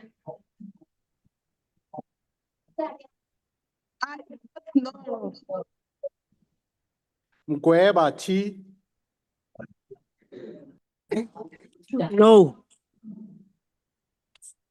Mhaule MR. Chair. No. Sorry, Chair. Sorry, Chair. The last vote was Honorable Mkhize, the Chair. That was not a lady. Can we revert back, please? We are still coming to the Honorable Mkhize. No, Chair. I don't mean Mkhize of MK Party. It was Mkhize, the chairperson of this committee, and the voice was a lady. So please revert back. 2 votes back. Mgweba T. No. Mhaule MR. No. Mhlauli NB. My vote is no. Mkhize ZL. I vote no. Mkutu L. No. Molotsani ML. My vote is no. Mudise Mpya M. I vote no. Mwela MS. No. No. Mufokeng ML. No. Muhai SJ. It's a no. Mukwena JL. I vote no. Muraka AT. I vote no. Murulong IK. No. Musika CS. No. Mutaung NE. No. No. Mutsecha MA. No, Chair. Mutwaledi PA.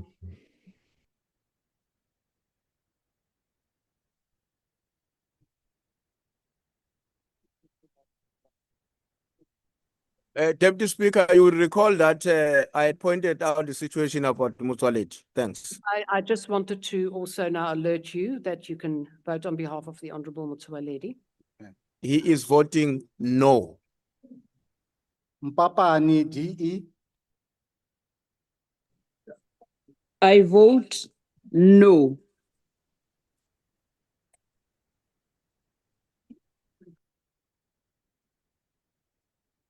Mkhaga M.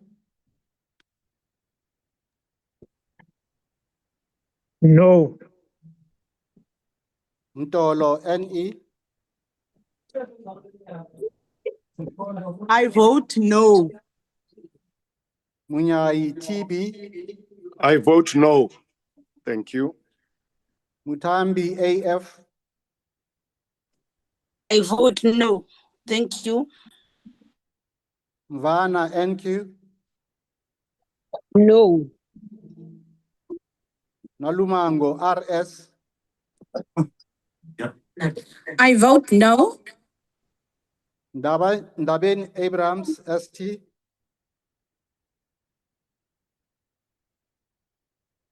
Ndabeni Abrahams ST.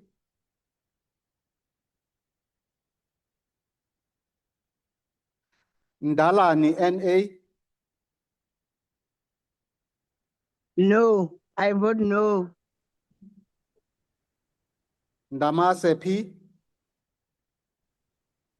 No. Nilmay HE. No.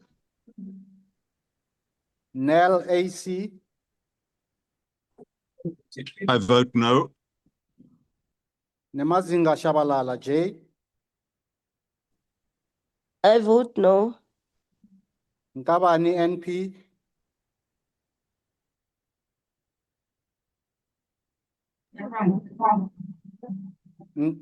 I vote no. Nkopani NS. Video is on. It is on.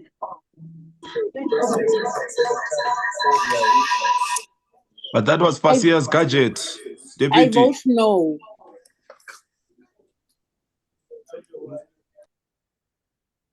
Nkosi NE. No.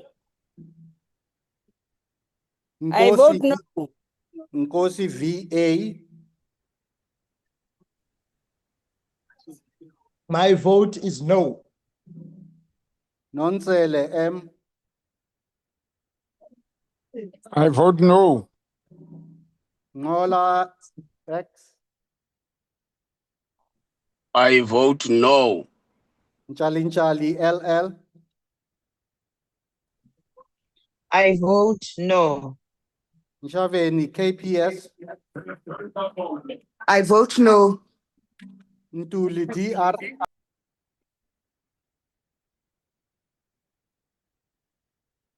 Ntuli DR.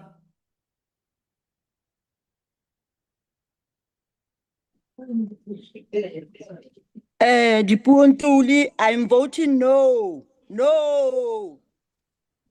Ntuli M. My vote is no, thank you. Zimande BE. I vote no. Nzuza NB. I vote no. Phahla MJ.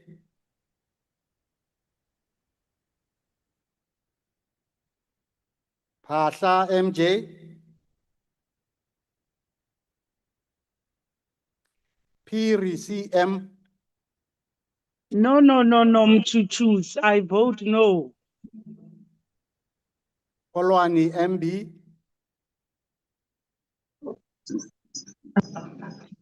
Tiagana, I vote no. Lakis WTD. No. Pule DD.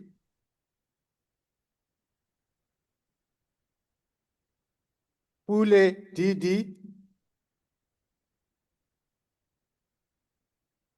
Ramaila KS. If we just go back on Minister Pule, you are muted.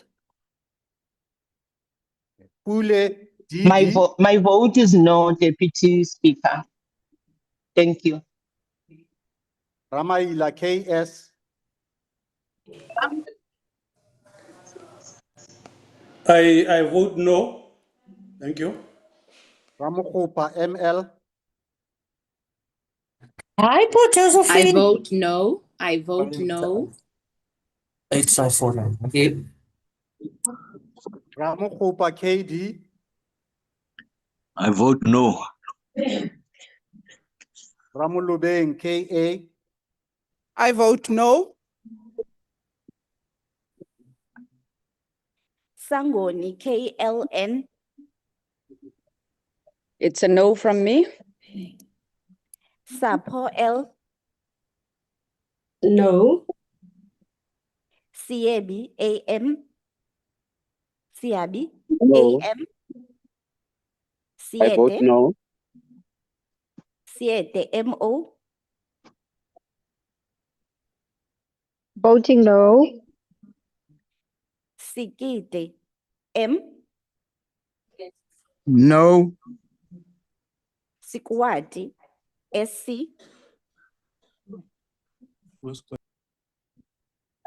I vote no. Silamulela SD. What? I vote no. No, it's fine.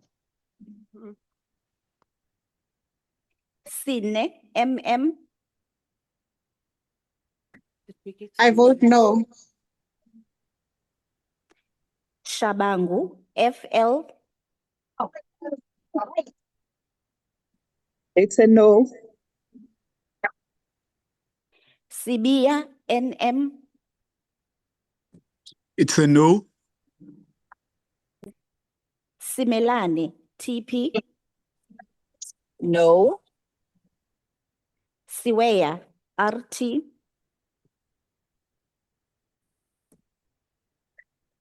It's a no for me. Skosana, GJ, I vote no. Sokanyile, T, I vote no. Sokopo, MM,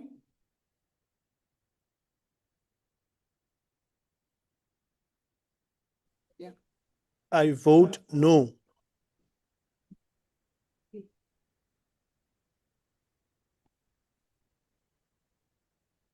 Sompa Masiu, NS,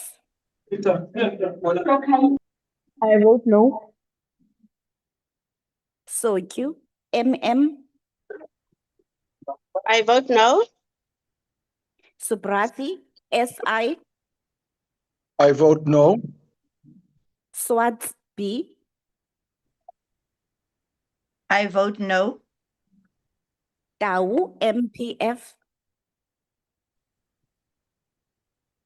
I vote no. Tikana Kotiwe, W,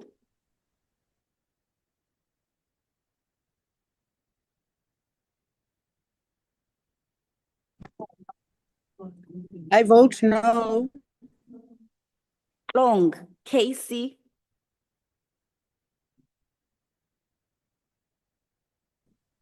I vote no. I vote no. Olashe, NG,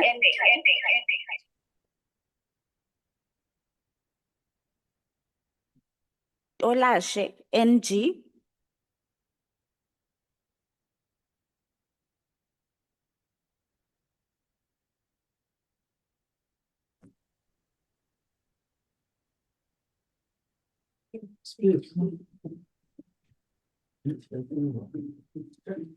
I vote no. Yes.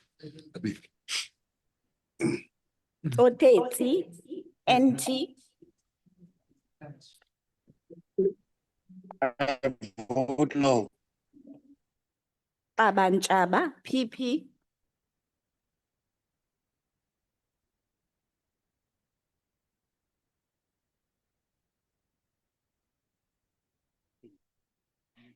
Aba, Nchaba, PP, Please unmute an honorable member.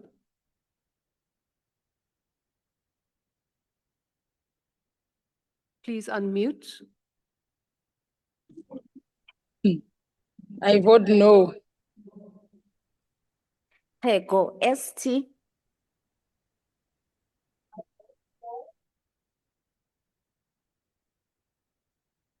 Hego, ST, I vote no. Zikalala, S, I vote no.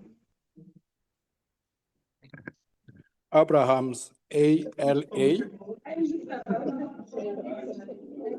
I'm voting no. Alexander, WR,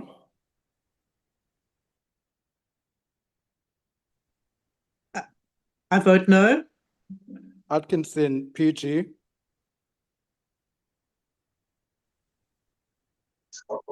I vote no. Okamp, WAS, I vote no. Bahrain, Honorable Plaikis, could you please mute your microphone? Honorable Plaikis. Bahrain M, No.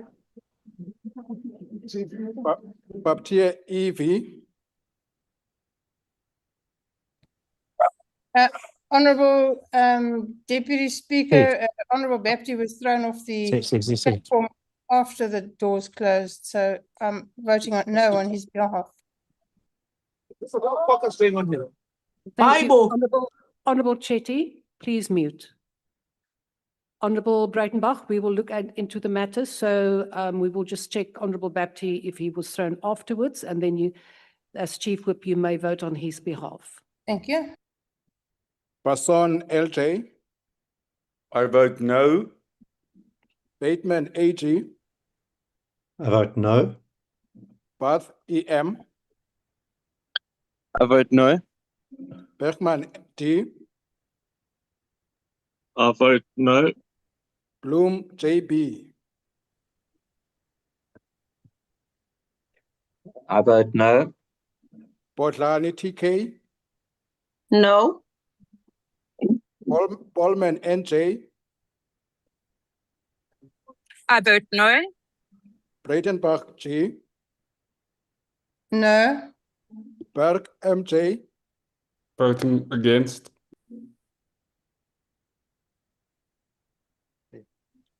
So no.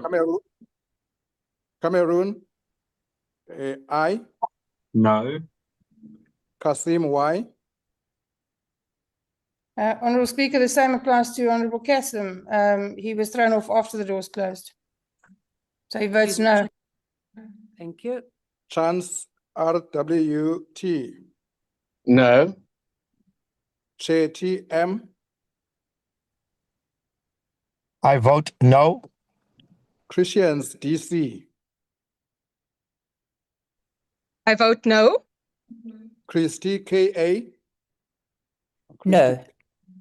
Clark MO,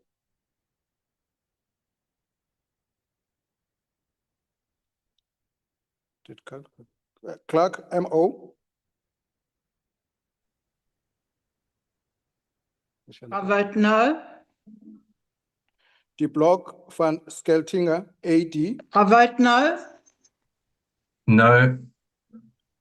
De Villiers JN, No. Engelbrecht J, No. Isaac F,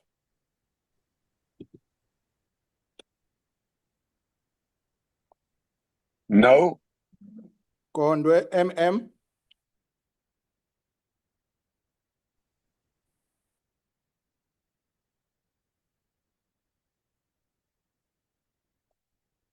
she's not there. Graham Murray SJ, I vote no. Kwahube S, Honourable Deputy Speaker, again, Honourable Kwarube was chucked off after the doors closed, so she votes no. Hatting C, No. Horn W, No. Hansinger CHH, I vote no. Ismail H, Honourable Deputy Speaker, Honourable Ishmael was also thrown off after the doors closed, so she votes no. Jordan C, No. Khobisa Ngaba K, I vote no. Khao KL, I vote against. Thank you. Kanyile TA, I vote no. Klopper DD, I vote no. Kola D, I vote no. Kriye HCC,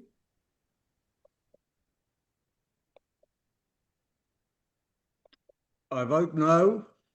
Labaskachne C, I vote no. Leroux KWD, I vote no. Lindet E, No. Lorima JRB, No. Mabena TB, I vote no. Macpherson DW, sorry, No. Matigizela BS, No. Malatsi MS, I vote no. Mare EJ, No. Masango BS, No. Maseko LM, No. Manier DJ, I vote no. Matsone NWA, I vote no. Mbiko F, I vote no. Maglua JJ, I vote no. Mdluli MM, I vote no. Michalakis G, No. Milham KJ, I vote no. Moore SJ, I vote no. PTL,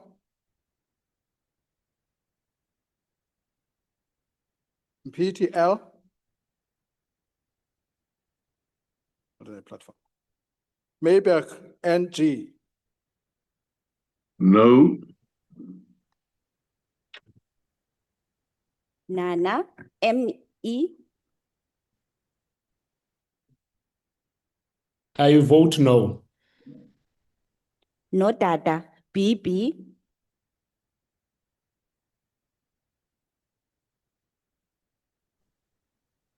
I vote no. Peach WD, I vote no.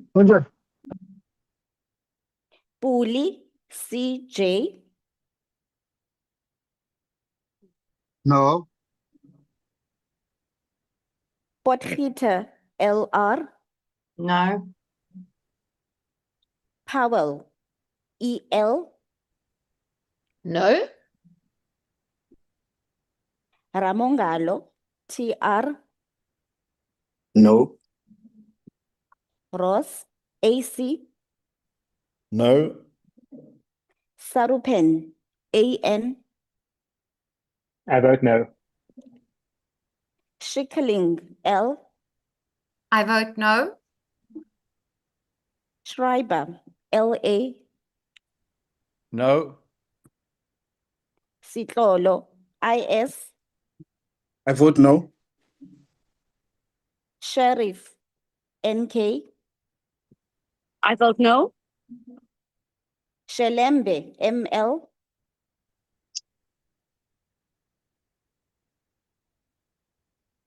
Shelembe ML,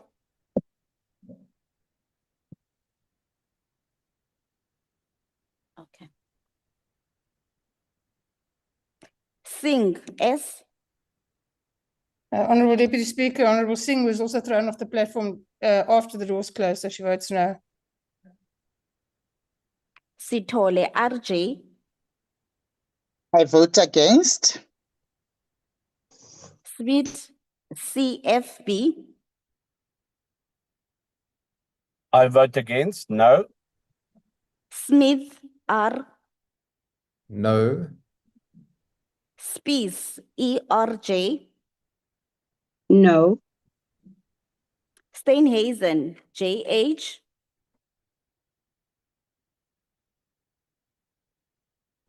I vote no.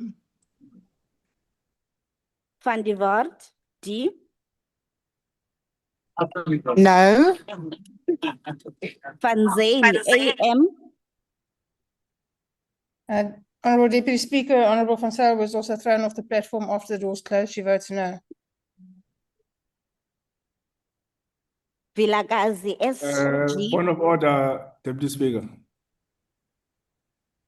What is your point of order, Honourable Lonzi? I want to check if after you have checked with the table, whether you report back to the House on these members. I mean, this is the 8th member now that we're being told is thrown out of the platform. That's an anomaly, even on technical terms. And someone losing network because they are on a flight doesn't count as Parliament throwing them out of the platform. They've left the meeting. So I'm counting. I just hope that after you have checked, you will come back to us. Yes, I'm also counting. Thank you, Honourable Lonzi. We are checking as we go along, and I will definitely come back to you. Thank you. Vilakazi SG,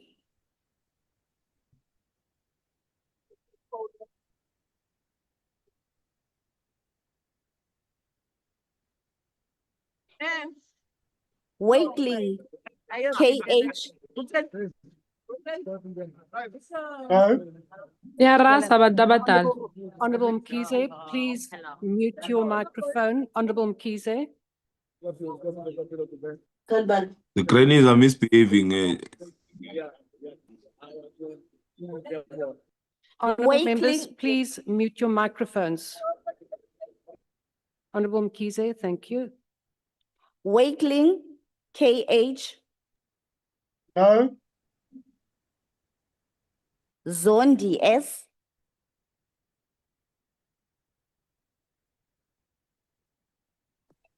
I vote no.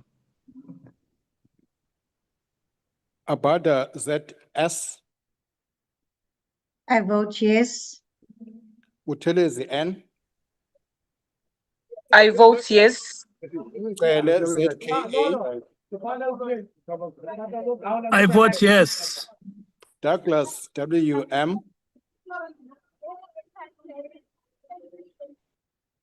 I vote yes. Thank you. Gama, SI. I vote yes.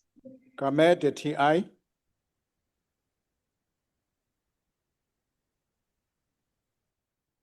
Chair, this is Correct. the member that I said was kicked out of the platform. Okay. Thank you. And are you voting on his behalf? We will check whether he was on or not. Yes, Chair, he votes yes. Thank you. Kasa, MM. I vote yes. Kwabaza, NP. I vote yes. Hlophe, MJ. He was also kicked out of the platform, Chair. He votes yes. Kubeka, TTS. I vote yes. Kubukeli, P. I vote yes. Litchfield, Chabalala, K. Yebo, yes. That's my vote. Madlala, EK. Ivoti lami liwuyebo. Madlala, KB. I vote yes.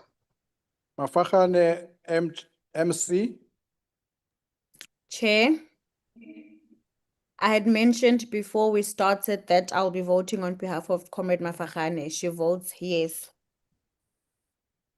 Malinga, JS.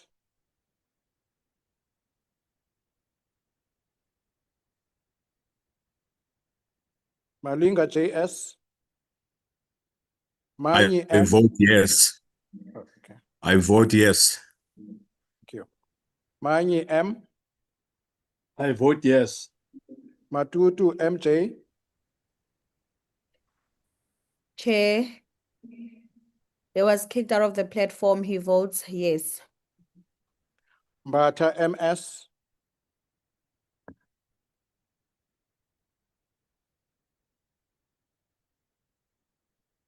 Mbata, MS. Not. Yes. Mbele, HH.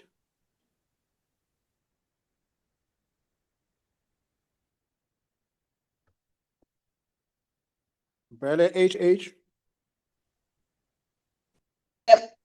Yes, I vote yes. Mchunu, G.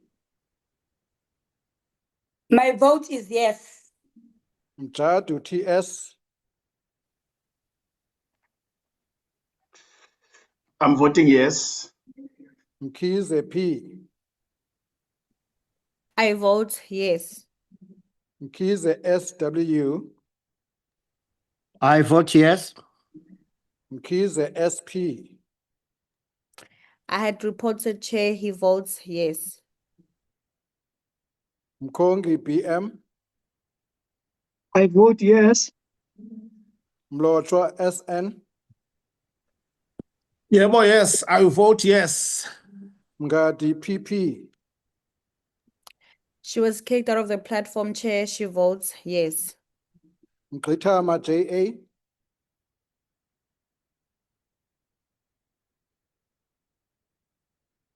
Mgqithama, JA.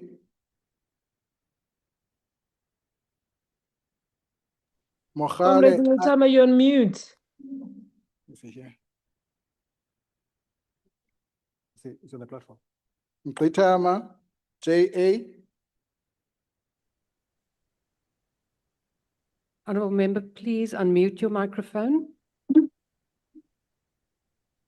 We see that you are on the platform. We'll come back to it. Mohale, IS. I vote yes. Mukwena Zondi, SMN. I vote yes. Moodley, SR. Chairperson, can you? My vote is yes. Okay. Mkutama, JA. My vote is yes. Thank you. Mutawung, G. It's an obvious one. It's a yes. Motubate, MP. I must vote yes. It's a yes. Msezane, MP.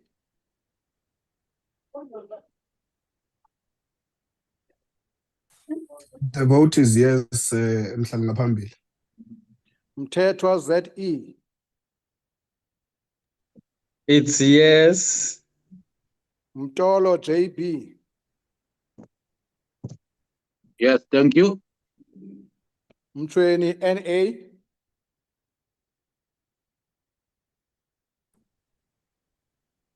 Yes. Muhammad, MBB. I'm struggling to get my camera on, but it's a yes. Mwali, SG. I vote in favor of the motion. Nchabeleng, A. The vote is yes, Chairperson. Ngobese, WQ. My vote is yes, Chairperson. Ngubane, JS. It's a yes. It's a yes, Chairperson. Nkosi, SI. I vote yes. Nomvalo, S. He votes yes, Chairperson. I had reported to the table. Nchaba, D.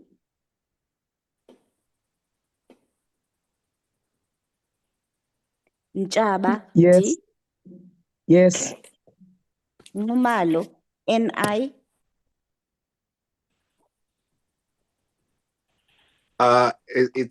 It's a yes for me. Chair, it's a yes. Thank you. Kadebe, HM. I vote yes. Ready, VG. I'm sorry, Speaker, but you shouldn't have tried to protect this delinquent president. I vote.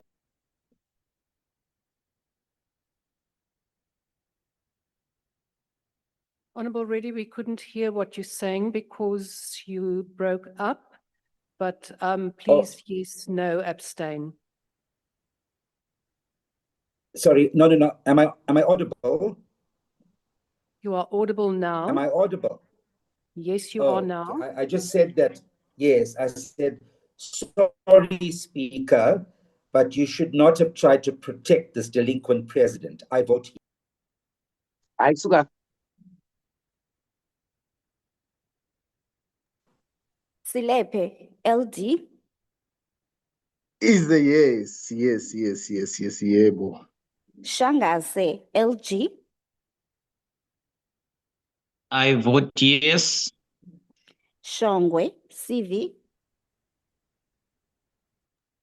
I vote yes. Skosana, DM. I vote yes. Taibosh, G. It's a yes.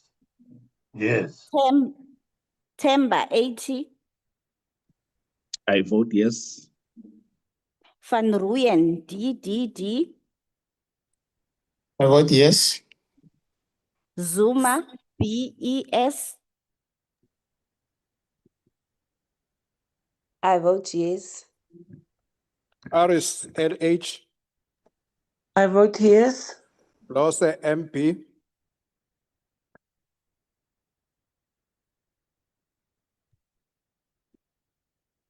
Lose MP. Members online currently. Please unmute Honorable Blose.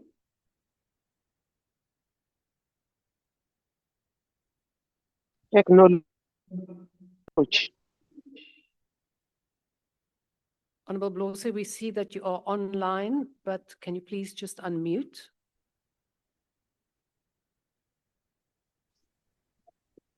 The vote is yes, Deputy Speaker. Chirwa Bungose, NN. I vote yes, Speaker. Diale BK.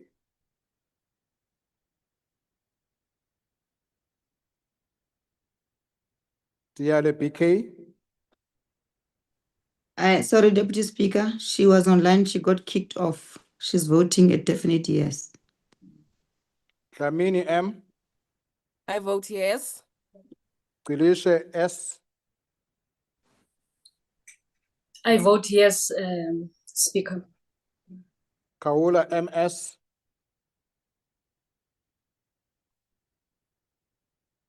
She voted Khoza. yes. She was kicked out by the system. We'll check. Khoza M. Thank you. I vote yes. Komane LM.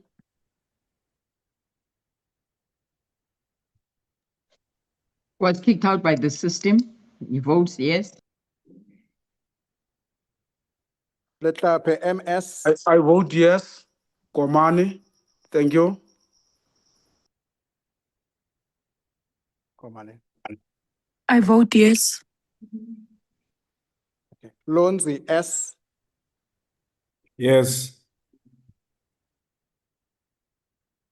Mylola PR. She was kicked out. She votes yes. Malema JS. I'm voting yes. Mananga L. Apologies for the pronunciation. Mananga L. Thank you, Speaker. It is a yes from me. Mawotwe OMC. It's a definite yes. Mare P. Yes. Mashabela NR.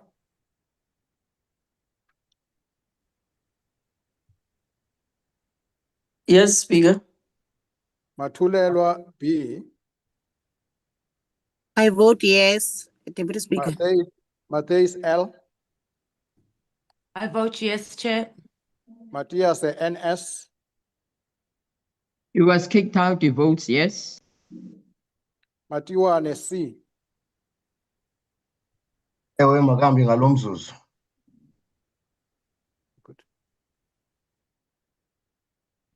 Mendenkuna NV. I vote yes. Mhlongo NM. Ngivota yebo lomkhulu. Mkalipi HO. Oh, yes, I vote yes, definitely. Deputy Speaker, yes. Mohale TP.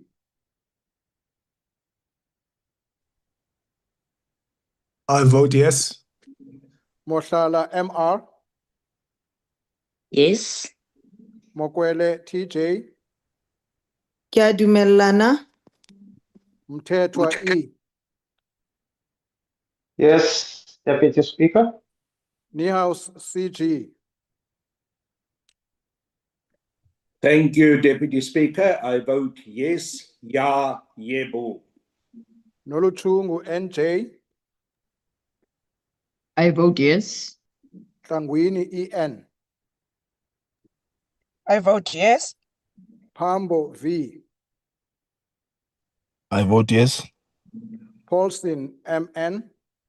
Extemia. Shikwambana M. I vote yes. Tafeni N. I vote yes. Tambo S. I vote yes. Tembekwayo SS. I vote yes. Tito LF.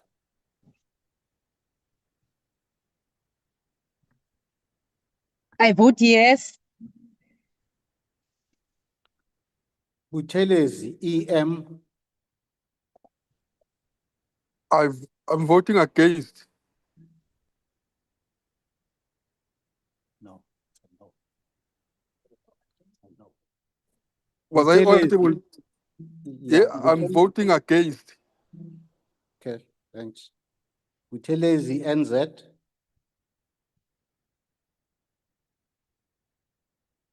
Buthelezi NZ. Xabekulu RN. I'm voting no. Huh? What's going on here? Can you hear my voice? I'm voting no. Atebe NM. I vote no. Sabisa VF. Madam Deputy Speaker, Honorable Shabisa and Honorable NZ Buthelezi got kicked out and they vote no.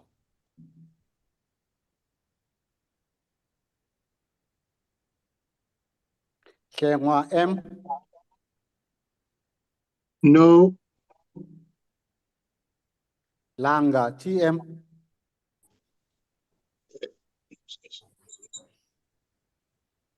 No. Langa TM. Big Barrage. Honorable Chibekulu, could you please just mute your mic? No. Lutuli BN. Lutuli BN. I vote no. Machi BE. I vote no.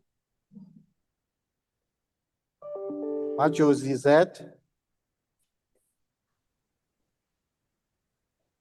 Majozi Z. I vote no. Mhlongo NH. I vote no. Mwango MA. Mwango MA. Ngobo SL.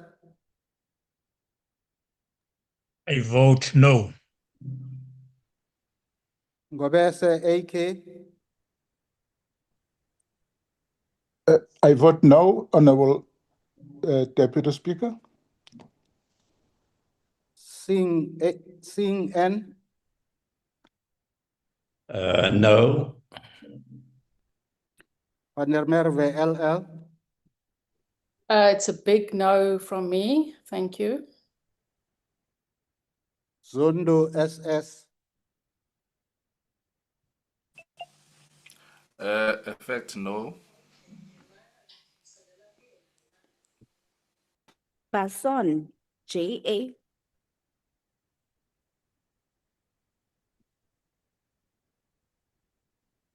Bason JA.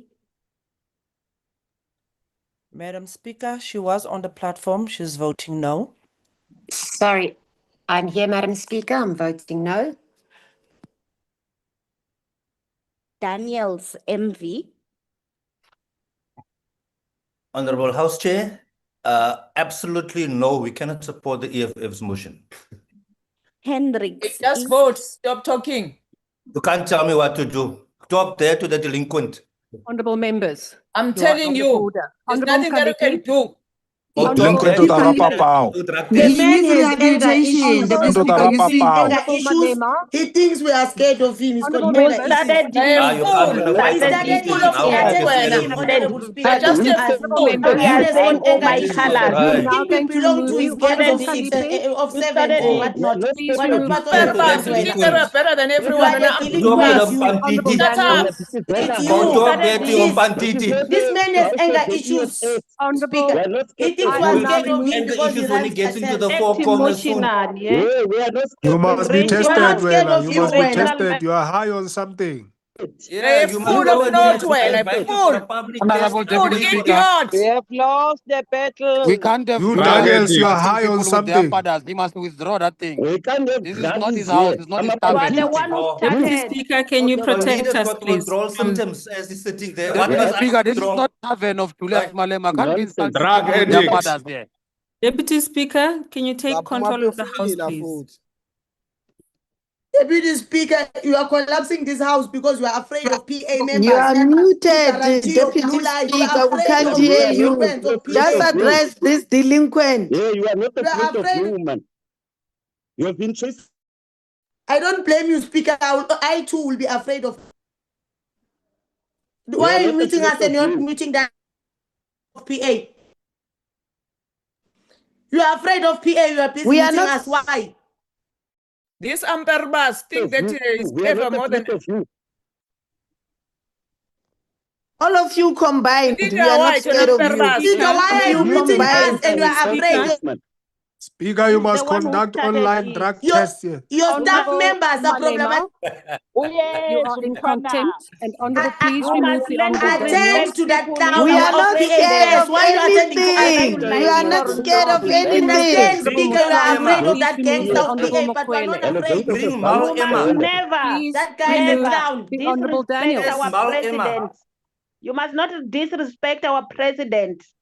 Honorable President. Managa. Test Malema. Honorable Daniels. Could we please remove Honorable Daniels?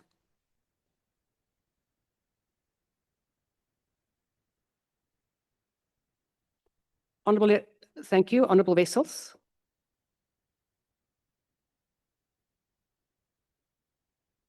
Honorable Wessels, your hand is raised. Is that a point of order? Please proceed. Thank you, Honourable Deputy Speaker. I couldn't unmute. Deputy Speaker, this is completely unacceptable, and I request you to refer the members that have acted in such a gross, disorderly fashion to the Powers and Privileges Committee. This is unacceptable, and I plead with you to use your powers to do that. Thank you. Thank you very much, Honorable Wessels. That will indeed be considered. Honorable Maotwe. Thank you, Deputy Speaker. We welcome the removal of Honorable Daniels. It's long overdue. Actually, you sending him out is not enough. Let's send him to a rehabilitation center. Honorable Really, he needs to be Maotwe. rehabilitated. This is About uncalled you. for. I have now dealt with the matter. Honorable Van Wyk. Speaker, it can be correct. I'm rising on the rule of 84. It can be correct that each and every time we are being insulted here, and then you allow it, Speaker. We have been called names, we are drug addicts. Even one of Honorable our children Van Wyk. of an honorable member was called to say that they hope Honorable that she Van Wyk, doesn't I have now receive dealt with the drugs. matter. You are not Can you going to please deal debate with the that matter matter as now. well? And why are you Honorable Van Wyk, removing Honorable I Daniels? have now dealt with the matter. You are also now in contempt. Honorable Van Wyk, we are now proceeding with the vote. Hendricks E. That's a no, Deputy Speaker. J.T. J, vote no. Mackenzie G. Bias near. Mhlanga M.L.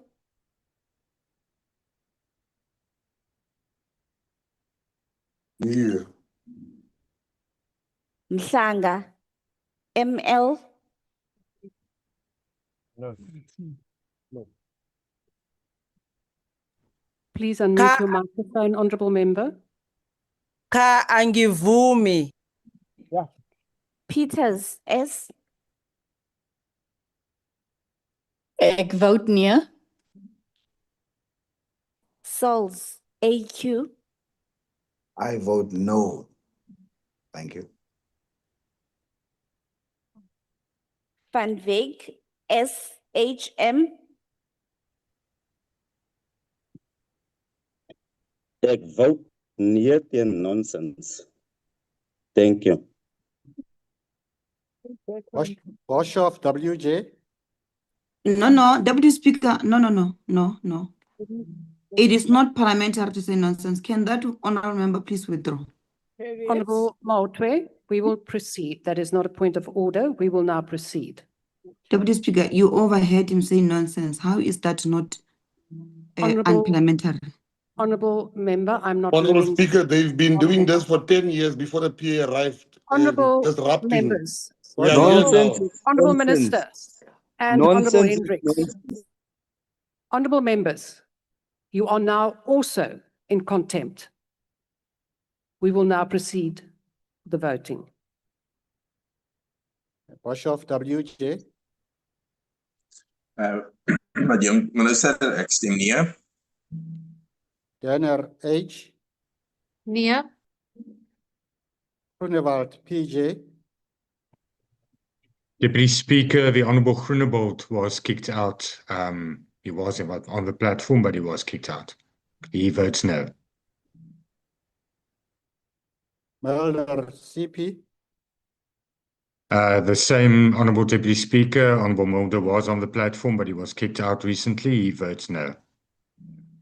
Van Staden, PA. Ek stem nee, adjunct speaker, dankie. Wessels, WW. I vote no. Beasley, AD. I vote no. James, DE. I vote no. Kobe, MP. I vote no. Liklapi, TKS. I vote no. Ngobeni, LM. I vote no. Trolip, RAP.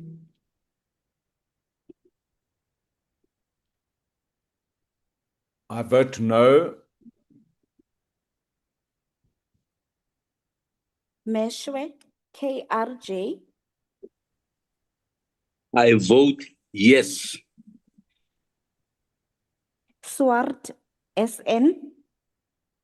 I vote yes. Thring, WM. Deputy Speaker has indicated Mr. Thring was on the platform but had to catch a plane and therefore he had to leave the platform. Thank you. Are you voting? Okay, can vote. He would have voted yes, but I think the fact that he left the platform would disqualify him from voting. Correct. Holomisa, BH.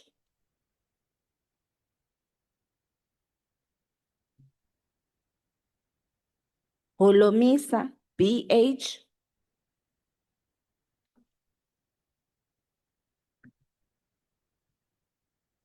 Kwankwa, NLS.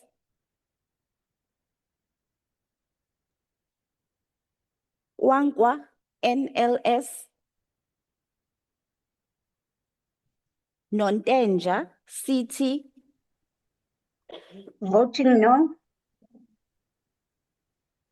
Ghana, SM. No. Zibi, SS. Voting no. Klaus Webster, NL. Voting no. Maimane, MA. Voting no.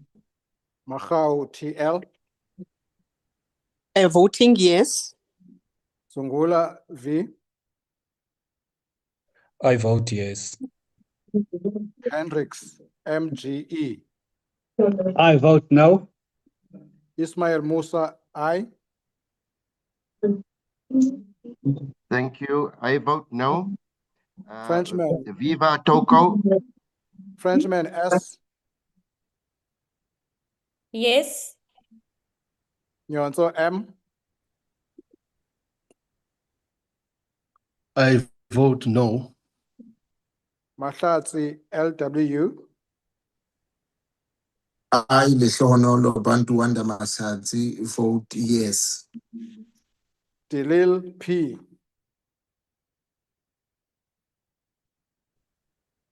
I vote yes. Sorry. You already voted. Sorry, Deputy Speaker. I vote no. Thank you. Your conscience was speaking to you. Sleep, man.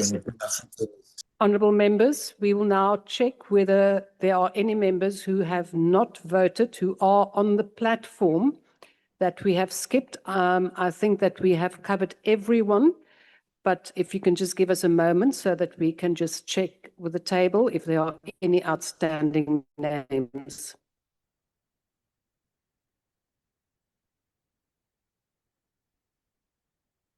There are 2 members that were on the platform, but we could not hear them, so we will just call their names out again.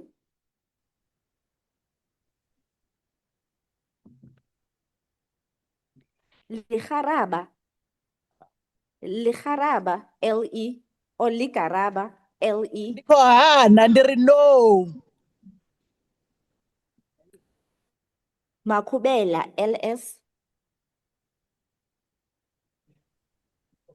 Deputy Speaker, can you allow me to come in? I vote She's there. no. Thank you, Honourable Ntuli. You can now proceed. No, thanks, Deputy Speaker. I wanted to indicate that those members were on the platform but didn't vote, but I'm fine now. Thank you, Honourable Ismail Musa. Yes, our leader of the party, I haven't heard his name called out. We have The called his Honourable name. He has Deputy. voted. He has voted. Thank you. Thank you for confirming, Honourable Chair. Is there anyone else that we have skipped? We will now check with the list that we have, where the people who were kicked off the system were indeed logged on when the doors closed.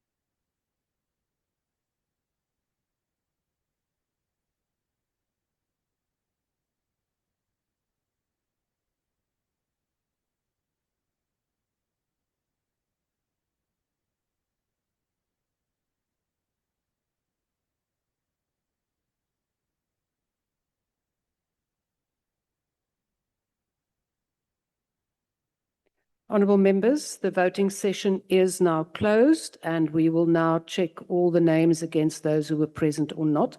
Honourable Nolochungu. Thank you very much, Deputy Speaker. You have removed members of the EFF without giving prior notice. With Honorable Daniels, you did caution him, but the members of the EFF were removed without any prior notice. Can you please reinstate them? Thank you. Thank you, Honourable Member. That matter can be taken up later.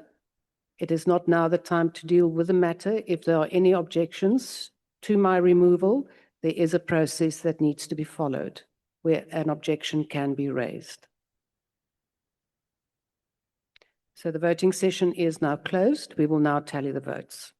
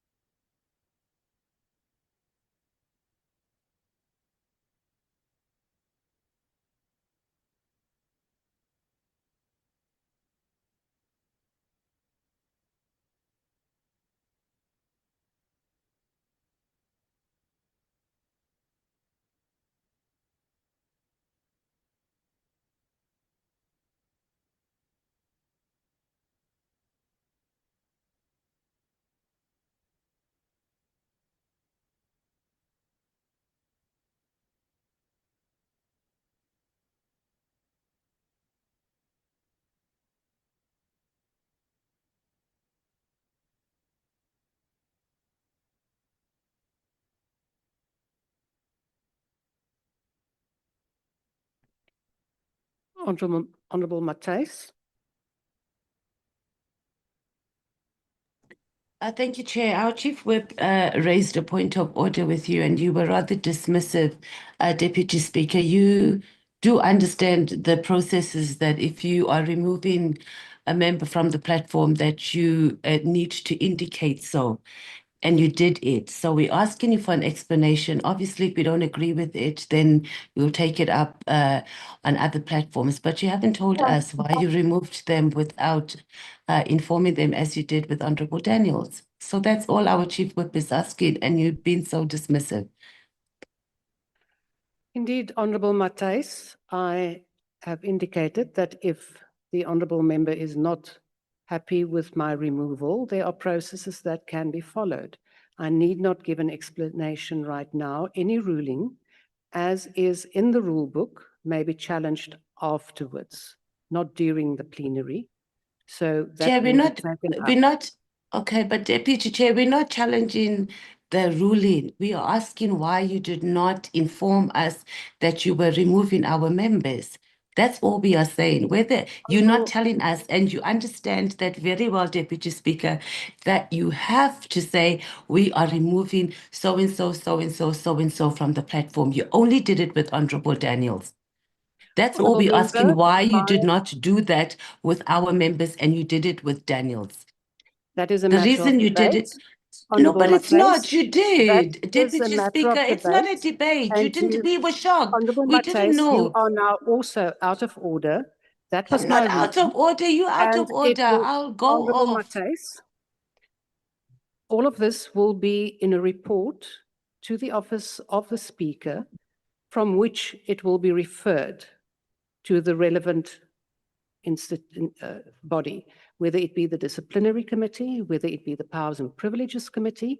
Whenever a member is removed, a report must be submitted, which is what I will do.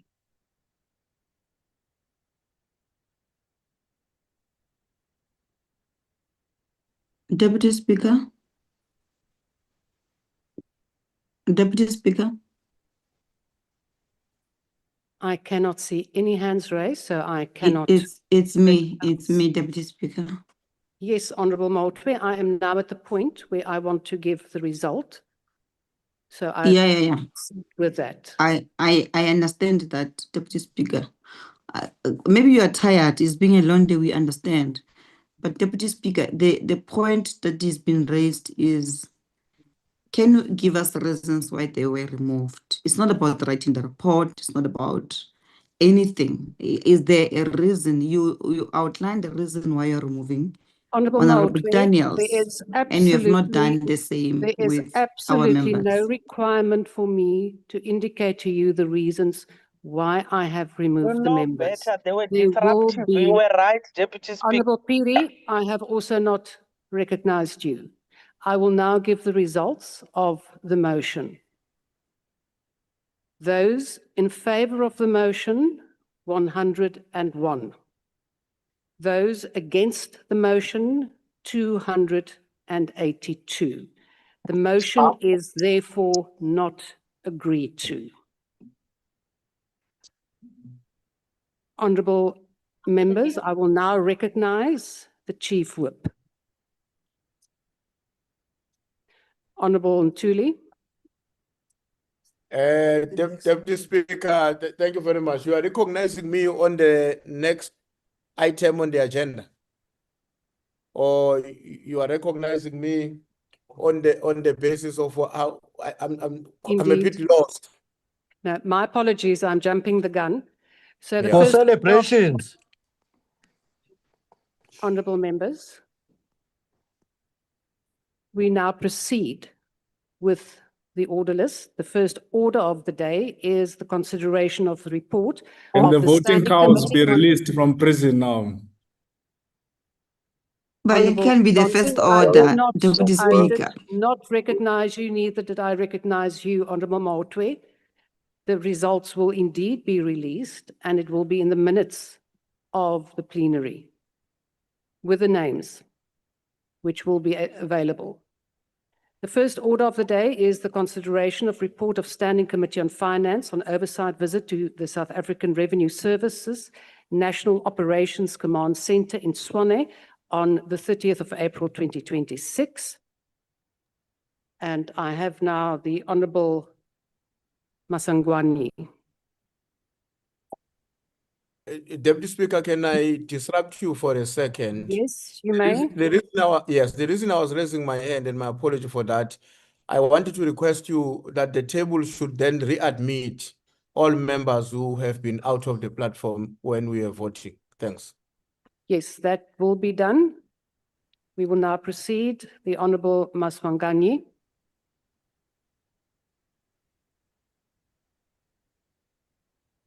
Thank you, Deputy Speaker, Ministers, honorable members of the House.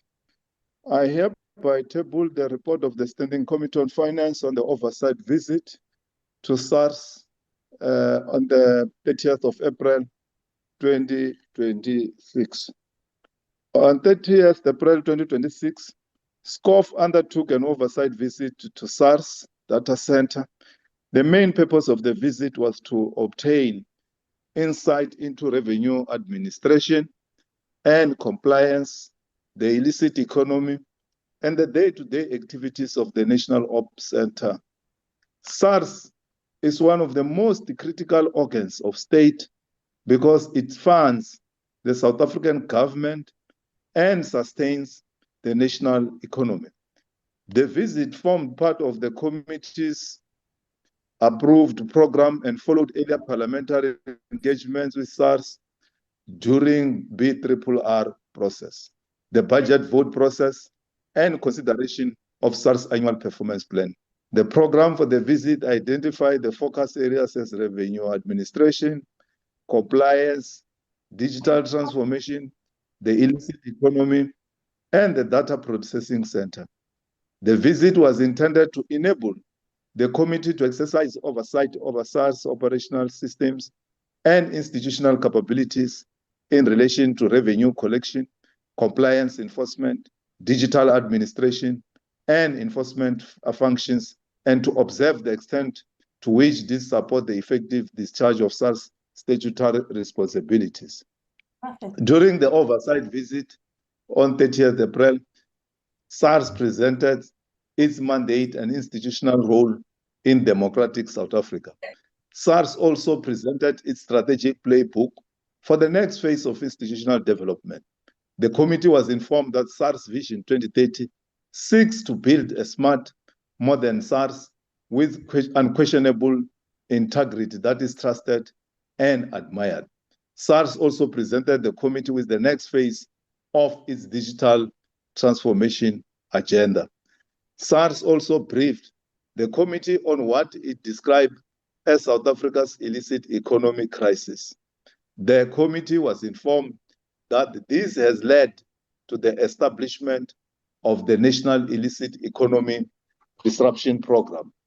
SARS referred in this regard to the State of the Nation address delivered by President Ramaphosa on 12 February 2026, in which he stated that government was establishing a National Illicit Economy Disruption Program, bringing together key state agencies and other stakeholders, including the private sector, and that high-risk sectors such as tobacco, fuel, alcohol, and other counterfeit goods will be targeted through the effective use of data analytics and artificial intelligence.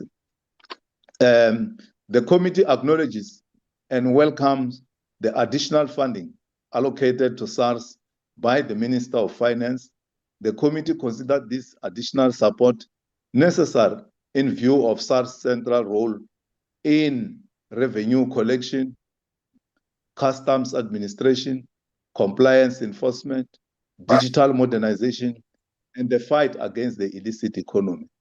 The committee again recommends that National Treasury should continue to provide SARS with adequate, predictable, and appropriately structured funding for this institution to discharge its mandate effectively. The committee also recommends that SARS, the Border Management Authority, and the relevant departments finalize an interagency governance, operating frameworks for the Smart Border Reform Program before the operating arrangements for the border public-private partnerships are concluded. The committee welcomes SARS continued digital transformation and modernization. The committee notes the machine learning automated assessment, pre-populated returns, artificial intelligence detection models, and a real-time operational dashboards have become central to taxpayer service, compliance, risk management, enforcement. The committee, nevertheless, observes that the increasing reliance on artificial intelligence, integrated taxpayer data, and automated decision-making requires strong governance, cybersecurity, and accumulation safeguards. The committee therefore recommends that SARS strengthen its taxpayer education and service access programs in rural and underserviced areas. I therefore move that the report be adopted. Honorable Thank you very much, Honorable Member. Honorable members, I will now recognize political parties wishing to make a declaration. The usual times for declaration of votes will apply. The MK. Thank you very much, Chairperson. MK concurs with the assertion that the work of SARS should be understood not merely as tax collection in a narrow administrative sense, but as part of the state's broader constitutional and developmental architecture.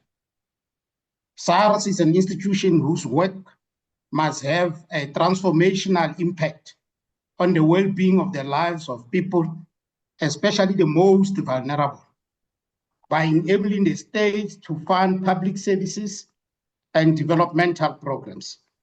It is our submission as MK Party that in its current form, SARS is not in a position to fully discharge its noble mandate. We note the presented historical revenue and taxpayer register data showing the growth of tax administration over time. Unfortunately, Chairperson, the austerity-driven funding model limits SARS revenue generation capacity. Also, the ambiguous and confused relationship between SARS and the Border Management Authority, where SARS presents itself as holding statutory custom authority, while the Border Management Authority claimed operational primacy at the port.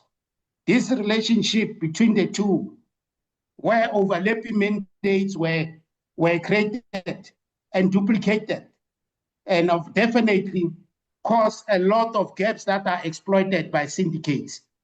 The relationship between the Border Management Authority and the South African National Defence Force, where the absence of structured handover protocols from borderline interceptions to port enforcement create a major gap, which is also exploited by criminal syndicates.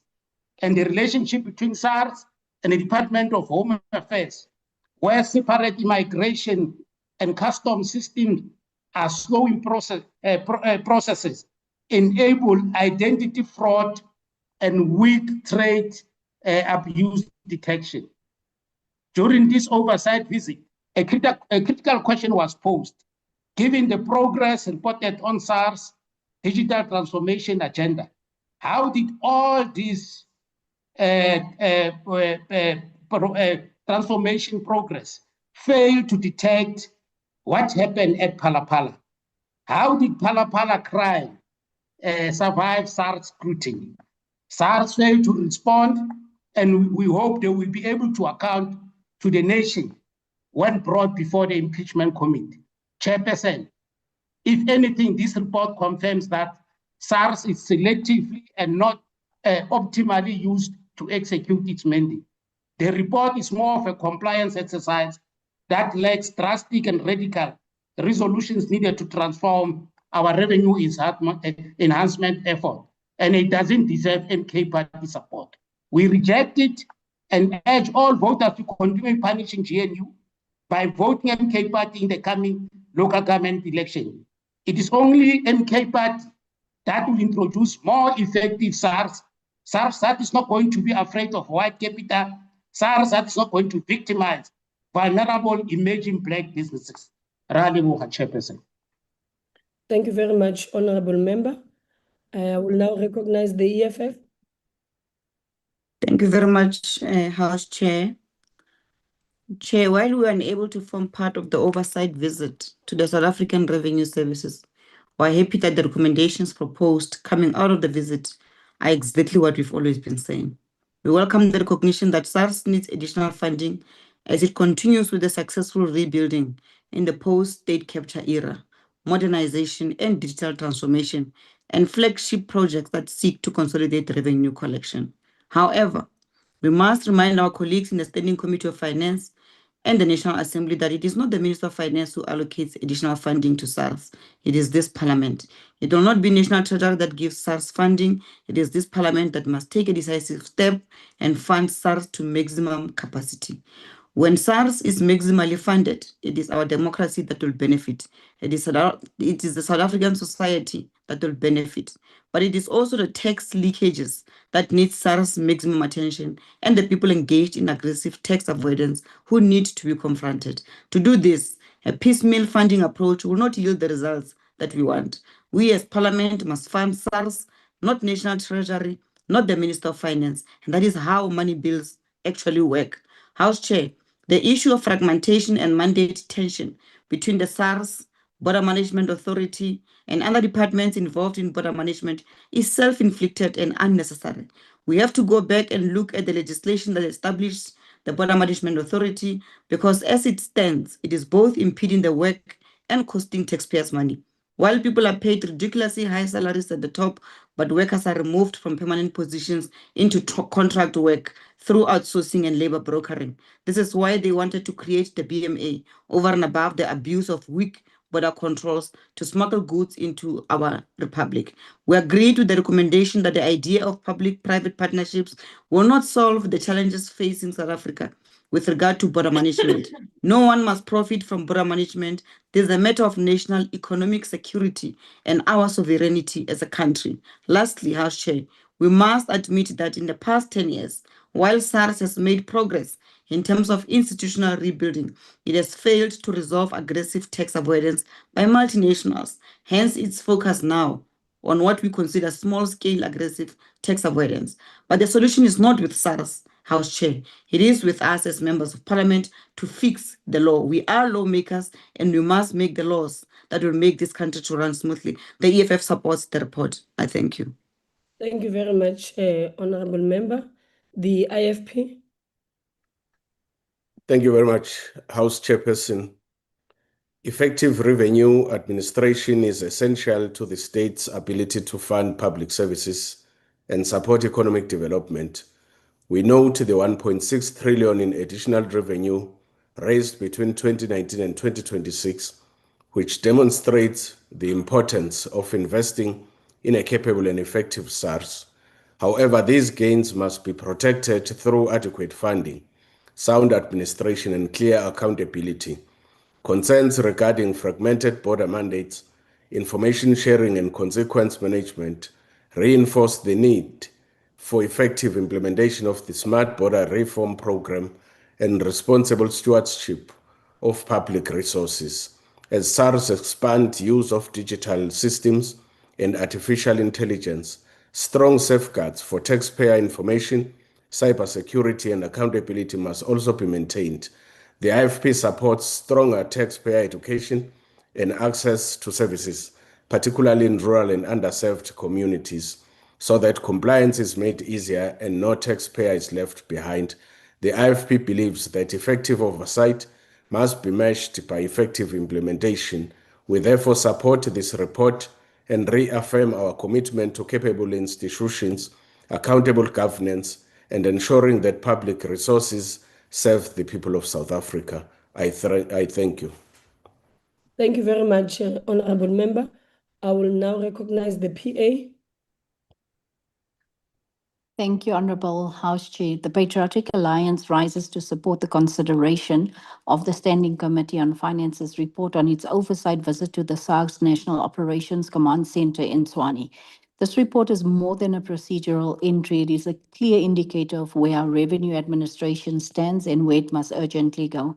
The committee's visit showed that SADC is steadily rebuilding its institutional strength. The command center demonstrates improved digital systems, better data analytics, and a renewed focus on compliance and enforcement. These are encouraging signs of an institution recovering from years of instability and governance failures. But Honorable House Chair, the PA must stress a critical point. The illicit economy remains one of the greatest threats to the South Africa's fiscal health. Criminal networks are organized, well-resourced, and increasingly sophisticated. Technology alone cannot defeat them. SADC needs sustained investment, specialized skills, and stronger coordination with law enforcement and intelligence agencies. We cannot expect world-class results from an institution that is asked to do more with less. The oversight visit also highlighted the importance of protecting the data processing center, the nerve center of taxpayer information. Strengthening this infrastructure is essential for safeguarding the integrity of our revenue system and ensuring that every rand due to the state is collected.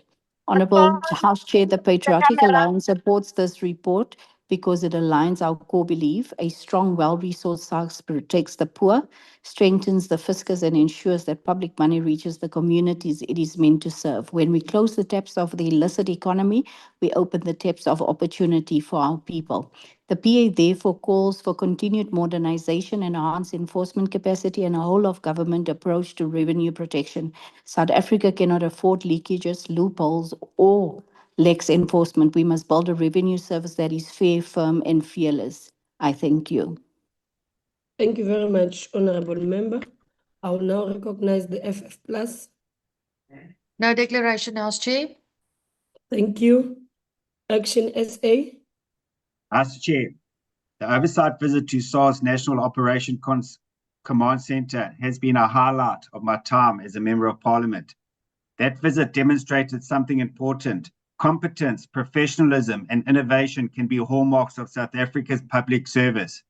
When the right political leadership is applied, when institutions are properly managed, and when capable officials are given the resources they need, our state can deliver. Action SA was the first political party to call for additional funding to properly resource and capacitate SARS. What we saw during this oversight visit vindicates that position. And importantly, we are no longer alone in this call. Parties across this House are now calling for greater funding for SARS.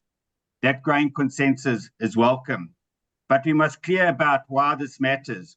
South Africa has a cancerous illicit economy that deprives the fiscus of billions, undermines legitimate businesses, and fuels organized crime. If we are serious about confronting it, SARS must have the resources, technology, personnel, and institutional capacity to do so. Properly funding and capacitating SARS is therefore not simply an investment in tax collection. It is an investment in the integrity of our economy, in the sustainability of public finances, and the fight against the illicit economy. Action SA will continue to advocate for a SARS that is properly funded, properly capacitated, and empowered to do the job that South Africans expect of it. Action SA supports the report. I thank you.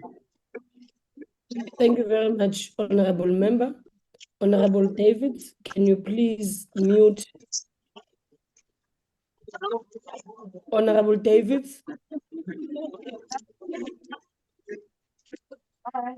Honorable Davids, can you please mute? Here. Good, you managed.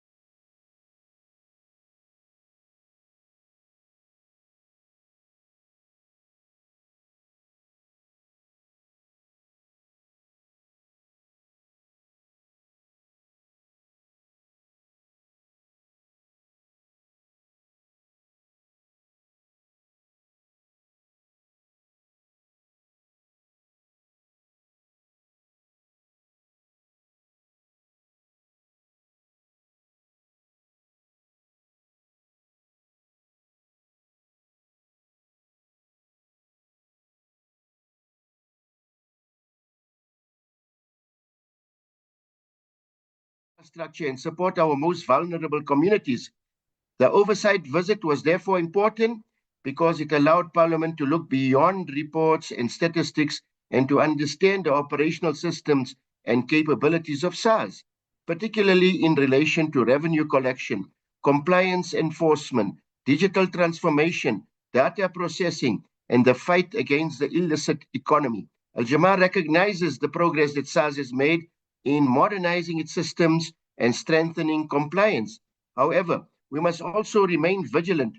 Every rand lost through tax evasion, fraud, illicit trade, corruption, or other forms of non-compliance is a rand that could have contributed to schools, hospitals, housing, social development, basic services, and sustainability. The fight against the illicit economy must therefore remain a national priority. Parliament has already expressed concern about the growth of illicit economy activity and damage it causes to our economy. At the same time, we must ensure that enforcement is fair and does not place an unnecessary burden on compliant taxpayers, particularly small businesses and ordinary citizens. Compliance must be accompanied by education, accessibility, efficient service delivery, and respect for taxpayers' rights. Honorable Speaker, digital transformation provides us with an enormous opportunity. Better use of data, technology, and intelligence can improve compliance while making the tax system more efficient and easier for citizens to navigate. I therefore support the report and its recommendations, and we call for continued parliamentary oversight to ensure that SARS remains effective, accountable, technologically capable, and focused on maximizing revenue for the benefit of all South Africans. Malibongwe, thank you. Honorable Tshwane, I see your hand is up.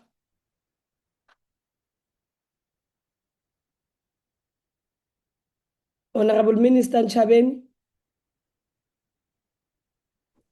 I pressed by error, House Chair. Okay, thank you. We proceed. I will now recognize NCC.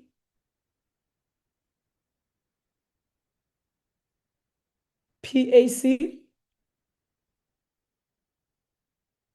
UAT. Thank you, Chairperson. No declaration from UAT. Okay, thank you very much, Honorable Mahlatsi. Good. I'll now recognize the DA. Honorable Chairperson, South Africans are under enormous financial pressure. The cost of living continues to squeeze households, business face rising costs, and taxpayers are being asked to carry an increasing burden to fund a state that still struggles to deliver basic services. That's why the SARS Oversight Report is so important.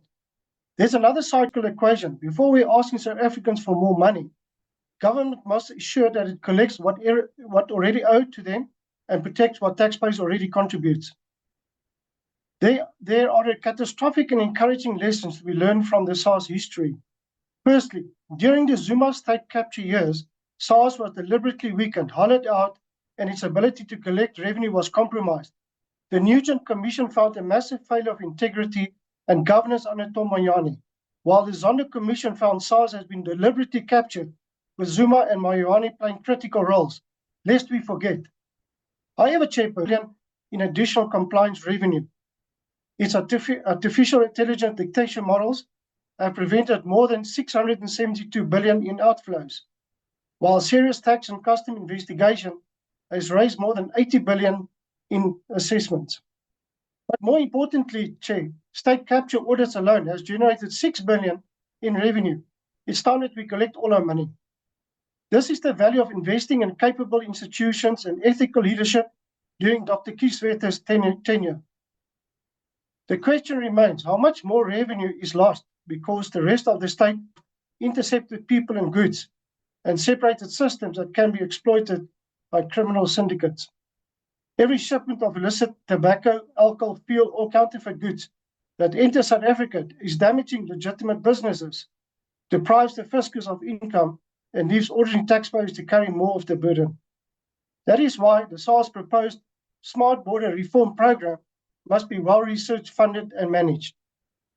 The border must operate as one integrated fiscal and enforcement system with clear responsibilities, shared data, scanner, risk engine, and measurable revenue outcomes. This is where the DA's principle of every rand count matters. The SARS Modernization 3.0 program presents an important opportunity to change the way government fights revenue leakages. SARS is moving towards an AI-enabled operating model using machine learning, automated assessments, pre-populated returns, integrated taxpayer data, and real-time risk detection. This resulted in preventing over 672 billion in outflows. The DA supports this direction, but technology must be accompanied by strong governance, cybersecurity, human oversight, and measurable outcomes.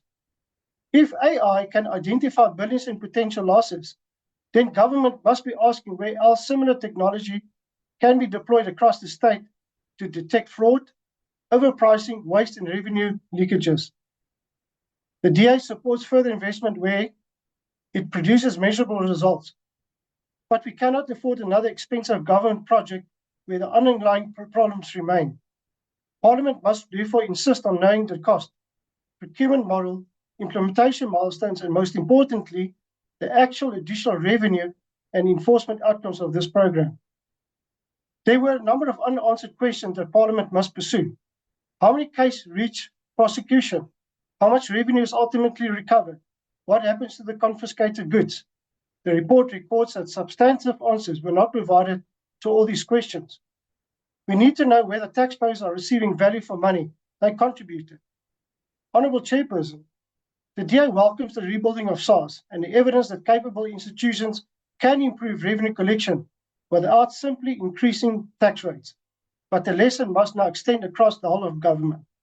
We need to collect more efficiently, stop leakages, fight the illicit economy, eliminate waste, and measure the return on every major public investment. The DA supports this report. Thank you, Chair. Thank you very much, Honourable Member. I will now recognize the ANC. Honorable House Chair, the African National Congress take pride in the progress made by the 6th and 7th administrations in strengthening the South African Revenue Service.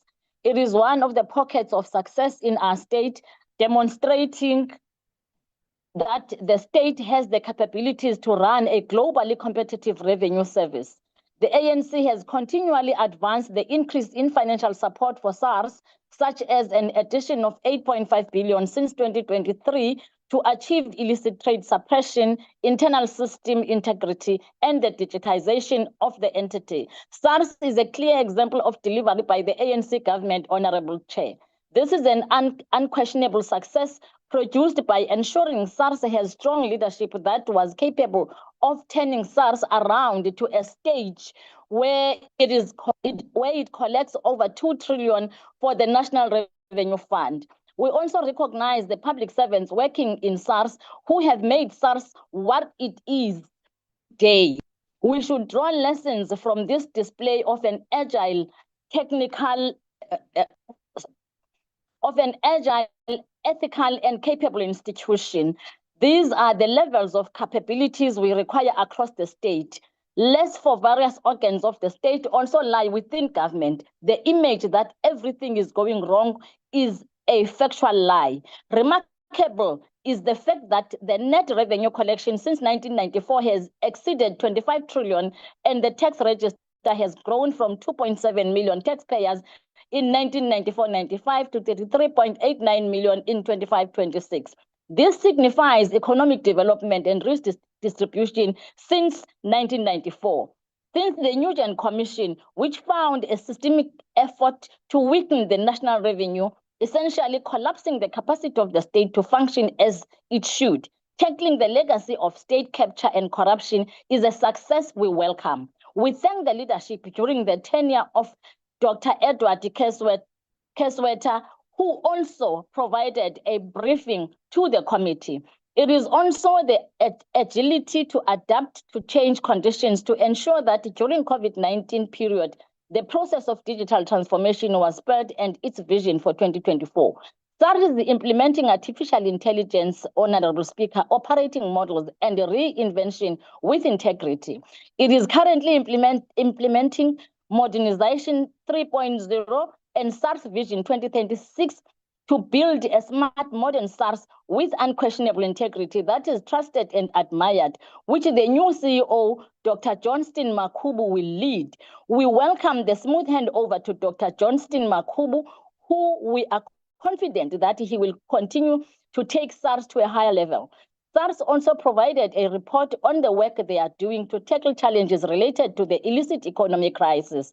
Illicit financial flows compromise the capacity of the state to collect due taxes, resulting in foregone tax.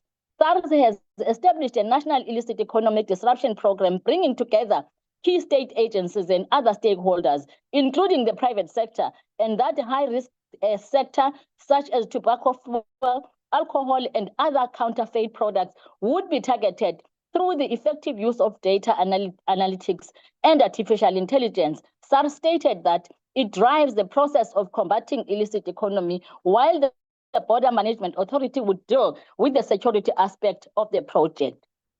SARS reported that additional revenue raised between 2019-26 amounted to 1.6 trillion. That artificial intelligence detection model had prevented more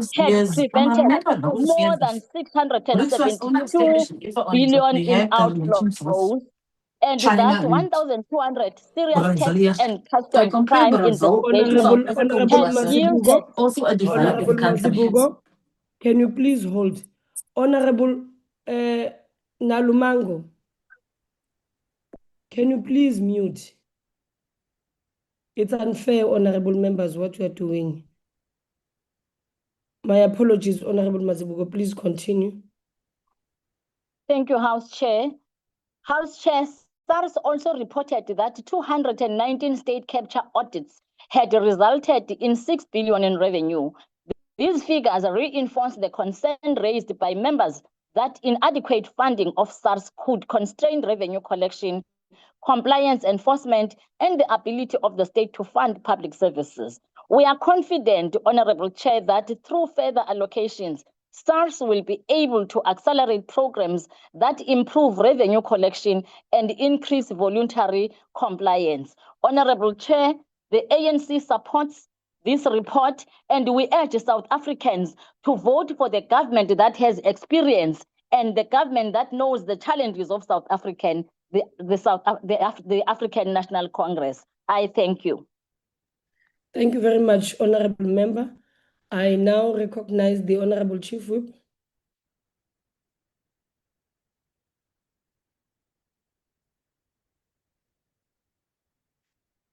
The Honorable Chief Whip Ntuli. Thank you very much, Chairperson. Good evening to you. And may I propose that the report be adopted. Thank you. Honorable members, the motion is that the report be adopted. Are there any objections? No. Honorable Douglas. Please note the objections of MK. Thank you very much. With that objection noted, the report is agreed to. Honorable members, we now move to the second order of the day is consideration of report of Portfolio Committee on International Relations and Cooperation on Oversight visit on SA missions in SADC region gathered at South African High Commission in Lusaka, Zambia from 3 to 7 February 2026. I will now, to introduce the report, I will now recognize Honorable Mauma Pilu. Presiding Chairperson, honorable members, I greet you tonight. Just to bring to the attention of the House that the Portfolio Committee on International Relations took a conscious decision to adjust the model in as far as doing oversight on DERCO is concerned. We took a decision to group the 115 missions in the world into regions. We undertook an oversight visit to the region of Europe. Thereafter, we undertook an we undertook an oversight to SADC, as indicated on the 3rd to the 7th of February 2026. The report provides an important assessment of South Africa's diplomatic presence in a region that remains central to our national interests, our economic development, and our commitment to African integration. SADC region is not merely a geographical neighborhood. It is a region with which South Africa shares deep historical, political, and economic and cultural bonds. Our approach must therefore continue to be guided by solidarity, mutual respect, and cooperation, whilst advancing South Africa's national interest and contributing to the development of our continent of Africa. One of the important things emerging from this oversight visit is the growing significance of economic diplomacy. The report demonstrates that South Africa's companies have established a substantial presence across the region. They operate in sectors ranging from mining, banking, telecommunication, tourism, manufacturing, logistics, et al. There are also considerable opportunities for further cooperation in agriculture, agro-processing, pharmaceuticals, renewable energy, construction, et al.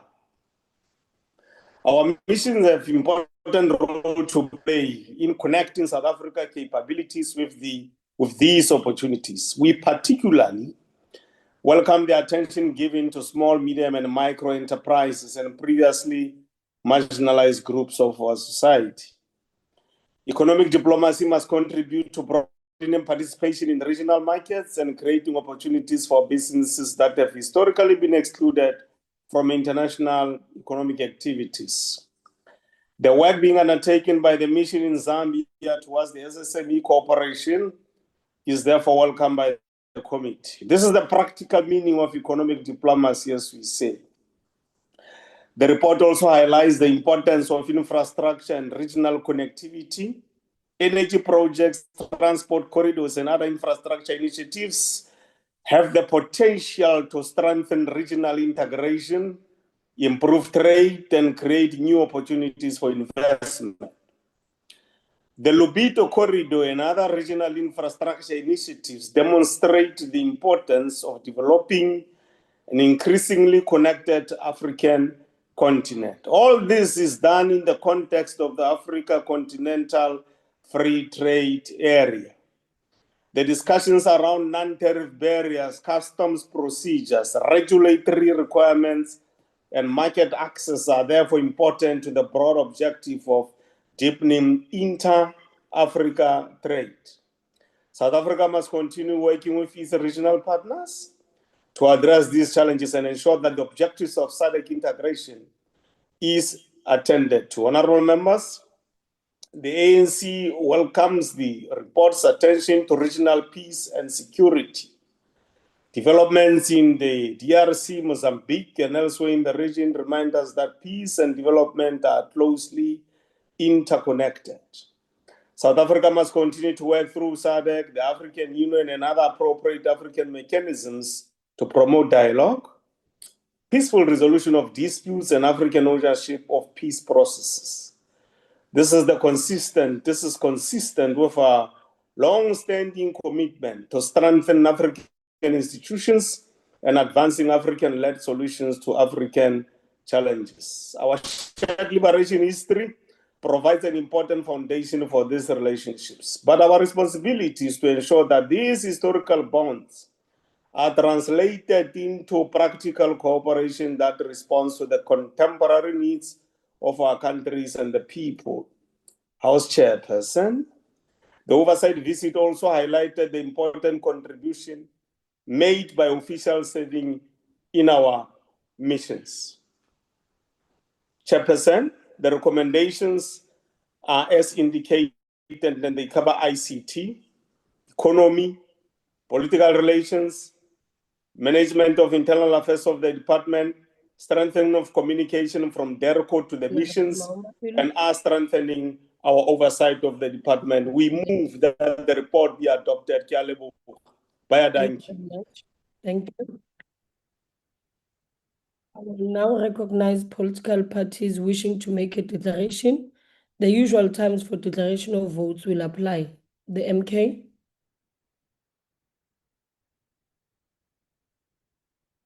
Just struggling with my camera. Can I keep it off, Chair?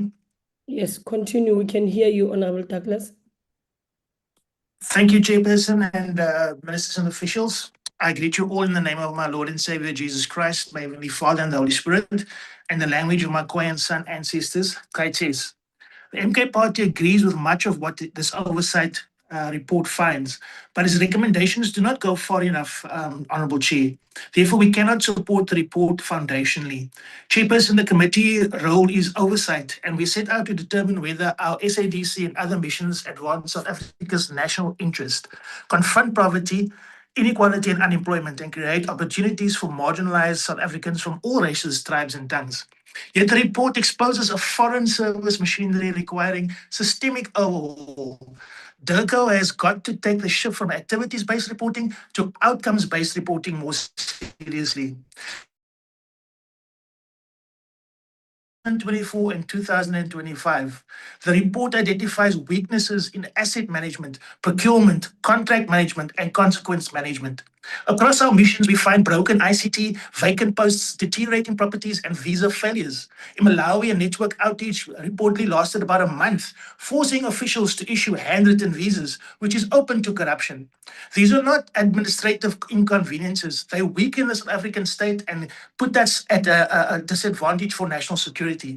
So yes, it's important for us to fix the ICT, to fill the vacancies, to protect our assets and enforce our consequence management. But that cannot be where the recommendations end as it does right now.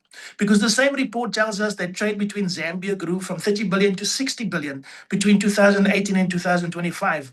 That more than 230 South African companies operate in Tanzania and more than 120 in Zimbabwe, and that trade with Mozambique reached approximately 139 billion in 2024.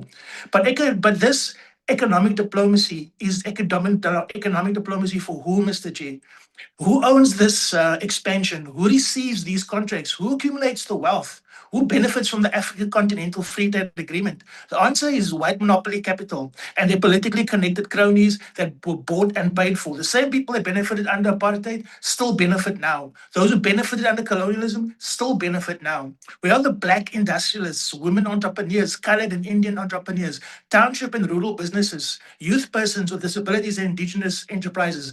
These must be the metrics on to decide how good we are and what we're doing in SADC. Are we taking those people to our SADC neighbors and giving them opportunities? No, we're not. It's the same people as it always was. And that's what MK is going to change. If our diplomacy merely expands established corporate capital across Africa while ownership remains fundamentally untransformed, then we are expanding trade without transforming the economy, which goes against the very core of the MK's beliefs. And here lies the contradiction.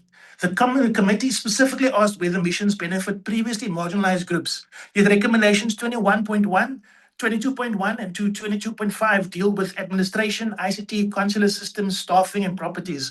Where's the recommendation on economic transfer that spells out clearly what must be done and how we're going to benefit? Where's the beneficiation going to happen? It must be at source here by us. Where's the industrialization? We need to share industrialization with our neighbors across SADC, and we need to go trade across borders. Where's the land and productive agricultural reform linked to African markets? Where is the measurable jobs?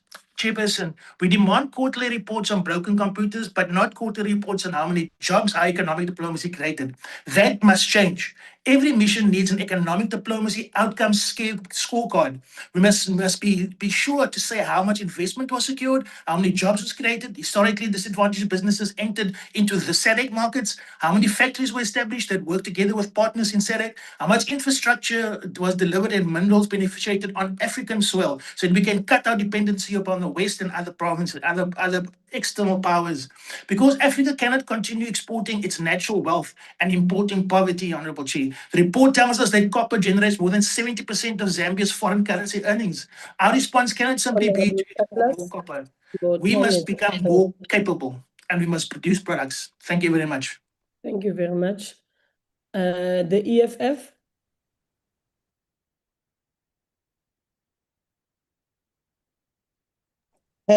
Thank you very much.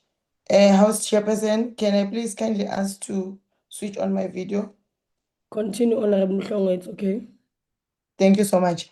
Chairperson, our oversight visit to our missions at our sister SADC countries exposed just how dire the condition of our missions is, and that in fact the Department of International Relations and Cooperation is hiding the neglect with which it handles our foreign missions. South African missions are a symptom of the underlying problem of underfunding in this department. And without addressing this underlying problem, the neglect and rot will continue. The mission in Zimbabwe is a clear example of this rot. The building of our embassy is in a state of complete disrepair, from a leaking, collapsing roof to using old, outdated equipment and furniture that can fall apart at any moment. There's no budget to refurbish our embassy.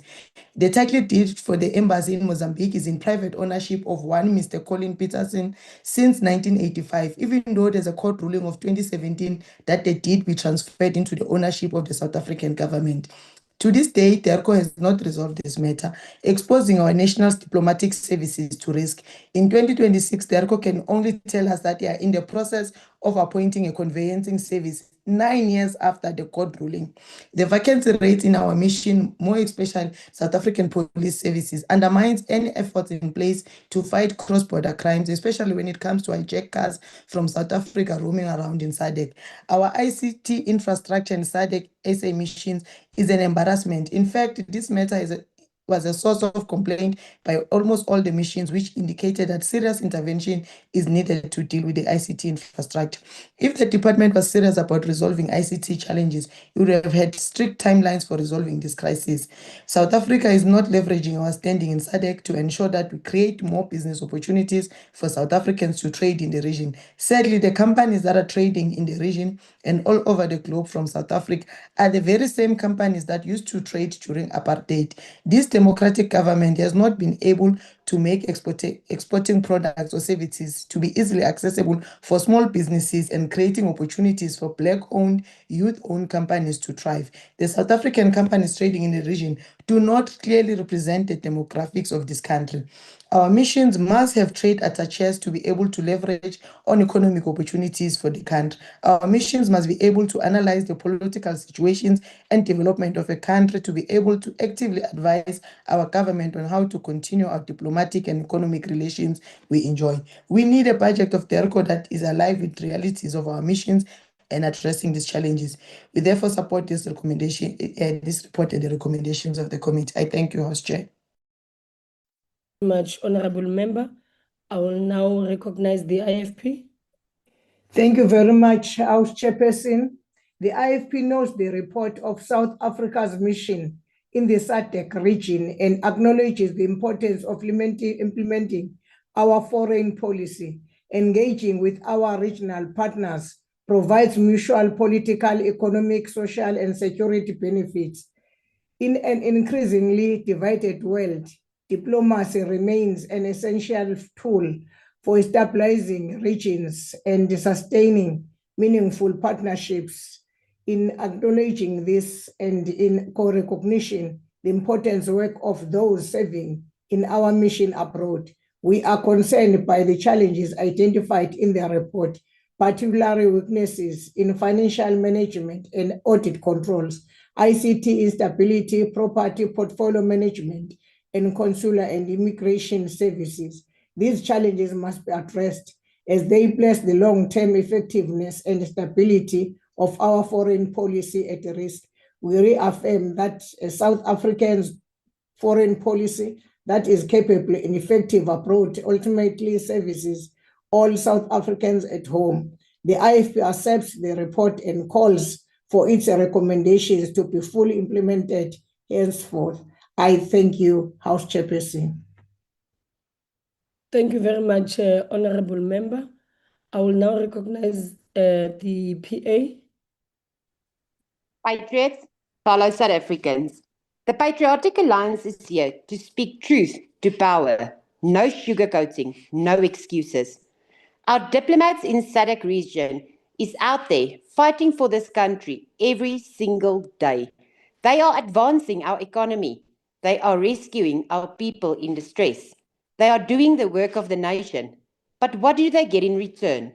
Broken computers, dead phones, internet that cuts out, systems that crash in the middle of processing a visa.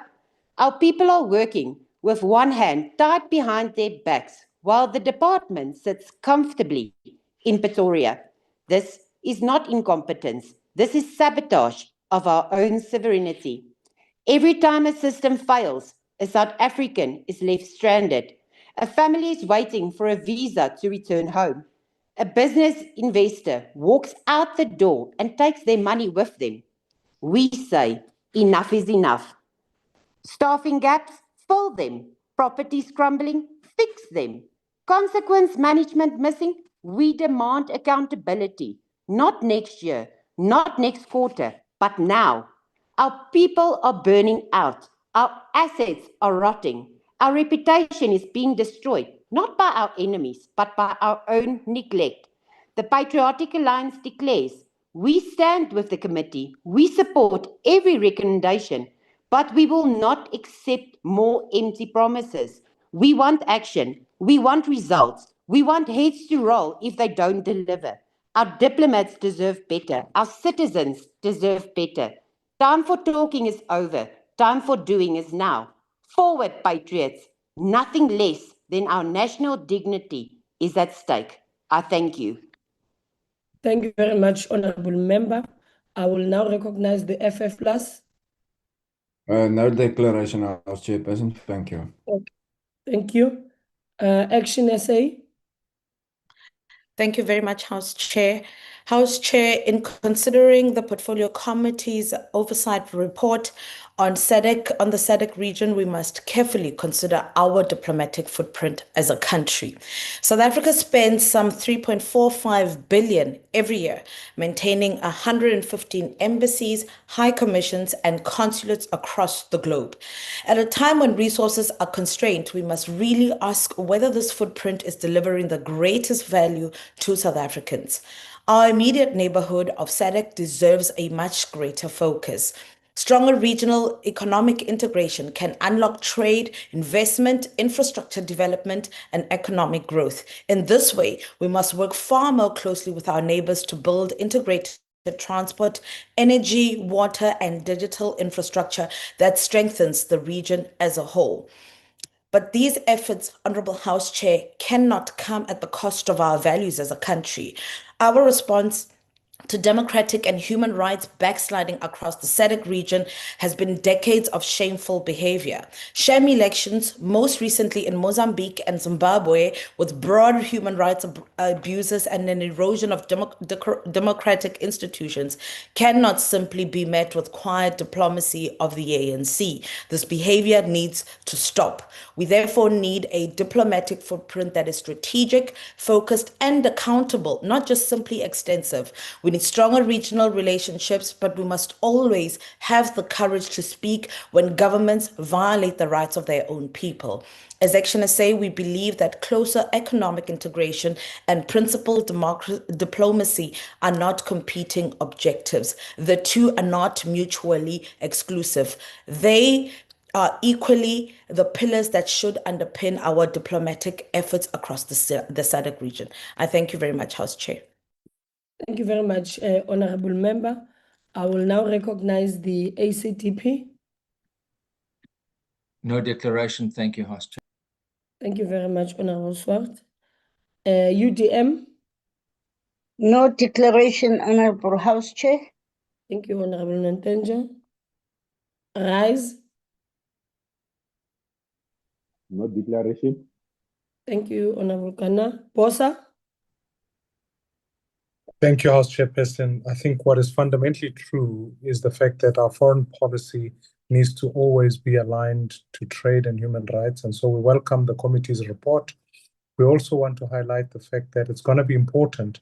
As the Appropriations Committee, we learned when we visited our Indian mission that ultimately it's important that we tie our trade capabilities with missions all over the world. We need to ensure that the appropriate infrastructure is put in place so we can enhance our economic growth. Our foreign policy needs to be driven on that basis. And secondly, in our election observer missions and the work that we're doing in foreign policy, we need to ensure that elections are free and fair as they take place, particularly in the SADC region. Lastly, Honorable House Chairperson, South Africa needs to reevaluate how many missions it can keep all over the world. We're certainly overstretched in a budget that does not meet all the obligations. Therefore, I think it's going to be important that the next iteration of our foreign policy requires us to narrow the number of missions we have in the world, cut down wasteful ones, cut down those that are not delivering economic growth, and ensure that at the end of the day, our missions are aligned to our foreign policy strategy, but also delivers the value. Otherwise, they must be shut down so that we have resources for those who are achieving that task. I thank you, House Chairperson. I support the committee's recommendations. Thank you very much, Honorable Member. ATM. Al-Jama. Thank you, Honorable House Chair. In the name of Almighty, the most gracious and the most merciful, I begin with warm greetings of peace, love, respect, and unity. Honorable Speaker, and our very proud Honorable Leadership, Honorable Malema Pela, the Chairperson of our very competent team of international relations and corporations, Honorable Members, beloved family of South Africans, Al-Jama rises to support the report of the Portfolio Committee on International Relations and Cooperation. Honorable Cele, Zibuse Cele, please. Apologies, Honorable Ismail Musa. You may continue. Thank you so much, House Chair. Al-Jama rises to support the report of the Portfolio Committee on International Relations and Corporations following its regional oversight visit to our South African missions in the SADC region, gathered at the South African High Commission in Lusaka, Zambia. Al-Jama is in support of the solidarity as mentioned by our Honorable Chairperson, Malema Pela. Al-Jama calls for South Africans to take advantage of the economic opportunities. Our diplomatic missions are not simply offices outside the borders of South Africa. They are strategic instruments through which we can advance our national interest, strengthen regional cooperation, and create opportunities for our people. The SADC region is particularly important because our economies, communities, and futures are interconnected. South Africa must continue to play a constructive role in promoting peace, stability, trade, investment, tourism, and regional economic integration. I particularly welcome the committee's focus on economic diplomacy. Our missions must actively identify opportunities for South African businesses, especially SMMEs, to enter regional markets, attract investment into South Africa, promote our tourism sector, and create much needed employment. So now Africa Free Trade Area is open, so let's take advantage of trade and boost our economies. Our mission must therefore be adequately resourced, properly staffed, and equipped to provide efficient consular services to South African citizens abroad. They must also be responsive to businesses, investors, students, and communities throughout the region. South Africa's relationship Honorable Ismail Musa, your time has expired. Thank you, Honorable Chair Malibongwe. Thank you. NCC. PAC. UAT. Thank you, Chairperson. No declaration from UAT. Thank you very much. Good. The TA. Thank you, Honourable Chairperson. The consideration of the Portfolio Committee on International Relations and Cooperation's report on our oversight visit to South African missions in the Southern African Development Community is perfectly timed, because just last week, South Africa hosted the 46th Ordinary Summit of SADC Heads of State and Government in eThekwini, where President Cyril Ramaphosa delivered the welcome address on 17 August.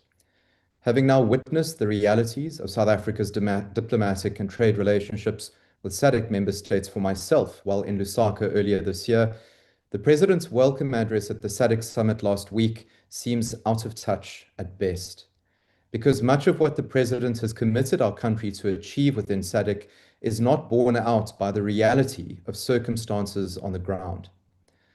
Following this committee's oversight visit, I could wax lyrical about the state of diplomatic buildings and assets in SADC, which remain in a state of dilapidation. I could bemoan the fact that very few of our embassies have functional and reliable ICT infrastructure to even make a simple phone call. I could mention that in our embassy in Mozambique, the committee was informed that 5 staff members have to share 1 laptop. I could even berate the department for the fact that in February, South Africa still had no ambassadors to Angola, the Democratic Republic of the Congo, Zimbabwe, or Mozambique. But state failure and incompetence within DIRCO are all too commonplace among the public by now, and adopting this report and its recommendations merely confirms it. What I am going to do, however, is challenge the assertions made by President Ramaphosa at the SADC summit last week with what we are seeing on the ground in SADC itself. If Charles Dickens wrote A Tale of Two Cities, then South Africans could write A Tale of Two Regions, one that exists only on paper and another that exists in stark reality. Honorable Chairperson, last week President Ramaphosa celebrated the SADC Free Trade Area and its role in creating a platform for greater regional commerce. Then why was this committee told in Lusaka that South African pharmaceutical goods are heavily tariffed by Zambian authorities when those from India and China are imported duty-free? Last week, President Ramaphosa noted that SADC regional integration is dependent on the prevalence of peace and security. Then why is the South African National Defence Force wholly unprepared to deal with the myriad of regional security threats facing our nation? Last week, President Ramaphosa decried unmonitored border crossings within our region, which lead to unnecessary pressures on public service capacity. Then why does the ANC remain deafeningly silent on the state failure and institutional collapse of neighboring SADC states that push citizens to flee? Last week, President Ramaphosa reaffirmed South Africa's commitment to democracy. Then why did you say nothing when the ZANU-PF unlawfully changed the Zimbabwean constitution to extend presidential term limits? In fact, the president feigned blissful ignorance once again at last week's South Africa-Zimbabwe Binational Commission. Honorable Chairperson, the technicalities of this report and its recommendations are important, but will remain meaningless in the face of South Africa's lame duck approach to international relations within SADC. Yes, diplomacy is delicate. It relies on dialogue, finesse, and an imperfect framework to achieve long-term goals and strategy.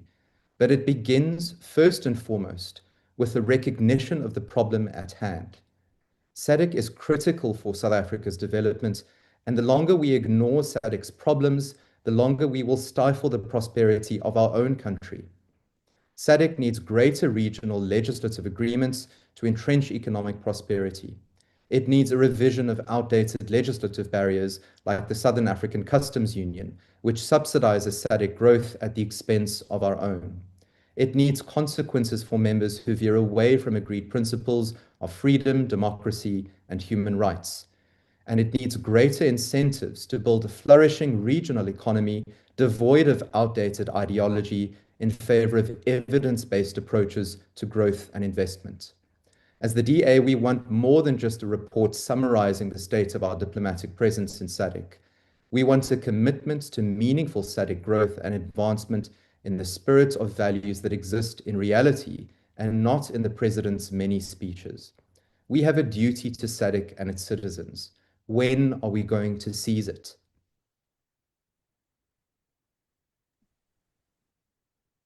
Thank you, Honorable Smith. At least you could have alerted me that you are done. But thank you very much, Honorable Member. I will now recognize the ANC. Thank you, House Chair. Can I request that I switch off my video? Proceed, Honorable Member. Thank you very much. The African National Congress supports the report of the Portfolio Committee on International Relations and Cooperation on its regional oversight visit to South African missions in the SADC region. This report provides an important assessment of South Africa's diplomatic presence in a region that remains central to our national interest, our economic development, and our commitment to African integration. The SADC region is not merely our geographical neighborhood. It is a region with which South Africa shares deep historical, political, economic, and cultural bonds. Our approach must therefore continue to be guided by solidarity, mutual respect, and cooperation, while advancing South Africa's national interest and contributing to development of our continent. Honorable members, one of the important themes emerging from this oversight visit is the growing significance of economic diplomacy. The report demonstrates that South African companies have established a substantial presence across the region.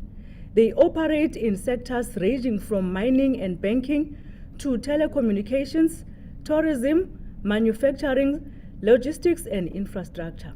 There are also considerable opportunities for further cooperation in agriculture, agro-processing, pharmaceuticals, renewable energy, construction, and other sectors. Our missions have an important role to play in connecting South African capabilities with these opportunities. We particularly welcome the attention given to small, medium, and micro enterprises and previously marginalized groups. Economic diplomacy must contribute to broadening participation in regional markets and creating opportunities for businesses that have historically been excluded from international economic activity.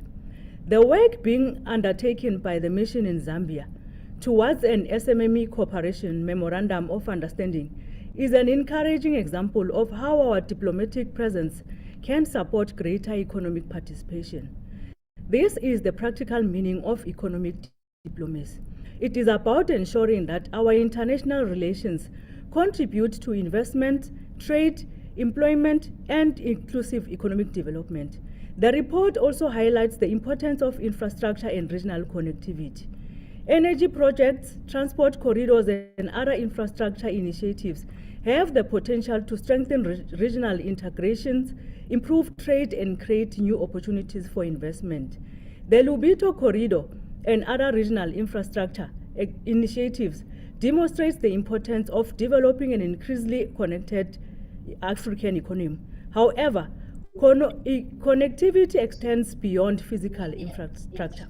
It also requires the efficient movement of people, goods, services, and investment. The discussion around non-traffic barriers, customs procedures, regularity requirements, and market access are therefore important for the broader objective of deepening intra-Africa trade. South Africa must continue working with its regional partners to address these challenges and ensure that the objectives of SADC integration and the African Continental Free Trade Area translate into practical benefits of our economies and our people. We urge South Africans that on the 4th of November, they must go and cast their vote and vote for the African National Congress. I thank you. Thank you very much, Honorable Member. I now recognize the Honorable Chief Whip.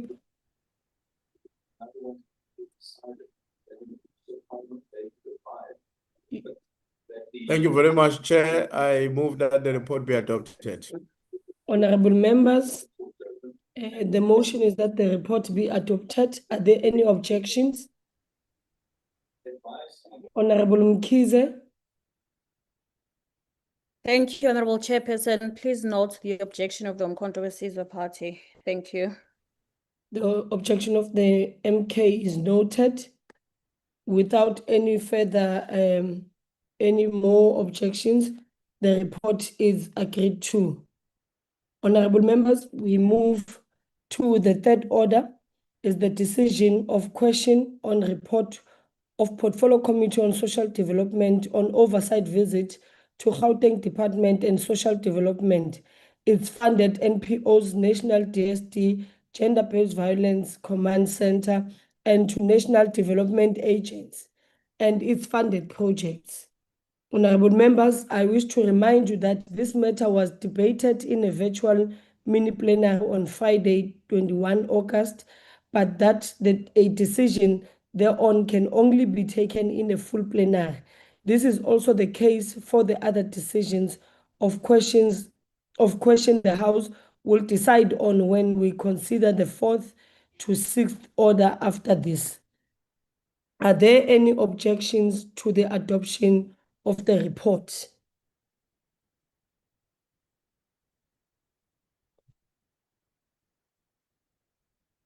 Without any objections, then My hand Honorable is up, Mkhize. Chair. Yes, Honorable Mkhize. Please note the objection of the MK. Thank you.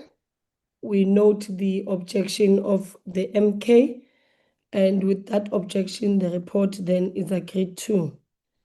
The fourth order, honorable members, is the decision of question on report of Portfolio Committee on Women, Youth and Persons with Disabilities on oversight visit to Gauteng. Are there any objections to the adoption of the report?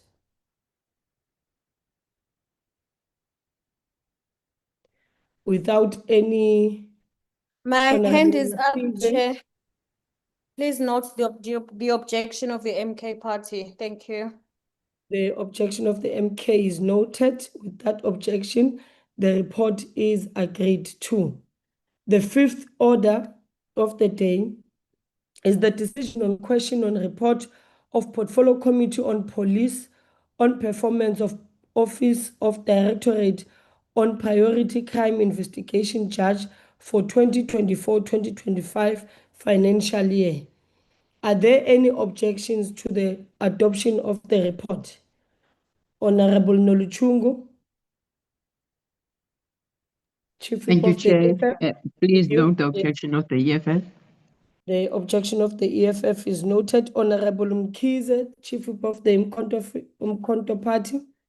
Thank you, Comrade Chair. Please note the objection of the MKP. The two objections are noted and the report is agreed to. Honorable members, we then move to the sixth order. Honorable Reddy. Sorry, No, House I'm Chair, it's recognizing you. Please do not. thank you. It's Umkhonto Sizwe Party. Vote for Yes. Umkhonto Sizwe Party, not Umkhonto Party. Thank you. Okay, thank you very much, Honorable Reddy. I'm sure we have had the long day today, so you would excuse, but it is Umkhonto Sizwe Party. The last order of the day is the decision of question on report of Portfolio Committee on Police on performance of private security industry regulatory authority for 2024-2025 financial year. Are there any objections to the adoption of the report? Honorable Chief Whip of the Umkhonto Sizwe Party. Thank you. House Chair, please note the objection of the MK party. Thank you very much. The objection is noted. Without any further objections, the report is then agreed to. Honorable members, we have come to the end of our program that concludes the business for the day, and the House is adjourned. Thank you very much, honorable members. Thank you, Honorable Chair. Well done. Thank you, Honorable Chair. Thank you, Deputy Chair.